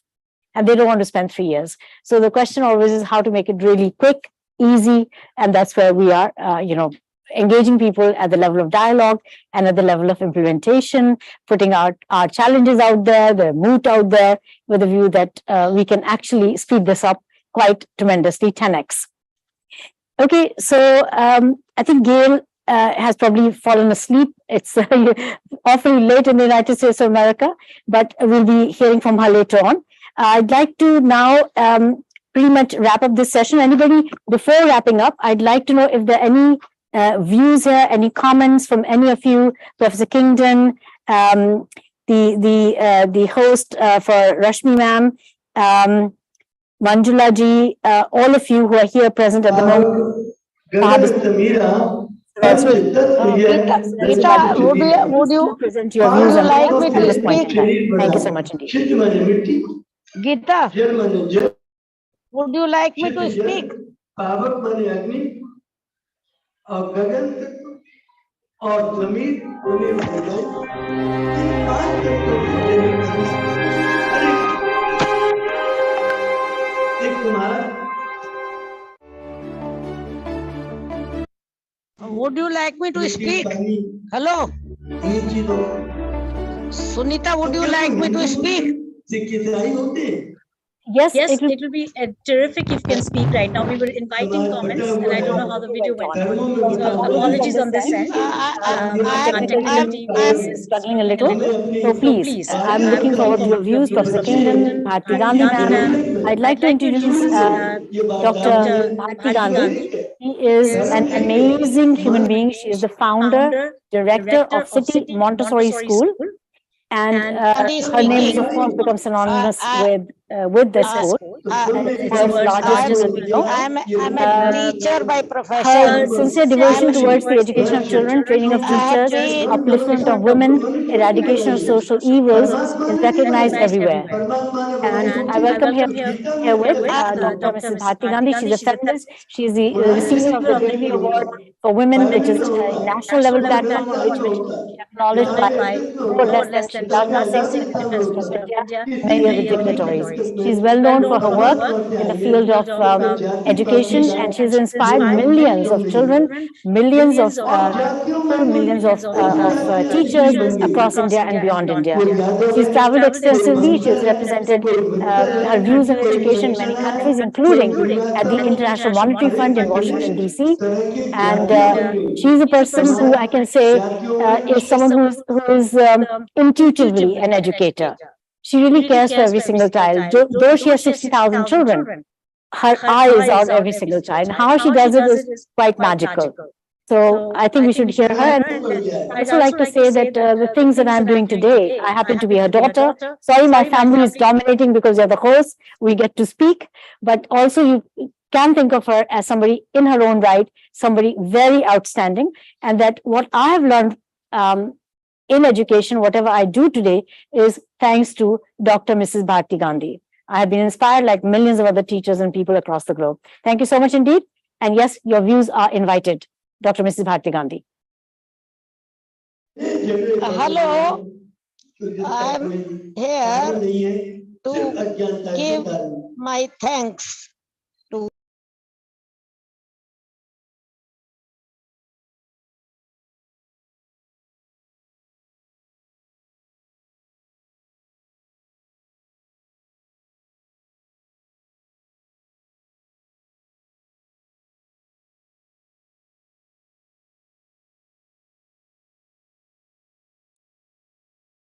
Professor Kingdon, is she with you?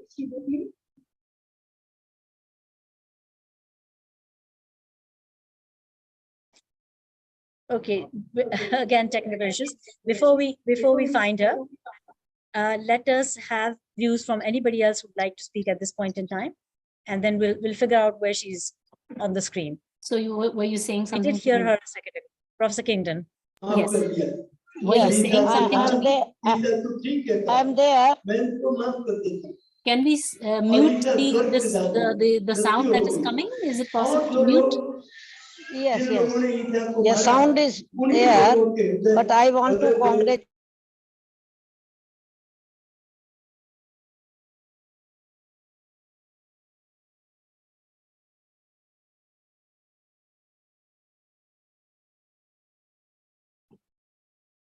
Yeah. Dr. Sunita, were you saying something for the rest of us? Dr. Mrs. Bharti Gandhi has joined us in the window called Muhammad Maliki. That is her. So we are looking forward to your views. If you can please be a little away from the program, then we can hear you better. There's a lot of background noise apparently. I have finished my talk. Thank you very much. We have not heard you. Please do say.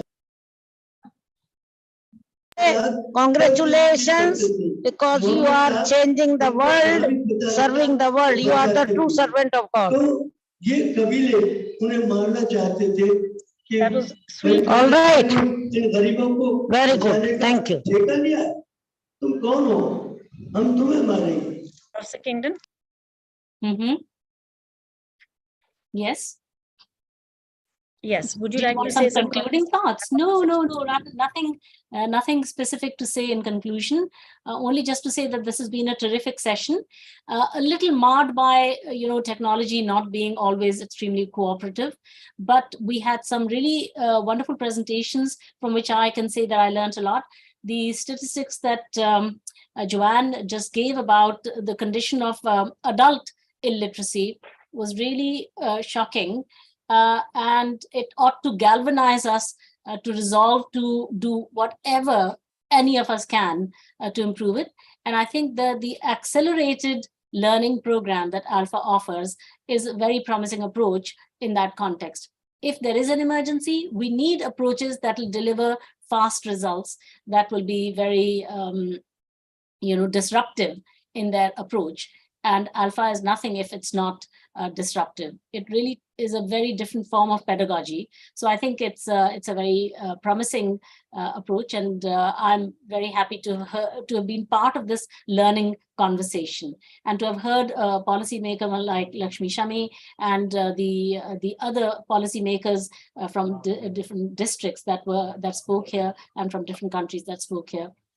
More from Nigeria, and the gentleman who spoke first from Morocco, and from other countries as well, and from the US, from Chicago. So thank you very much for the opportunity to participate in this. Thank you, Professor Kingdon. The challenge is literacy. As I wrap up the session, I'd like to give my gratitude to everyone who has been present for this particular session of the morning. We will be continuing with more video sessions. You will be happy to see them because they show different angles of the FLN program being implemented in India and other places, but also about the problem of literacy and how we are finding solutions in multiplicity of ways. We have heard from different parts of Africa. We have heard from Latin America, from a former presidential candidate of Chile. We have heard from different parts of India, and as Professor Kingdon said, we have heard from people from Morocco, His Excellency, the Ambassador of Morocco to India.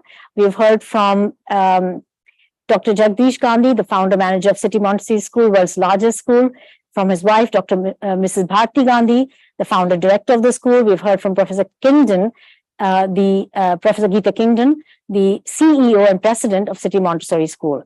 Together, they represent the host organization that has helped organize this event, as well as I want to thank everyone, like my team members from across the world. I have a global advisory committee. I cannot thank enough because they've given us the moral courage and the support, and sometimes a lot of input to do what we are doing today.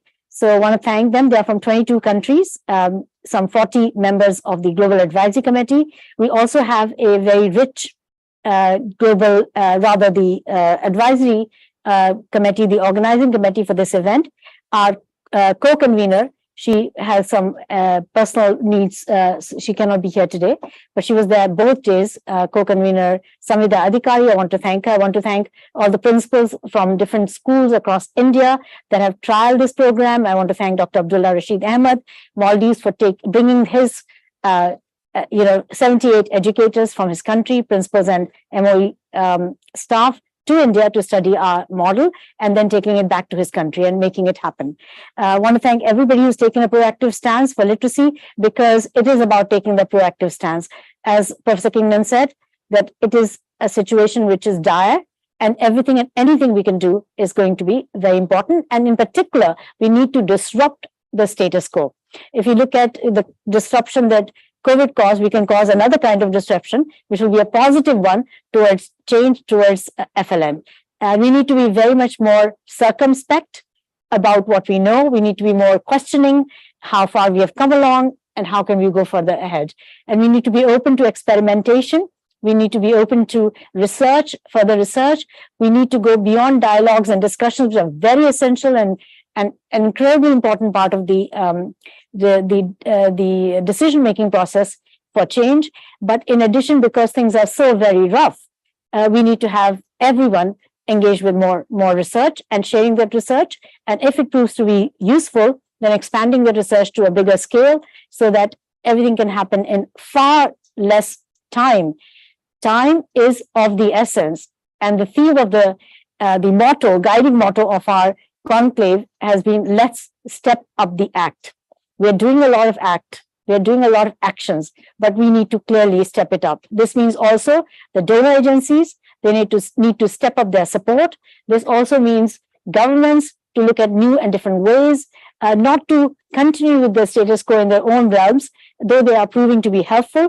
Perhaps we need to look at disruptive change as well, not just incremental change. Things we're doing are producing remarkable results, but can they be even more remarkable results? So we leave you with those thoughts and ideas as we wrap up the first session of our journey in this policy dialogue with policymakers from across the world.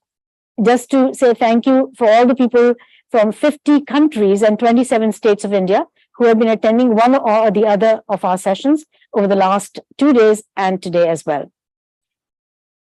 Thank you very much indeed. Now over to some videos, and we continue at 2 o'clock. Please stay with us if you're available or have at least the video on while you do other things. And 2 o'clock, we hope to see you back again in the session. Thank you.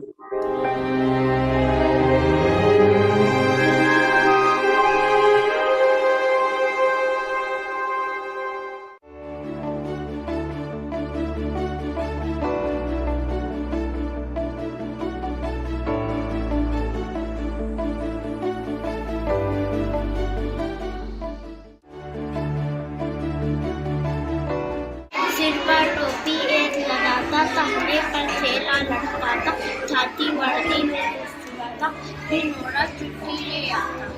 चली बारात हुई बतासों की बरसात, band की गाड़ी के ऊपर बैठे कद्दू राजा। एक भेड़िया गड्ढे में गिर पड़ा, उसने बहुत कोशिश की पर गड्ढे से बाहर नहीं निकल सका। बया हमारी चिड़िया रानी पिंगे लाकर मैले बनाती, ऊंची डाली पर लटकाती, खेतों से भी दाना लाती। पाठ का क्या नाम है? चांद। एक दूसरे से प्रश्न पूछोगे? हाँ जी। अम्मी ने क्या बताया? चांद हमारी धरती के चक्कर लगाता है। लोग चांद पर कैसे बैठ कर गए? रॉकेट में। चांद कैसा दिखता है? गोल गोल थाली जैसा। सूरज की रोशनी कहाँ आती है? सूरज की अपनी रोशनी है, क्योंकि सूरज एक तारा है।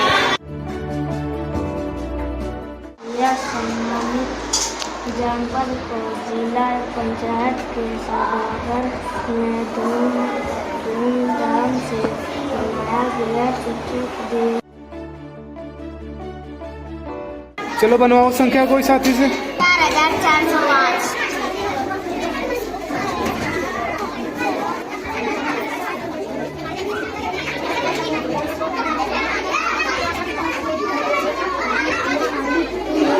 शाबाश। 4029 बना।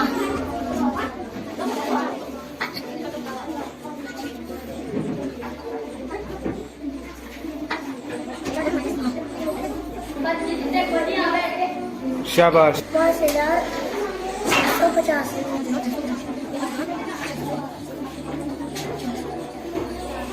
मन गई? शाबाश। अब 708। शाबाश। 105 की 6 गुना था।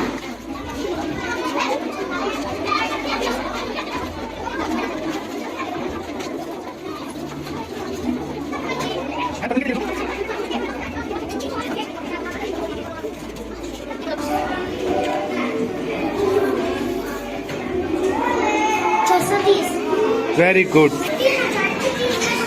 3000 की 3 में गुना। अरे वाह।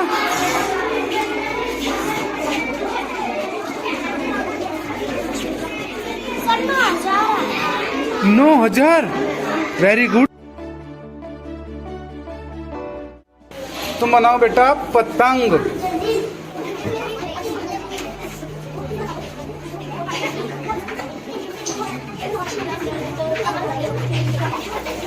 Very good. शाबाश। जम। शाबाश। अब बनाओ मील। शाबाश शाबाश, बहुत अच्छे। एक लिखो स्कूल और एक बच्चा लिखो जगतपुर।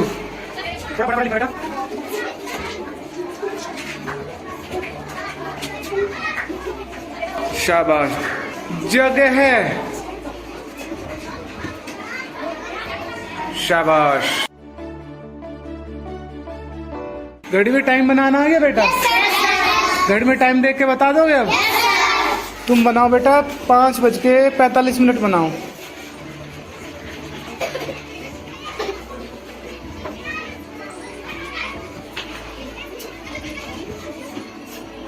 शाबाश शाबाश, बहुत अच्छे।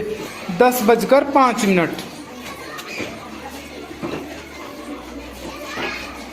सही बनाया बेटा इसने? सही बनाया, शाबाश। चलो सामान खरीदो दुकान से। 100 का बुलेट बम, 10 के बेटी बम,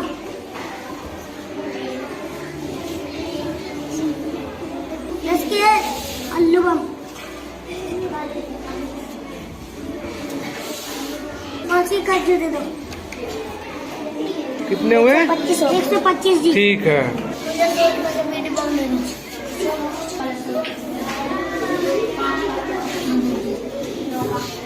50 रुपए के बुलेट बम, 100 के सुतली बम,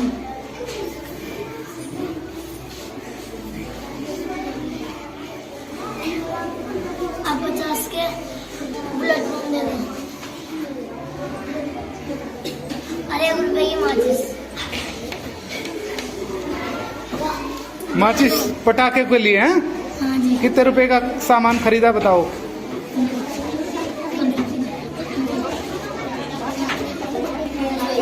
301। शाबाश। चलो बेटा, इनसे कोई आकृति बनवाओ।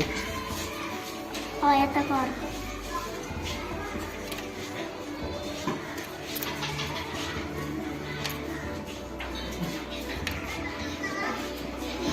शाबाश। वर्ग, वर्ग बनाओ।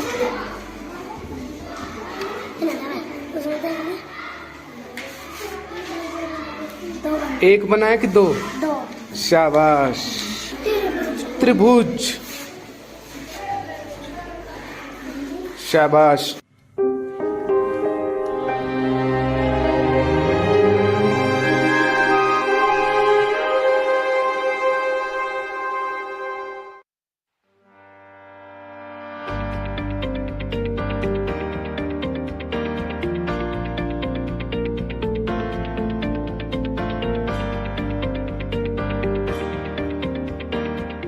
जिस टाइम ये कक्षा 3 में आए थे, बहुत कमज़ोर बच्चे थे। कुछ बच्चे 2 अक्षरों वाले शब्द भी नहीं पढ़ पाते थे, कुछ को वर्णमाला का भी ज्ञान नहीं था।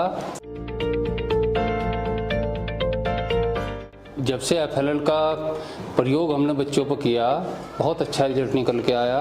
जो बच्चे किताब नहीं पढ़ पा रहे थे, आज बहुत से बच्चे अखबार पढ़ रहे हैं। इसके सहयोग से बच्चे पेयर लर्निंग में बहुत बेहतर तरीके से सीख पा रहे हैं। मात्र 20 दिन में बच्चे जो शेष हैं वो भी बहुत अच्छे से सीख पाएंगे। हमारी भूमिका इसमें बहुत कम है। जो बच्चों को आवश्यकता होती है, हम उनका मदद करते हैं और बच्चे स्वयं सीख रहे। Foundation literacy and numeracy being the key to new education policy, it's getting implemented by partnership of Devi Sansthan and M3M Foundation in the Shamli district of Uttar Pradesh. देवी संस्थान की टीम नियमित रूप से मॉनिटरिंग भी करती है। Result बहुत ही उत्साहजनक और सकारात्मक हैं। अटेंडेंस बच्चों की बढ़ी है। शामली जिले भर में शुक्रवार की जगह सिंगल यूज प्लास्टिक का उपयोग न करने के लोगों को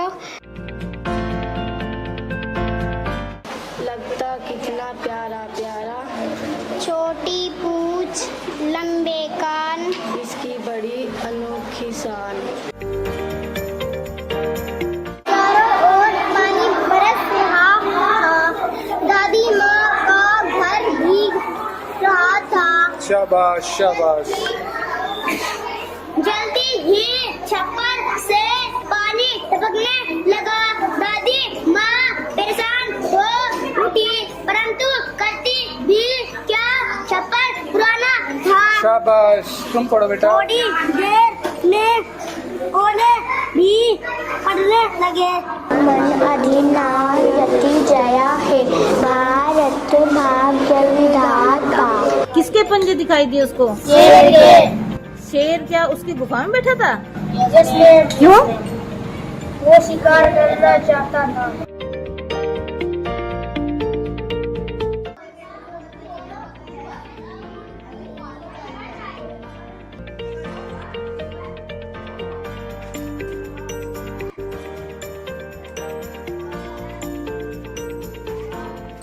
कितने हो गए? और भी ढूंढो, और भी मिलेंगे बहुत सारे। फिर पढ़ के दिखाना इनको। अचार, अपराहन, अंडा, अनुसार।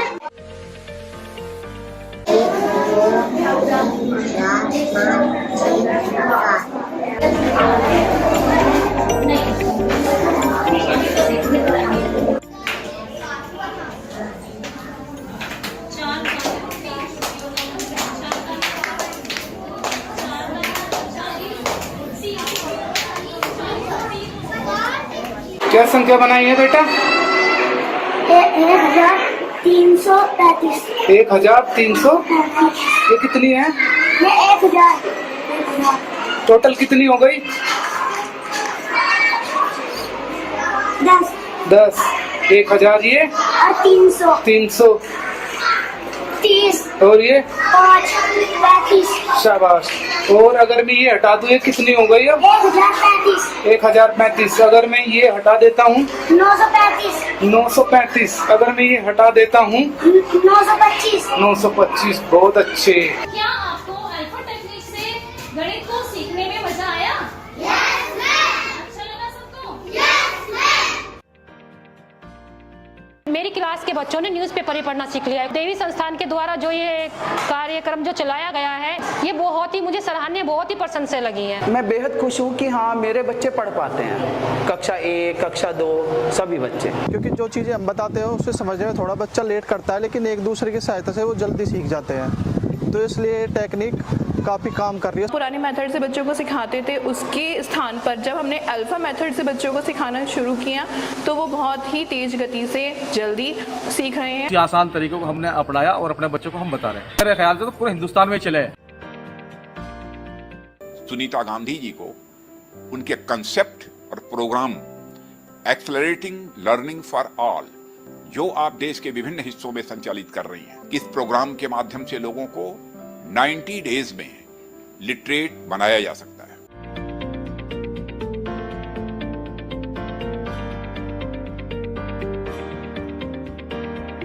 लगे हुए हैं टीचर, जुटे हुए हैं, बहुत मेहनत कर रहे हैं, लेकिन वो रिजल्ट, वो परिणाम नहीं मिल रहा है। तो उस परिणाम को लाने के लिए हमें एक नवीन तरीके से सोचना है, और वो नवीन तरीका क्या है, कैसे हो सकता है, ये हम शामली में इम्प्लीमेंट कर रहे हैं। क्योंकि सब लोग एग्जाम्पल चाहते हैं, सब लोग चाहते हैं कि हमें कोई ऐसी चीज़ मिले जिसमें कि एक्चुअल रिजल्ट्स आ रहे हों।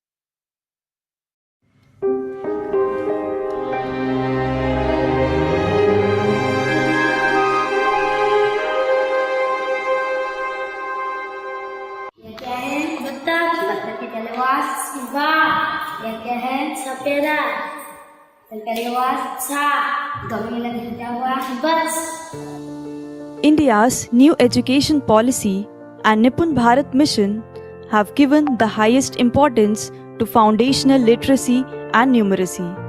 The classic problem in education has been speed, the speed of learning. Even after 3 years of schooling, most children do not know how to read, write, or do basic numeracy. Without these skills, children lag behind and eventually lose interest. But there is a new disruptive research-based pedagogy that is making a huge difference. ALfA, or Accelerating Learning for All. ALfA has shown it is possible to make children learn foundational skills within months and not years. Oral reading fluency follows from the ability to read in the first place.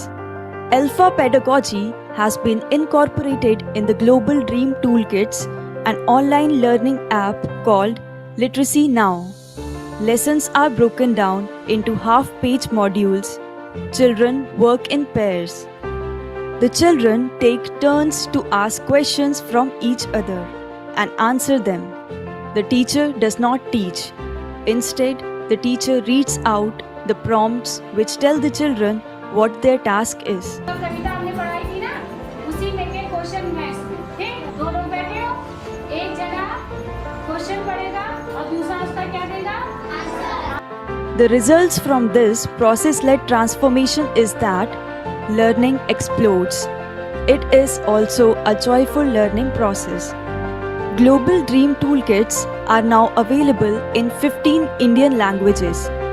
They can easily be replicated in other languages.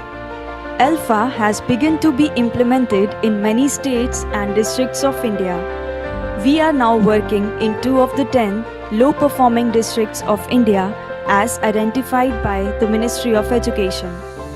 These are Shamli in Uttar Pradesh and Sambalpur in Orissa. The goal is to bring the results in these 2 districts up before the next National Achievement Survey in March 2023. We are taking the challenge up. We have also begun work in Jharkhand and Mizoram among others. Our target is making the ALfA pedagogy the modus of teaching in the future so that it becomes an integral and systemic part of education by which every child learns.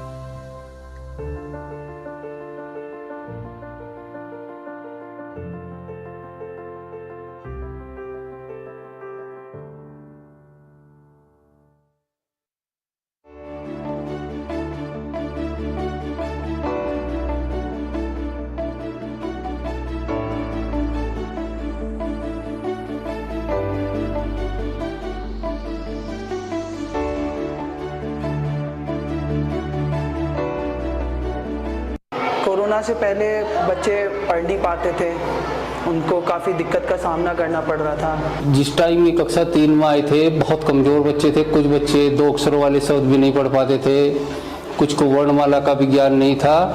जून की छुट्टियों में और corona काल में जो भी इन्होंने पढ़ा लिखा था सब ये भूल चुके थे। लेकिन अब 2-4 बच्चों को ही छोड़कर जो डेली नहीं आ रहे सभी बच्चे पढ़ने लगे। इसके सहयोग से बच्चे पेयर लर्निंग में बहुत बेहतर तरीके से सीख पा रहे हैं। बच्चों का लेवल जो पहले 0 था, मात्र 15 या 20 दिन में बच्चे जो शेष हैं वो भी बहुत अच्छे से सीख पाएंगे। जो बच्चे किताब नहीं पढ़ पा रहे थे आज बहुत से बच्चे अखबार पढ़ रहे।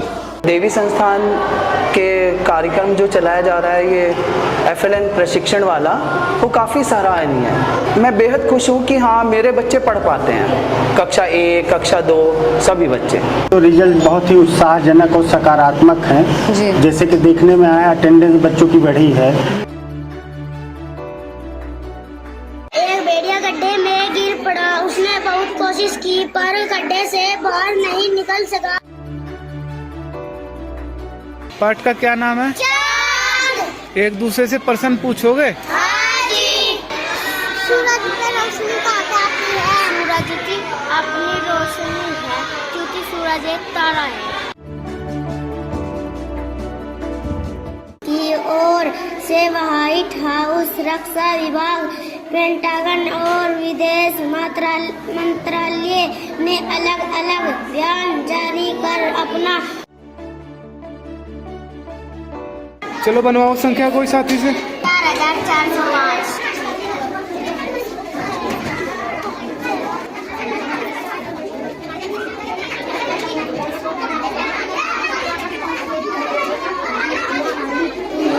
शाबाश। चलो बेटा साथी को सवाल बोलो कोई। 7050। 7050। 2163।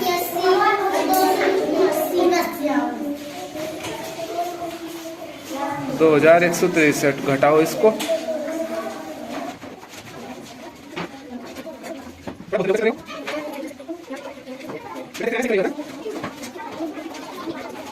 सही क्या बेटा इसने घटा करके क्या संख्या आई है? 4887। वेरी गुड, बहुत अच्छा। 105 के 6 में गुना था।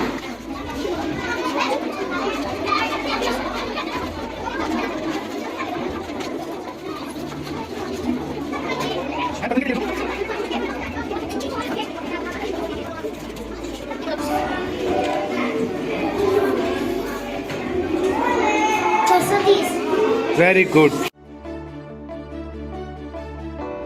एक लिखो स्कूल और एक बच्चा लिखो जगतपुर।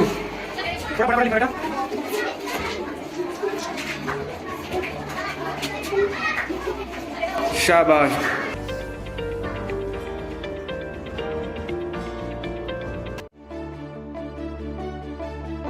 घड़ी में टाइम बनाना आ गया बेटा? घड़ी में टाइम देख के बता दोगे अब? 5:45 बनाओ।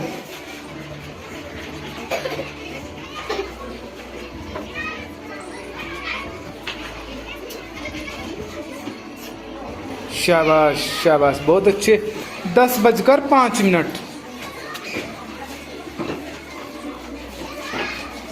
सही बनाया बेटा इसने? सही बनाया, शाबाश। चलो सामान खरीदो दुकान से। 100 का बुलेट बम दो, 10 के बीडी बम, 10 के आलू बम, 5 के काजू दे दो। कितने हुए? 125 जी। ठीक है। चलो बेटा इनसे कोई आकृति बनवाओ। आयताकार।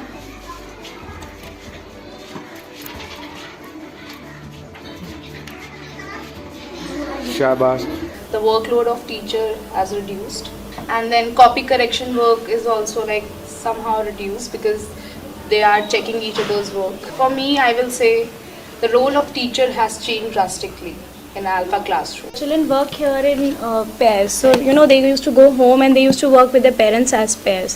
So with this, I think parents have also been a part of ALfA. What makes me most happy is that my daughter reads newspaper daily. I have seen children coming home and demanding their parents for toys, gadgets and different expensive items.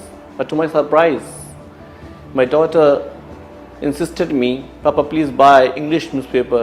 You can say this for how many kids these days? It's very rare. All the things that are being done in ALfA modules, they are eco-friendly as well as cost-free. In ALfA, I've never been required to buy any material from outside. My child's learning resources are made with waste items which are lying at home. She uses chickpeas, grams, newspaper and sticks to make her resources. हमें ऐसे प्रयासों की जरूरत है जो foundational literacy को न केवल प्री पैंडेमिक स्थिति में बल्कि उससे कहीं ऊपर हमें पहुंचा सके। इस दिशा में मैं सुनीता गांधी जी को उनके कंसेप्ट और program accelerating learning for all अथवा ALfA के लिए बधाई देना चाहूंगा, जो आप देश के विभिन्न हिस्सों में संचालित कर रही हैं। साथियों, इस प्रोग्राम के माध्यम से लोगों को 90 डेज में लिटरेट बनाया जा सकता है। मैं आशा करता हूं कि आने वाले समय में बड़ी संख्या में लोग इससे जुड़ेंगे और इसे सपोर्ट करने के लिए आगे आएंगे।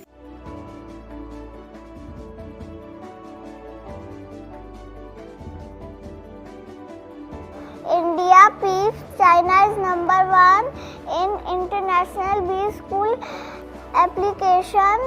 SP doesn't want poor and youth to get benefit of government schemes. Yogi. Chief Minister Yogi Adityanath on Tuesday lambasted. आज मुझे ये किताब बहुत अच्छी लगी। मैं इसको पढ़ के आगे बढ़ना चाहती हूँ, इसलिए क्योंकि इसमें अच्छे अच्छे पाठ है। गणित में तो हमें पता ही नहीं लगा कि कब पढ़ाई हो गई। बहुत अच्छी पढ़ाई हुई है और खेल भी हुआ है। इस किताब को पढ़िए और जल्दी आगे बढ़िए। अच्छा बच्चों, अभी आपने जो गणित की संख्याएं सीखी, जोड़ना सीखा, ये सारी चीजें जो आपने सीखी हैं, इसको कहते हैं अल्फा टेक्निक। तो क्या आपको अल्फा टेक्निक से गणित को सीखने में मजा आया? Yes, ma'am। अच्छा लगा सबको? Yes, ma'am।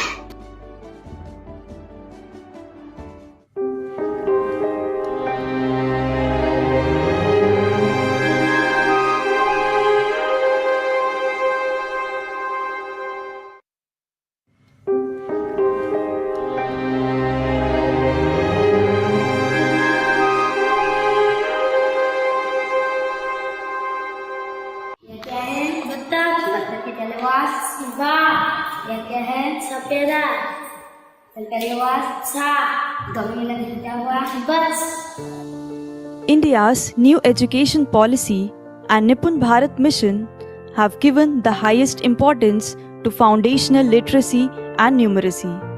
The classic problem in education has been speed, the speed of learning.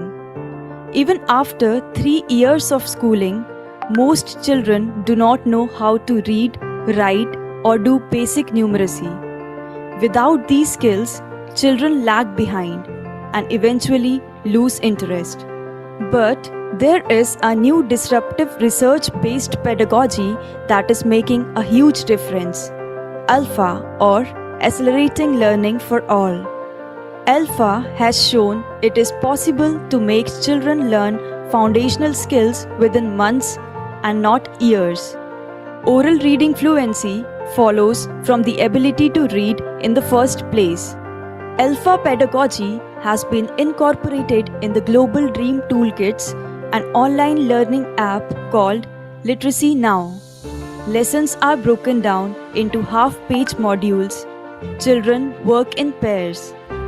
The children take turns to ask questions from each other and answer them. The teacher does not teach.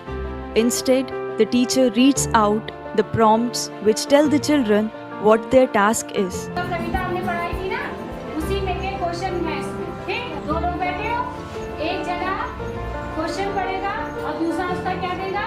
Answer. The results from this process-led transformation is that learning explodes. It is also a joyful learning process. Global Dream Toolkits are now available in 15 Indian languages. They can easily be replicated in other languages. ALfA has begun to be implemented in many states and districts of India. We are now working in 2 of the 10 low-performing districts of India as identified by the Ministry of Education. These are Shamli in Uttar Pradesh and Sambalpur in Orissa. The goal is to bring the results in these 2 districts up before the next National Achievement Survey in March 2023. We are taking the challenge up. We have also begun work in Jharkhand and Mizoram among others. Our target is making the ALfA pedagogy the modus of teaching in the future so that it becomes an integral and systemic part of education by which every child learns.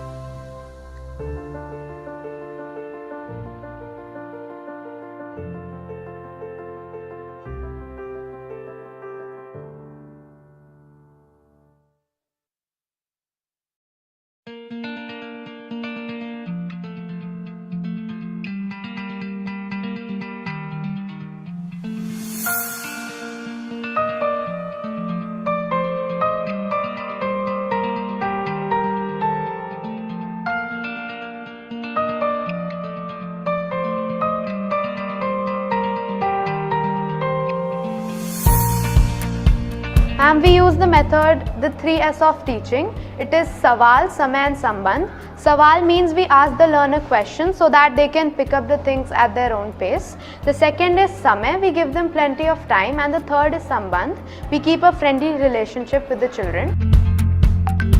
Ma'am, we follow the FLN, that is foundational literacy and numeracy. In this, we follow the reverse method of teaching. Ma'am, we are adopting LSRW. This stands for listening, speaking, reading and then writing. We make sure that writing is the last part.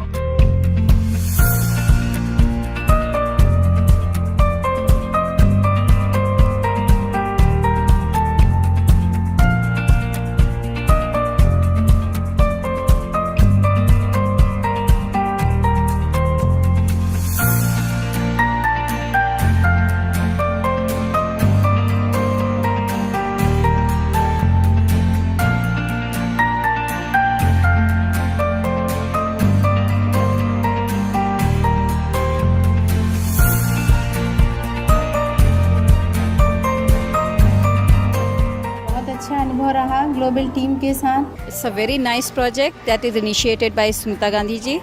I am very pleased to say Global Dream campaign to spread literacy. शिक्षा जो है ये मनुष्य के लिए वरदान है. Learners of the school can go to them and can teach them or can make them educated.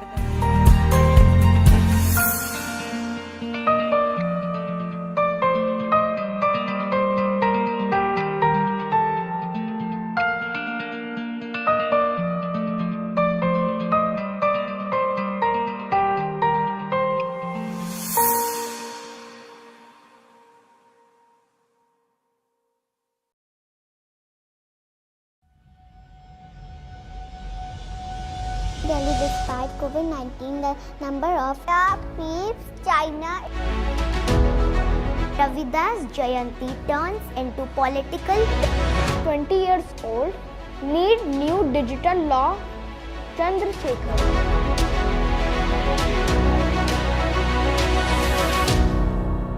हमें लगता है कि भारत और पूरा विश्व जो है वो लिटरेट हो सकता है, बहुत ही जल्दी हो सकता है. यूनिसेफ ने एस्टिमेट किया है कि बिफोर द कोविड 52% बच्चे पूरे वर्ल्ड के पढ़ नहीं पाते थे. ये 70 साल की प्रॉब्लम है, आज की प्रॉब्लम नहीं है. और कोविड के बाद सिचुएशन बहुत गुना खराब हो गई है. नन्हे मुन्ने बच्चे आपके सामने जो खड़े हैं, तो ये कैसे संभव है? 5 साल के बच्चे, 6 साल के बच्चे, 7 साल के बच्चे वाक्य भी नहीं पढ़ पाते हैं, वर्ड्स पढ़ रहे होते हैं. I am going to read the Hindu newspaper. और आज की डेट में सिचुएशन इतनी खराब है कि बच्चे क्लास 4 या 5 में बैठे हैं, वो नहीं पढ़ पा रहे हैं. यहाँ पर जो बीच में खड़े बच्चे हैं, यूकेजी के बच्चे हैं, और आज ही आपको पढ़ते दिखा रहे, जो अखबार हाथ में पकड़े हैं, ये लखनऊ के पेपर्स नहीं है, ये आपके दिल्ली के पेपर्स हैं. A year, seal it for India. Interest rates are unlikely to go any lower. Signals RBI, Mumbai. South Asia first PSL3 mobile lab set up in Maha. Terrible mystery. Experts do not rule out the possibility of experimental underground. खुद आके इनसे कहेंगे मुझे ये पढ़ के सुनाइए, तो वो पढ़ के इन्हें सुना देंगे. ये बच्चे आपके सामने क्लास 2 से नीचे के बच्चे हैं और भूले नहीं, बल्कि बहुत सारी चीजें उन्होंने सीख ली. मात्र 3 महीने में उन्होंने पढ़ना, दोनों भाषाओं पढ़ना और गणित एक क्लास आगे, ये पूरा इन्होंने 30 आवर्स में कर लिया. Students from all over India are can measure enough Delhi fair belief animal Delhi called Delhi world most polluted capital ranks 4th among cities. Delhi में 10 साल बाद फिर एक ही नगर निगम होगा.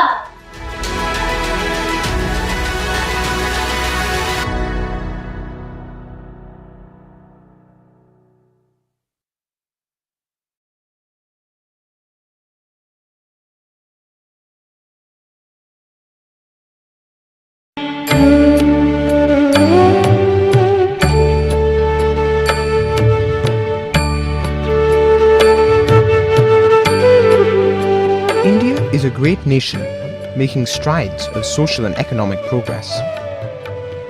Yet there is one huge problem holding us back. India has the largest population of illiterates in the world. This impacts the lives of millions. नहीं पढ़े हैं तो जिंदगी बहुत कठिन है, पढ़े होते तो जिंदगी बहुत आसान होती। But we know this problem is solvable if we work together. Just as we are reaching toilets to every home, we can also spread literacy throughout the nation. Our dream is 100% literacy, in which everyone can participate in the nation's progress. This hope is how Global Dream was born.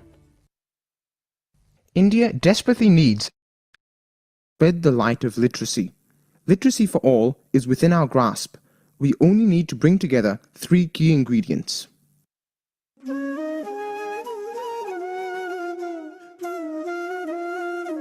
We need government leadership of a time-bound mission to eradicate illiteracy. Global Dream trained some 4,000 government teachers to carry out an exhaustive survey of target populations throughout Lucknow district. 4 lakh households and 16 lakh population was covered last. Data showed more illiteracy than we had anticipated.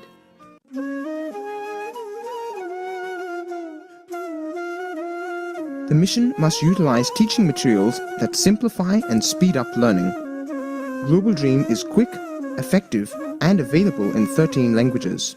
There are multiple Global Dream resources available at low or zero cost for a wide variety of contexts.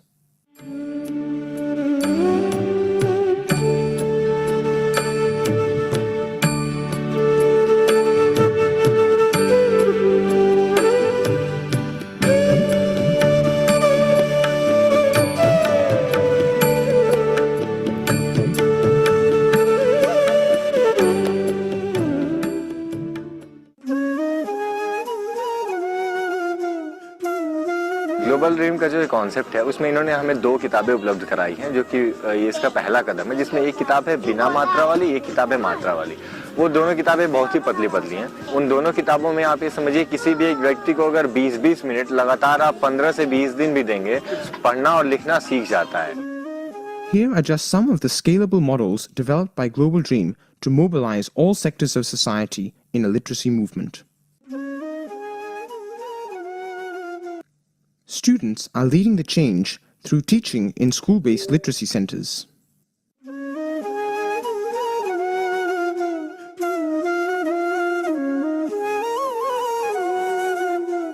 Papa mummy के साथ सुबह जाता हूँ कूड़ा उठाने, फिर चले आता हूँ, आके नहा धो के इसी स्कूल में आता हूँ। इस स्कूल में हमको बहुत अच्छा लगता है। मैं काम करती हूँ कोठी में, रोबोट बुक 1 अभी हम खत्म करने वाला हूँ। School students are also taking the campaign to homes. Like when you look at him, you can say that yeah, I taught this boy. So you know, you get that very nice feeling from inside. I got this Global Dream project in my summer break. She's Geeta Keshwarwani. She's the maid of my house since many years. सोचते थे कि हमको रामायण पढ़ना आ जाए। हमें बहुत अच्छा लगता है इस बच्चे से पढ़ने में और बहुत प्यार से मुझे समझाता है। जैसे अगर हमें प्राइज भी ना मिले तब भी हमारे लिए और बड़ा प्राइज है दूसरों को पढ़ाना। College students and BTC trainees are also leading the movement for literacy. हम लोग को जो किट्स प्रोवाइड करी गई थी, इसमें जैसे कैलेंडर दिया गया था और कुछ फ्लैश कार्ड्स दिए गए थे जिनके थ्रू हमें कुछ एक्टिविटीज़ करानी थी। तो बच्चे काफ़ी अट्रैक्टेड हुए इसकी तरफ, क्योंकि एक तो उसमें जो पिक्चर्स थी, कलरफुल पिक्चर्स थी, और वो पढ़ाने का तरीका, जो साउंड